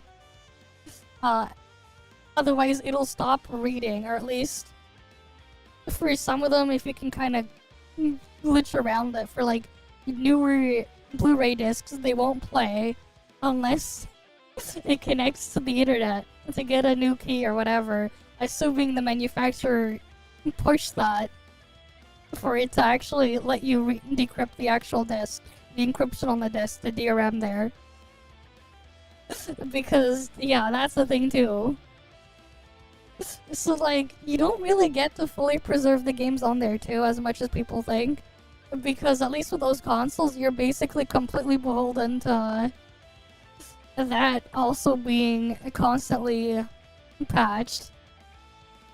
So that you can even play this stuff on the disc. At the same time too, if the CMOS battery in your PS3, PS4, PS5 dies, you can't play anything on them without a constant internet connection until you replace the CMOS battery. Which is another interesting thing there too. People found out about that a couple of years ago when Sony actually tried to get rid of the PS3 servers. And then people got curious, and then they found out it was a problem with the PS4 and eventually the PS5 as well. Whatever you have on there will actually stop working in that situation too. Which is pretty crazy. The PS3 could not succeed. A better time, I guess. Actually, there was another 6-year gap from 2006 to 2012. That's the Wii. $250 on release, and 6 years later, you could buy a Wii. Yeah, it was like $100. $100. Brand new in less than half of the original. Yeah, I remember seeing these in stores. This Wii Mini model is a really Pepega model, though. Because the Wii Mini model has one less USB port at the back. It also removed the wireless adapter for the Wi-Fi card in there, or rather, it was disabled with these Wii Minis. So they were worse than just the regular Wii, which you could also find for a similar price back then. A little bit more expensive That's than what's supposed that, to but happen. yeah. Hardware becomes outdated and thus decreases in value. Now a console is more like a house. You buy it, it experiences wear and tear, slowly falls apart, and yet only ever gets more expensive. What's even worse too, like here's the thing with like the PS5 going up in price with it, how it's like so fucked too. Like I said this before, but like when the PS5 came out, the graphics card that was at the same price that you could buy was an RTX 3070. They were both around $500. You go forward a couple years later to today, or rather, let's just say even last year before the whole shortage going on, the graphics card you could buy for the price of a PS5. Technically, at that point already, the PS5 already had the first price hike. But assuming it didn't, and it had the same price it had back in 2020, was the 5070. The 5070 is at least a much faster graphics card than the 3070 for the same price. You at least, technically speaking, for the same amount of money that you would be paying, with that 5-year time difference, you at least got a better product. Better value is a whole different situation there. But then, like, you look at the freaking PS5, and even after the price hikes, RTX 5070s that have also been inflated in price, they also cost the same as the PS5 again. But at least that 5070 is still faster than the 3070 from, 5.5 years ago. That time difference.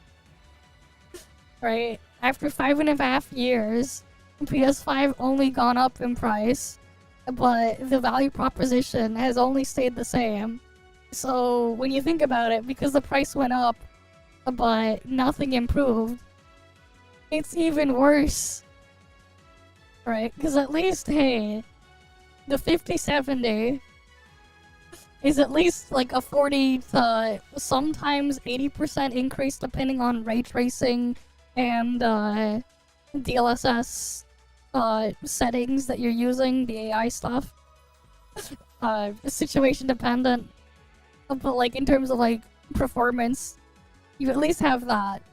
So you at least got at least, worst case scenario, a 1.4x better product for the same price. So like at least the value proposition improved. But yeah.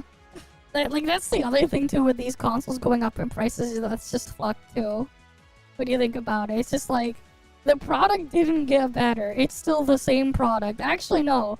The PS5 got worse because a year in with after the PS5 launched, Sony decided that they were gonna cheap out on the heatsink, and by making it smaller and reducing the amount of copper in it and going further into full aluminum on the heatsink, I'm pretty sure. Did they go like full aluminum or something?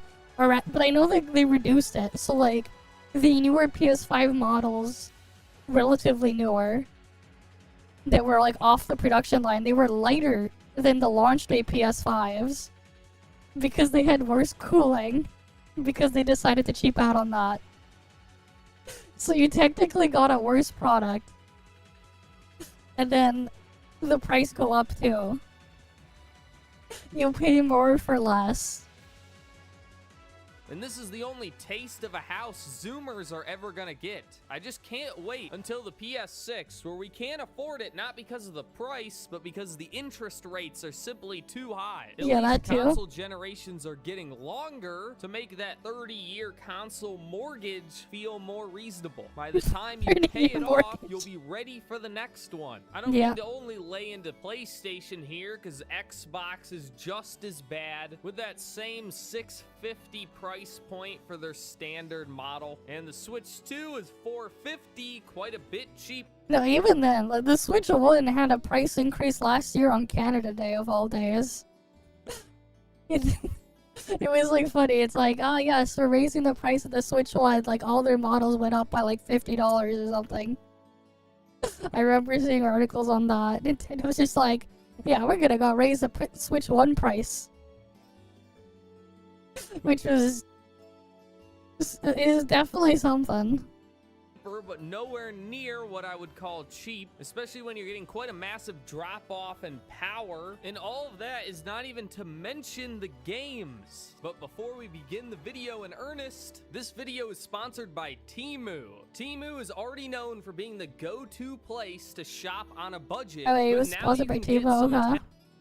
Which you can fix for. Or Anubis holding your game. The Temu is just a means to an end. You're supposed to play something on it. I know, crazy. You wouldn't think so if you've seen a PS5. I didn't even know that had games. It's more like a status symbol, a nice pair of Yeezys you never wear. The other two aren't any better in this regard either, though. You all know how I feel about modern Nintendo games. They really couldn't get any worse. And I don't think Xbox makes games anymore. And if they do, they all go PC, so I don't know why you play it on Xbox in the first place. It costs cost That more is than definitely computer a at this glitch point, of all but ignoring time. all that, assuming there actually were games to play, and I know that's a big assume. It's an imaginary world, but you have to pretend with me if we're going to have this conversation. Then you would have to pay $70 per game. Or And this isn't $80. just on release. This is anytime. Another Yep. unfortunate tragedy of our modern reality. Games used to go on sale and decrease in price over time. Usually like $10 every 6 months, maybe more. Nowadays, if the game's a flop, maybe it'll go down to $5. They might even give it to you for free. But if it's successful in any way, something you might actually want to play, you're paying that $70 forever. Even Steam now, who used to be known for great sales, people still pretend they have them when they don't exist, will give you maybe 15% off a game released in the last 2 years if you're lucky. Even I mean, a game depends on being the a game you're flop isn't buying. a guarantee. Fallout 76 was a complete failure on launch to the point where they were giving it away from full price Yeah. $60 to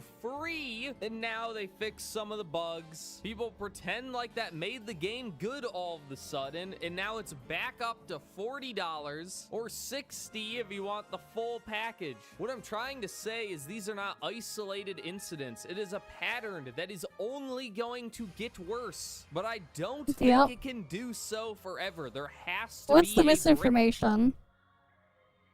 Like with Steam sales, it's really all up to whatever the publisher wants to do. Because I've still seen, you know, crazy ass sales on Steam still, even recently. That said though, most of the games I play these days are like AA and indie games. I don't pay attention much to the AAA shit anymore. Because honestly, a lot of the AAA games are kind of shit.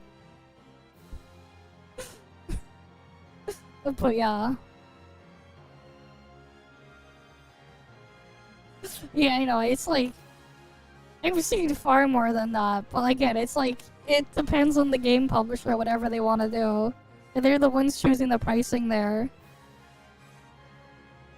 Breaking point. We are being milked dry from every corner of our lives. And entertainment will be the first to break. People are going to buy groceries before Sony's new movie game where you eat poo-poo in the Legends of India. I know the normies will pay $70, but will they pay $80? What about $90? I don't think so. Because if you think they're gonna stop at $70, you're dead No, they're just gonna wrong. keep We've already pushing the seen needle. $80 games, and they're going to have to go higher because the console prices, for once, aren't the result of corporate greed. Well, it is, but it's not the greed of the No, they're game using, I mean, they're using everything as an excuse though. industry this time. Like again, it's like I said, right?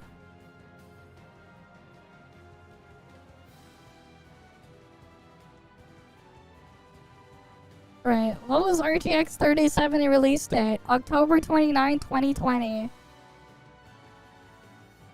Right, MSRP $500. Alright, PS5 release date.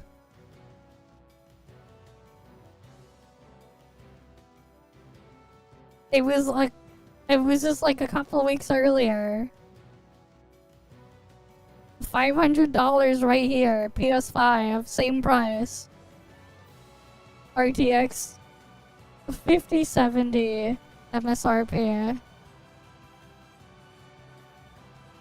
Right, $550.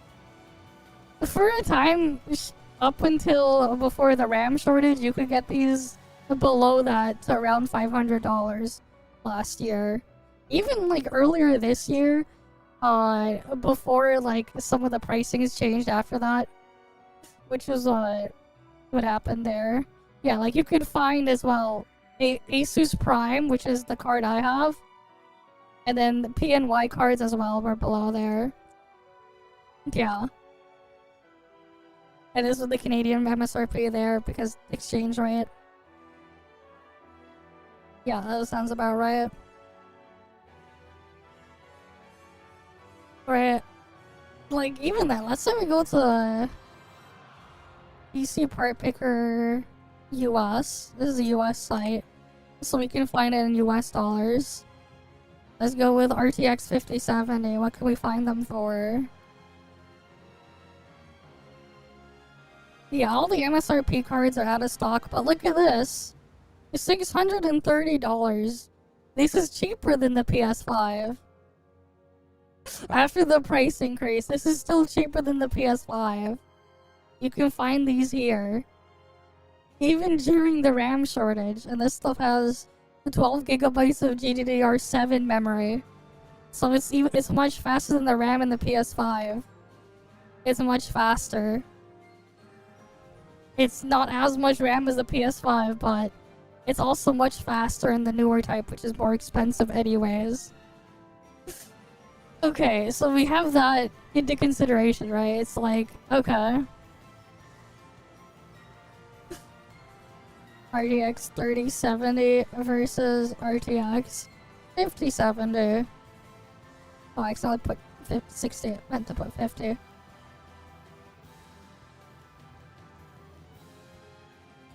Right, 30 to 55%.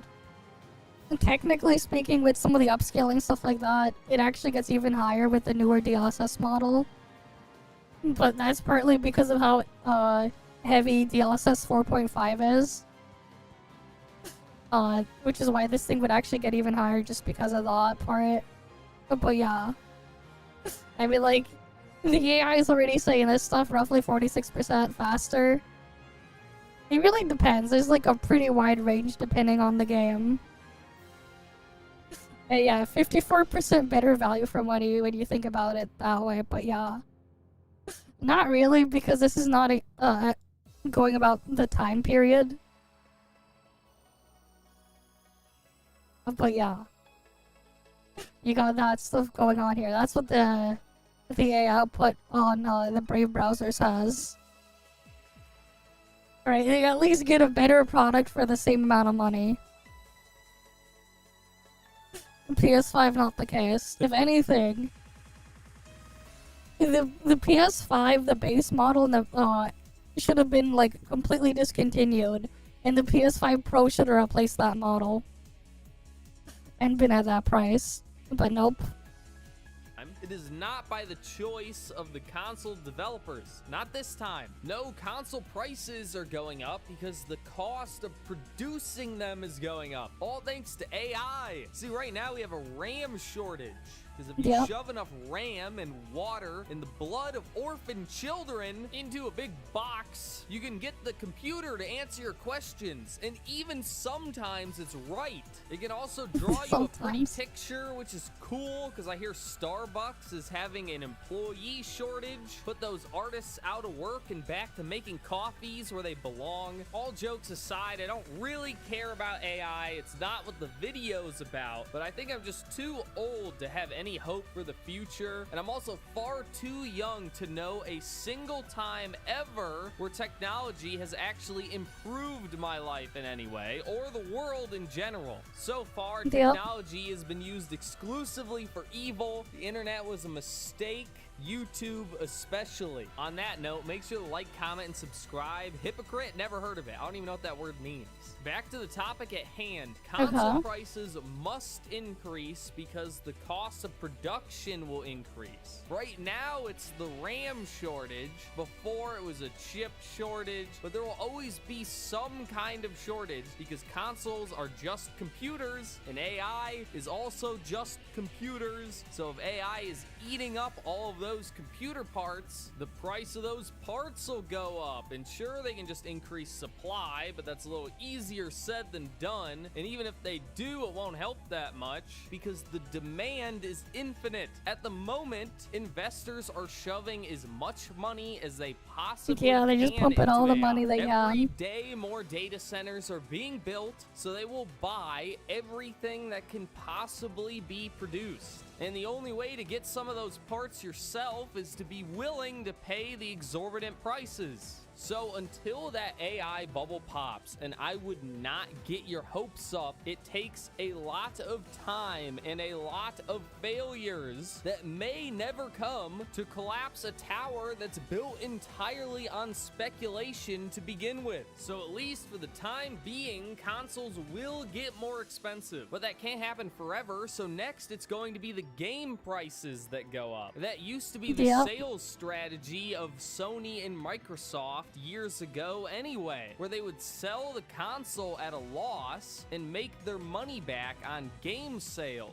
Because unsurprisingly, they get a cut of every game sold, even if they didn't develop it. Now, Nintendo never did that, and Sony and Microsoft gave up on it at a certain point, but I think we're gonna see something like that pretty soon. It's actually debatable if that's already happening again. I couldn't find anything definitive from the companies themselves, but people are pretty confident that at the very least the PS4 generation was not sold at a loss, and that the current generation maybe is sold at a loss, while Nintendo is definitely not. And Microsoft claims they have Yeah, I highly doubt they were sold at a loss.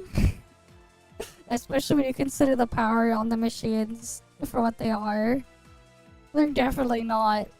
always sold at a loss, so I don't know. Either way, even with the price increases, this might already be true. If the AI bubble continues to get bigger and they keep buying more of these PC parts, we're going to see consoles go up in price, then games go up in price, then consoles go up in price, then games go up in price, and back and forth as far as they can possibly push it. And sure, there'll be some pushback along the way. Like we saw Xbox go back on their $80 games a couple times, but then they just go and increase the console price. They'll get their money somehow. But what happens They when also they increased can't Game push Pass any price. further? I would argue they're already getting close. $900 is insane. That is a very cheap car for something that plays video games, and only like 3 of them are good. And then $80 per game, so 1 console plus 3 games, that's like a slightly less cheap car. I don't know, I'm a zoomer. Those are the only expensive things we're capable of buying. A house is completely out of reach. How about a mortgage payment? Anyone ever heard of those? Me neither. The point is, once people cannot pay anymore, what are they going to do? Because they do not have control over the price anymore. Well, Microsoft has already found their own solution. No idea if it's going to work or not. Their next console, Project Helix, is a PC. It's just a computer. It's a computer that can play Xbox games. Actually, my computer is also a computer that can play Xbox games. But I guess it's all about marketing. Project Helix is being marketed as an Xbox console that can also play PC games. But the reality is it runs Windows, it has a desktop, it's just a computer, a regular Windows PC. So that's Xbox's solution, just give up, make computers, no more consoles? Well, not quite. It's still a console for the most part. It accomplishes what a console is supposed to do. You plug it into your TV, you put in an Xbox game, and it plays said game. No, what they're trying to do here is if the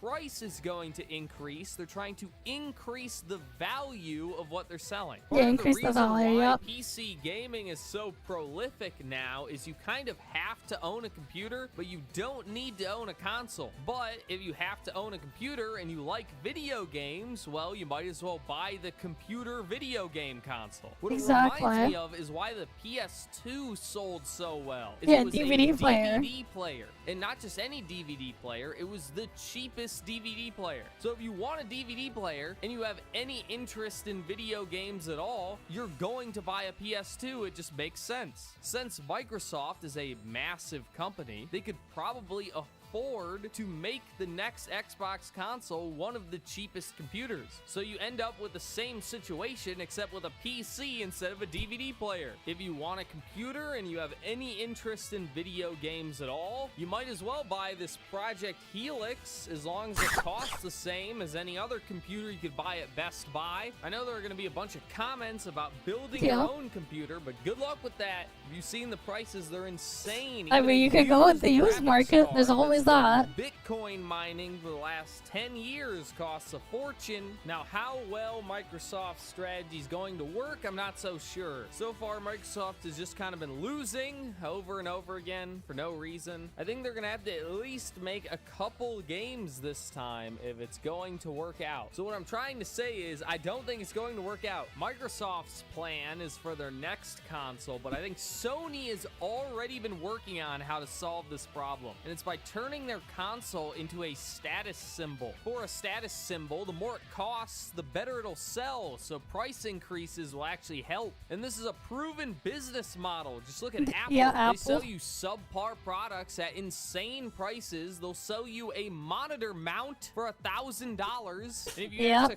because they were like, nah, you don't why get a they're Vesa buying built it, well, in. what are you, poor? You can't afford Apple? The price is the point. It's for poor people to feel rich. Because ultimately, $1,000 is not a lot of money for anyone who's rich. It is only for dumb poor people to make fun of other poor people who are better with their money. I noticed the same phenomenon with the PS5, where everyone was talking about buying one, but no one ever talked about what games they were gonna play on it. It became a symbol of free income, the kind of thing you buy if you don't have a girlfriend, or if your girlfriend loves you, she buys it for you. No reason why you should need it, why you should want it over anything else. It's just expensive, and boys like video games. I can't really see this strategy working that much longer either, though, because the thing with a poor people status symbol is the poor have to be able to afford it, and soon even $1,000 will be too much for the poor, and it'll never be a rich person status symbol. It'd have to be $30,000, not $3,000. They could always try anyway. It certainly worked for Vegas, where attendance is lower than it's ever been, yet they're making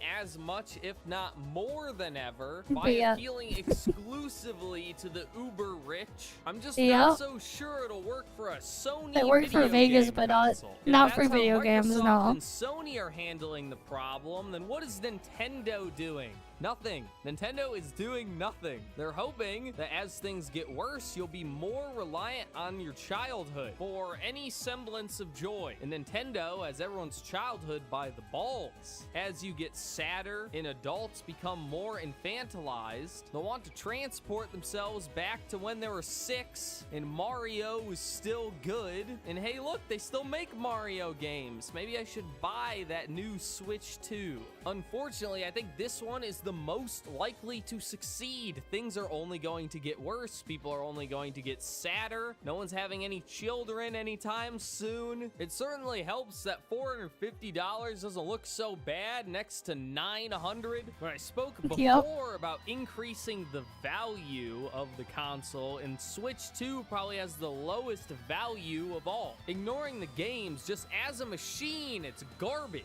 So maybe if people get tired of the bing bing wahoo, that'll come back to bite them. So that's it then. Consoles become so expensive that no one can buy them, and there's nothing we can do. A big meteor hits Earth and we all die. No, I think there's another way. The greatest games of all time came from the previous era, when the graphics were worse and the games were simpler. Even the greatest games of today, that's true. I would much rather play my indie sloppa than Metroid Prime 4 with 100 times the budget and 100 times the pain. So what if we 100 times, bro? Like, I'm pretty sure it's a lot more than 100 times for some of these indie games, though. Cheaper by reducing the budget, and we made consoles cheaper by making them weaker. I know that sounds insane, making the consoles weaker. Every generation has been stronger than the last, but is it necessary? Has it resulted in better games? You know, the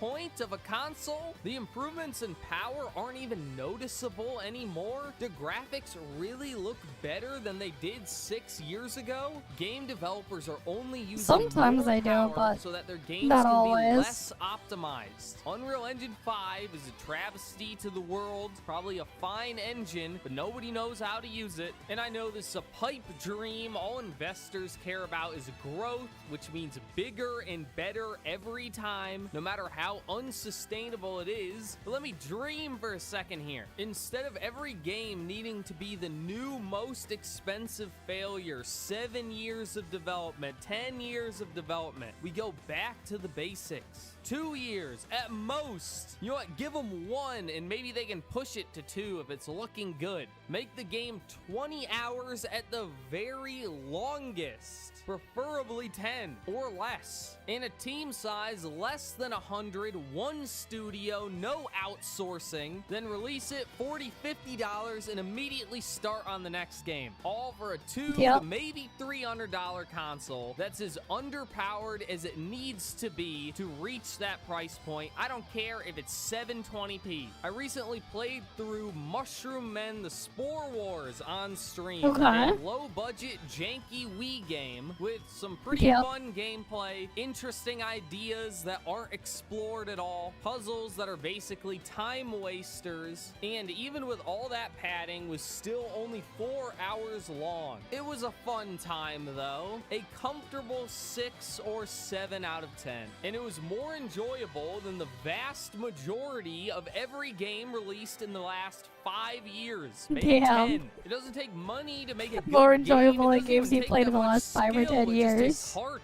and soul, something the game industry has long since forgotten. You know, my business proposal here used to be a reality. In fact, it used to be Nintendo's business model. It was the cheap console with cheap games, but they were good and they were fun. Now Nintendo's trying to hang with the big boy consoles, but they suck. Why are you trying to emulate them now that they're failures? Really, I think Nintendo's just trying to have their cake and eat it too. They have a cheap console and cheap games they want to sell at premium prices. I think the problem they're running into is Nintendo used to have 2 consoles at a time, a handheld and a home console, but they bundled them together and now it needs to sell double what it used to. Now there's nowhere for those cheap games to go. Even if you wanted to make a lower budget title and sell it for less, where would you put it? It's either Steam or phones, and if it's gonna be a phone game, it'll either be gotcha slop or have a budget of $4, and I want it to be a little higher than that. Really, I don't think the problem with phones is power. Phones are strong enough. It's just screen size and no controller. It's just a bad medium for games. That leaves Steam, which has its own problems and market factors. There's a reason why Vampire Survivors likes and these like survival craft slop games are all that sell. Sure, some good stuff makes it through, but it's just not the place for those good old-fashioned console games we used to rely. Something Family Guy. Now it presents you multiple solutions with the downward spiral gaming is on right now, and although I spoke about them individually, they're not mutually exclusive. They could always do multiple of these solutions at once, and that's probably what I think is going to happen. 1 or 2 extremely big budget games will release at maybe $100, while the rest of the industry will slowly lower the budget on new games so that they can maintain that $70 or $80 price tag. So GTA, that'll be like $100, but maybe the new Ratchet and Clank, that'll be 70 or 80. Consoles will peak at $1,000. Maybe Microsoft will push it since it's a computer too. After that, they'll just increase the platform fees, which will push the other guys to either increase game prices or hopefully the platform fees. Oh boy. Things will just get more and more expensive forever, and once people can't afford it, we'll just start renting our consoles. We'll start renting our games too. Maybe Stadia will come back. We'll all be on Xbox Game Pass and it'll be $100 a month, but that's basically like buying 1 game a month and you get every game. I hope this doesn't come to pass, but I've only ever been disappointed by reality. Anyway, that's the vid. Yep, reality is only getting worse and worse over time, unfortunately. Alright, I'll do one more. What's this one? Ma'am, Danny is making the stores leave. What the fuck is going on there? Why is stores Target leaving? And Whole Foods leave New York City as Mom Donnie launches 5 free grocery stores. Ooh, Common Paradise. My favorite. Let's check this out. Wait, would it be better if I just look at the original video instead of someone else's reaction to it? Here come New York City-run grocery stores! Okay. Of 5 city-owned grocery stores, 1 in each borough. Wow! 5 stores! Today, 5 stores, we make good on that promise. Oh boy. They're cheering, they love it! They don't know what it means, but they're so excited! We don't know what it means, but like, yeah, like, what are they gonna do with these city-run stores? How are they gonna be running? How are they gonna have everything set up? Oh boy. I am proud to announce stores by the end of our first term. Okay. These people don't know what they're clapping And the for. first one will open next year. People are really excited, but there's a big problem. America's tried these, and they haven't worked. It's clear this Sunfresh at 31st and Prospect is struggling. This is the first section people see when they come in. There's barely any produce. Why is that the clapping? clothes and shelves around the store look the same Damn, way. it's all empty. So shoppers have been asking us, if the store isn't closing, then where's all the food? Right. A rotten smell comes through the door, Oh, and boy. anywhere you turn, you'll see products that need to be restocked. No hot food or deli. Damn. Watch people walk in and walk out. There's nothing The there. grocery store has received financial assistance from the city, but has been unable to keep those shelves stocked Damn. in an area that in the past has often been referred to as a food desert. A food desert. Around here, a good thing don't last too long. And it will impact a lot of people and a lot of families. The city owns the Linwood Shopping Center. A nonprofit operates the grocery store. Wow, this plan didn't work, but it's the same plan we're gonna try in New York. And Yep. if it works, it could force Whole Foods and Target to shut down, kick them out of the city. Across the world. During his rally to celebrate 100 days in office, New York City's mayor, Zoran Mamdani, announced the first site for the city-run grocery store will be at La Marqueta in East Harlem. Okay. The property is already owned by New York City, but will still take about $30 million to fully build out. Damn. Mayor Mamdani's administration says they'll continue to search for other city-owned locations, promising that each borough will get at least one city-run grocery store to improve access so to much fresh money. food for most New York City residents. Yeah, lots of money to get a Mayor burn. Mamdani says his administration is creating the city-run grocery stores because he believes the market has failed, saying, quote, when corporations control every part of the food supply chain, prices go up, wages stay flat, and But here's the problem. They control the supply chain, but instead of dealing with the problem with them controlling the supply chain, they're just gonna go and open a store which has to rely on those same supply chains. Like, that's not gonna solve anything because they aren't dealing with the problem. Because it's like, okay, you have the store, but how are you gonna get the stuff in the store? Right? Like, let's assume that you have the employees and maintenance and all that other stuff, all those other expenses, everything taken care of. Let's assume they got their 30 million refurbishment covered is all for that building. It's like, okay, but then you have the store, you have the physical building and everything, but like, how do you get the stuff into the store so you can sell it? And then what are they gonna do with the logistics along dealing with the stuff there too? Right, like this is why it's just all really stupid, because it's like, they're not actually dealing with the issue. If anything, they're probably gonna even potentially have even higher prices than the problematic stores, because they aren't actually dealing with the problem. and workers and customers both lose. The mayor plans to partner with a third-party grocery operator and pass the savings along to shoppers. But how are the shoppers gonna save money if their taxes and living expenses have to go up to pay for the— If that is also true too, if the taxes and living expenses go up to maintain that thing too, it's just gonna get worse and worse. These grocery prices are out of control. The cost of eggs and milk has skyrocketed. Yeah. Some stores are even using dynamic pricing, jacking up the cost over the course of a day depending on I mean, what they can do is instead make the freaking dynamic pricing practice illegal. Do that instead. Ban them from doing that. If this is the problem, which it is, instead of just opening a store, they just stop them from being problematic. what they can get away with. It doesn't need to be this way.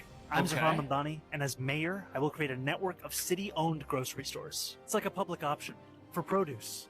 We will redirect city funds from corporate supermarkets to city-owned grocery stores, whose mission is lower prices, not price gouging. So they're gonna take money from private businesses and they're gonna redirect it to city-run businesses, which needed government subsidies to open in the first place, since our fees to do business here are already way too high. And since these city-run locations don't have to pay rent, they're gonna have a massive advantage, which could very well mean if you shop at Target or at Whole Foods and you enjoy that, if these stores succeed, those go out of business. You said this store will open in 2029, and that the first of your grocery stores will open next year. Why is it taking so long? I feel like a bodega opens every other week across New York City. Yeah, private every industry. neighborhood. Why take so long to start? Great question. I think for a few reasons. The first is that we are talking about building something from the ground up. We're talking about this city's first city-run grocery store in Manhattan that we need to both design, that we also need to construct. We're also going to be constructing it using prevailing wages, and it's also one part of a larger ecosystem. But this is the problem. You don't have to construct anything. Look, here on Avenue C in the East Village, there's what used to be a grocery store. Why don't you just clean that up and set it in this there? place? You don't have to build anything. It's already there. It's already shut down. It's ready for a new tenant. But this isn't really about city-run grocery stores. It's about government control over you. Not just in terms of La Marqueta, but also here on this strip. We've seen the MTA has just completed their work in this very area. This requires a lot of interagency and intergovernmental coordination. Let's grow the government. The store that will be open next year in 2027 and the additional stores that will be open by the end of 2029 will not require this same scale of production. The reason that we're announcing this is so that we can get started. Oh, okay. So we want to open these stores and pass the savings along to everybody who's going to use them, but we're going to do it in the most expensive way possible, which is just going to result in people who live here paying more money for something they can't all use. Everybody can get to the grocery store of their choice. You want to go to Target, you want to go to Whole Foods, you want to go to Gristedes, go ahead, they're everywhere. But if you want a city-run store that we're all going to be taxed to pay for, you're going to have to go to one of the 5 locations the mayor picks, and the first one in Harlem might not be near where you live. Look at this. This is a problem. Apparently, it's going to cost $70 million to open all these stores. Aldi could open 46 stores for that price. Exactly. It's like, what the hell are they doing? With his plan to open government-run grocery stores, announcing the first of 5 sites will be up and running next year. Fox Business correspondent. And not everyone can go because live from our New York City they're not newsroom. everywhere. A lot of people are saying it takes a year to open a grocery store. And a lot of money, too, John. This first store is going to cost $30 million.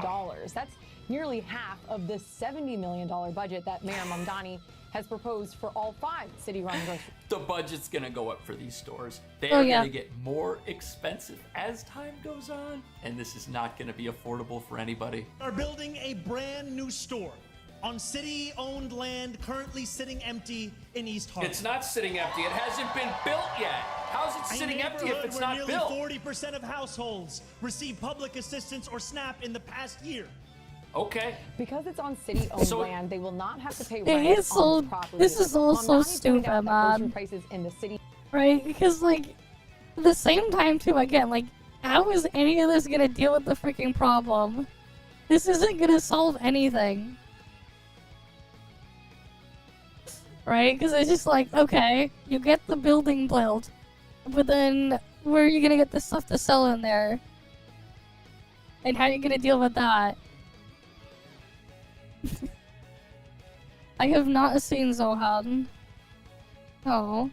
He have increased since the pandemic, but he failed to point This out was put in how my city-run reacts for grocers some in reason, other though. cities have failed to actually help residents. Similar efforts in Yeah. places like Look Kansas at City these. have struggled to stay afloat Disasters. despite millions in taxpayer dollars. Sun Fresh Market permanently closed this August after suffering from high crime, empty shelves, and unsustainable losses. So, they had unsustainable losses and unsustainable crime. I guess these really were free grocery stores for some people. The other problem is if you've got a grocery store and it's already closed down, why are you going to try to open another one there? And if one doesn't exist there already, if the free market hasn't come in and put one there already, why is one going to succeed if the idea has no merit and nobody's actually risking anything? The city isn't risking anything by wasting everybody's money building something that might not work. They do that all the time. Yeah, That's the how they original video. operate. So despite over $17 million in taxpayer investments since 2016, Wow. the project failed to provide a stable food source. But it's full steam ahead for city-owned grocery stores here in the Big Apple. Mamdani promised on the campaign trail the grocery stores will be available in each borough. He says But how is that will an be accomplished by accomplishment? the end of his term.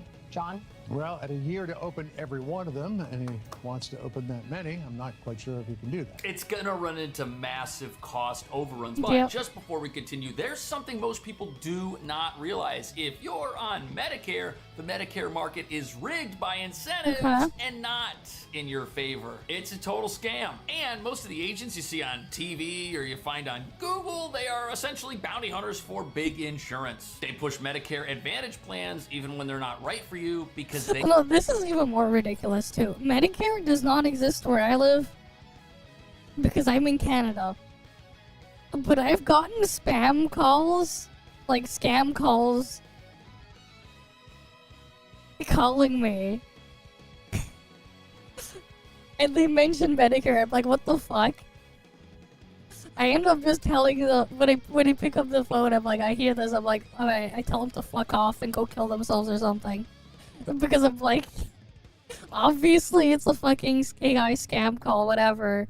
I told the AI to go kill itself.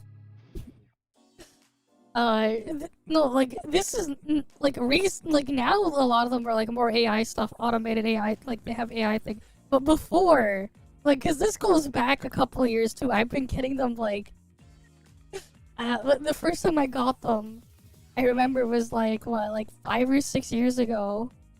They were, like, freaking scam calls with this shit.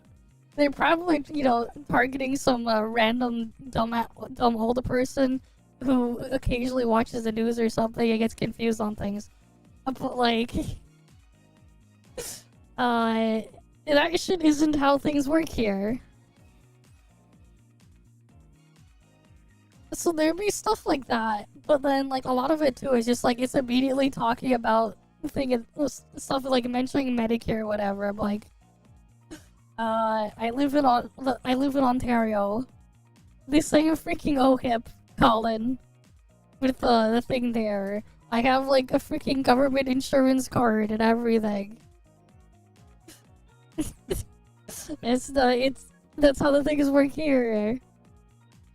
Like, what the hell is Medicare? I'm like, what the hell? Like, that's what's going through my mind, and I'm like, just fuck off to the... I just tell them fuck off or whatever. Because, obviously I don't want to freaking deal with the freaking scam caller. But yeah, what's funny is they freaking... there are some of these that freaking scam call Canadian phone numbers, which is ridiculous. But it's a thing. I don't know why. Like, none of their shit that they're trying to push would ever apply. Because, like, yeah, that shit doesn't exist here.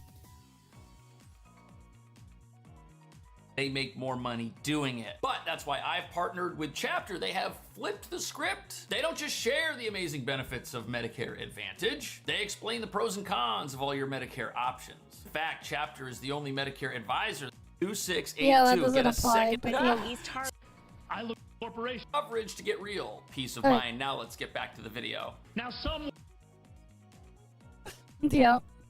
will insist that city-owned businesses do not work, that government cannot keep up with corporations.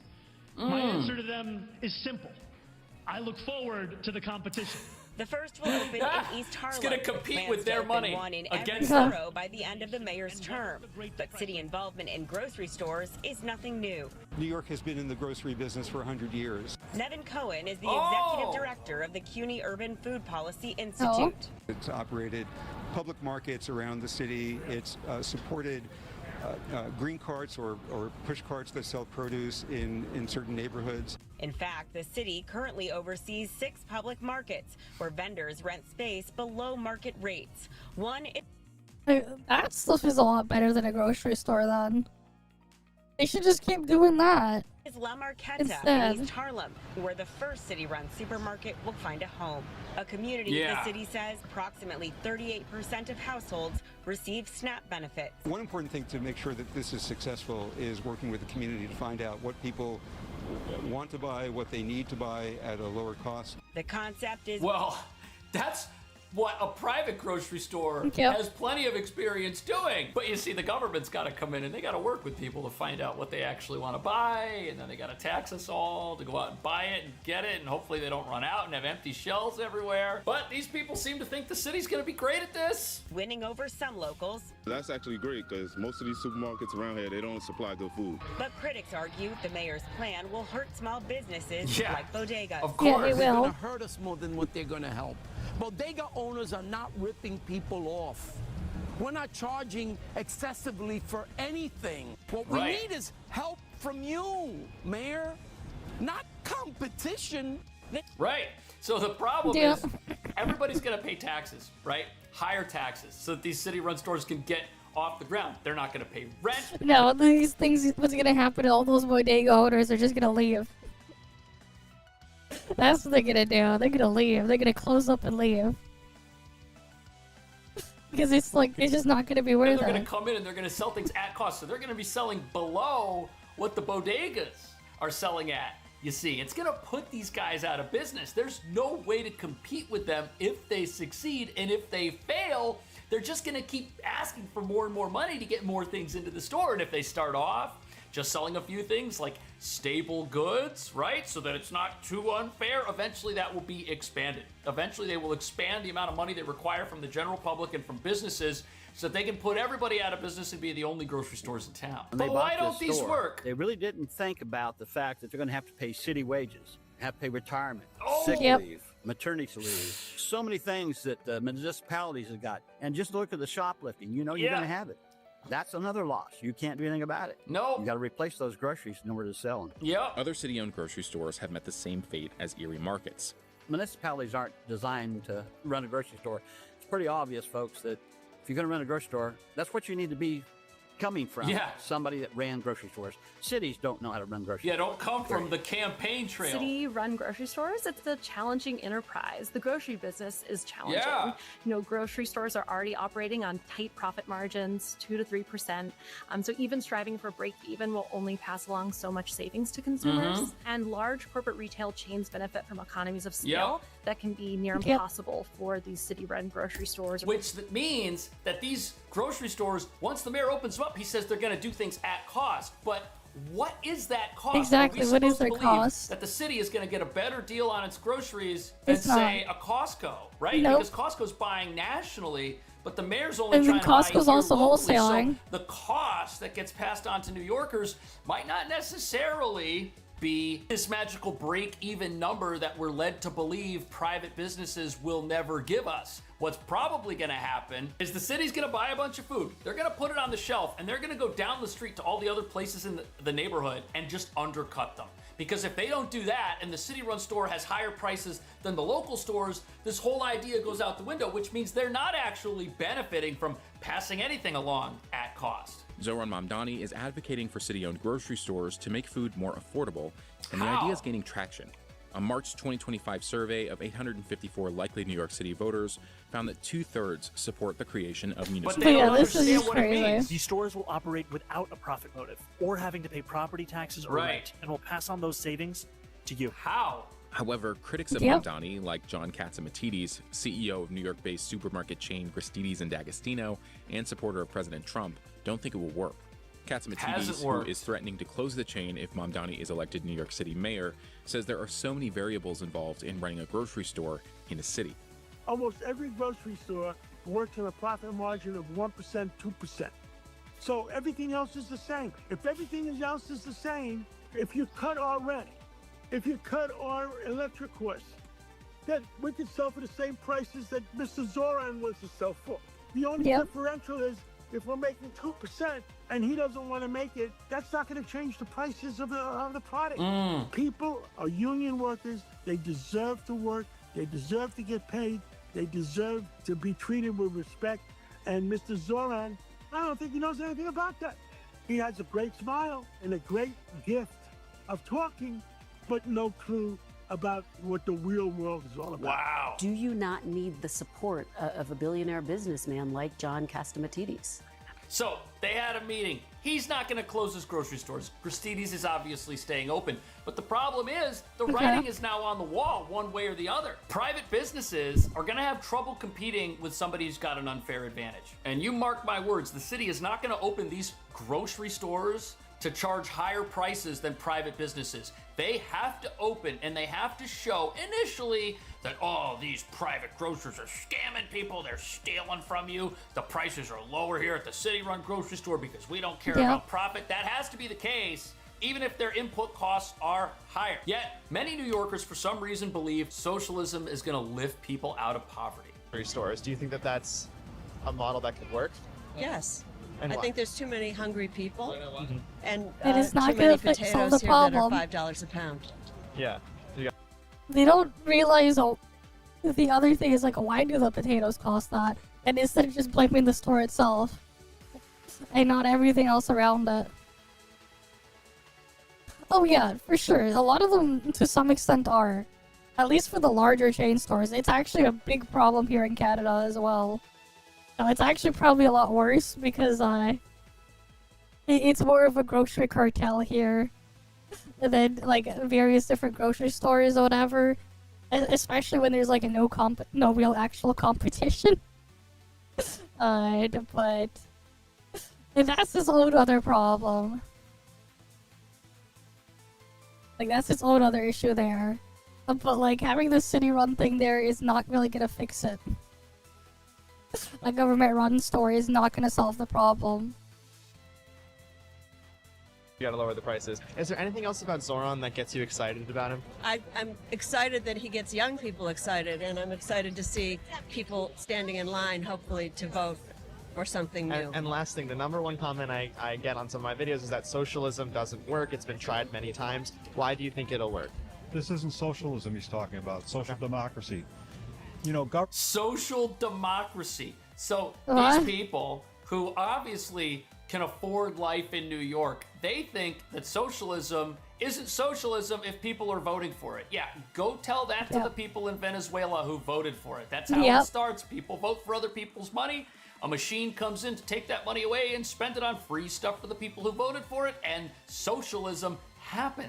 Government should work to encourage people to thrive and be successful. Everybody. Okay. Thrive. It shouldn't be a matter of it should be equality, not supremacy. It should be a matter of bringing everybody up. Right. Yeah. And not just having a few people with entirely too much money. Too much money. Okay, so these people, they think that other people shouldn't make too much money. Meanwhile, there's probably people looking at them saying that they make too much money. And the problem for everybody in New York is that socialism is coming for everybody's money. That's right. And the most amazing thing to me is you have all of these people who voted for all this free stuff.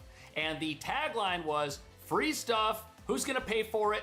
The rich. They're gonna pay for it. But rich, they're not. What does that actually mean? Exactly, We what heard does it mean? initially that it was just going to be millionaires and billionaires who were going to pay taxes, and then the mayor comes out of the gate and says he wants to raise property taxes across the board, and there were all of these middle-income homeowners who said, hey, wait a second, you want to raise my property tax? I'm not rich enough for that. But the problem is, yes, you are. If you own something that somebody else doesn't own, you are rich enough. That thing you own, it should be taken from you because communism doesn't believe in private property, doesn't believe in private enterprise. The mayor says he wants to come out and he wants to see the private market try to compete with his city-run grocery stores that have a massive unfair advantage and have unlimited amounts of everybody else's money, including the owners of those grocery stores. This is gonna be very interesting. What do you think's gonna happen? I'll see you in the next video. Oh, it's gonna be a disaster. And it's only gonna get worse. Well, RIP New York. What is this one? You can add your own songs. Dead as Disco. What is this? Okay, beat 'em up music, Dead as Disco, Neon Drudge beat 'em up, where every punch, kick, and combo syncs to the music. Oh, that's cool. And they have like a demo and everything. Neat.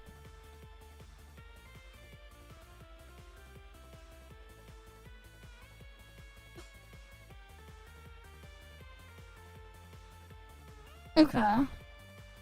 Is this Metal Slug 30th anniversary?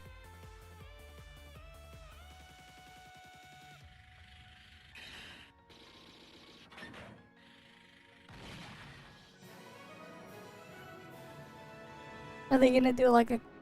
Oh, they're just showing all the other games.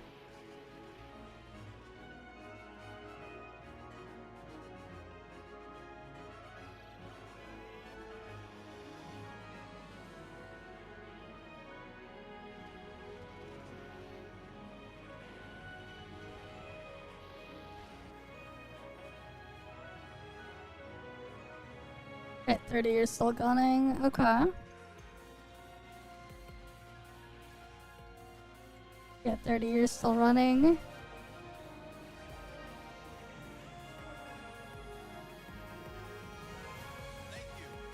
Alright, 30 years, thank you. Okay.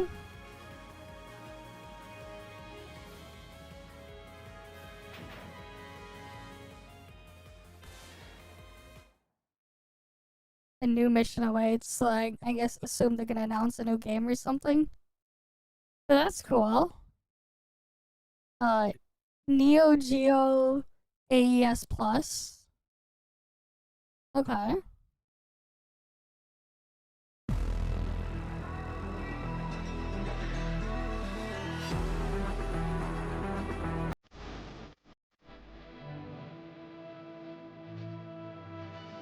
The Return of the Legend.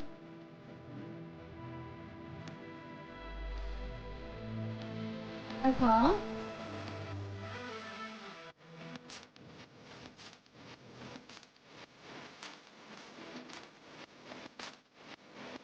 So like they're making more of these then?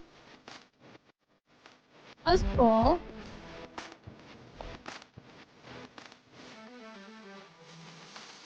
10 classic games, nice.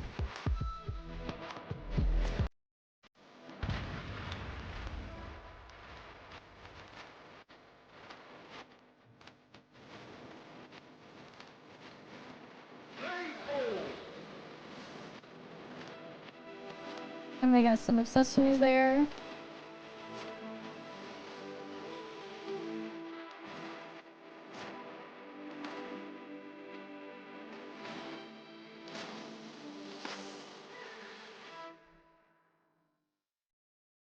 That's cool. Remake a retro console thing. Stuff there. Cool. But yeah, I think we'll just save the rest of the reacts for tomorrow's stream. It will end off here. Right. Because, yeah, after 5 hours here, I need to get some sleep. I didn't even sleep that much yesterday because, like, well, I did the earlier stream today for the NTE react, and I had to go do stuff after. Right, the VOD for that is also here. I re-uploaded the video, but then the actual VOD from that is right there too. But yeah. Thank you, guys. Thank you all for stopping by. Hopefully I can see you guys again next time. You guys have a good day or night or whatever, wherever you guys are. I'm gonna go get some sleep. But yeah, I'll see you guys. See ya.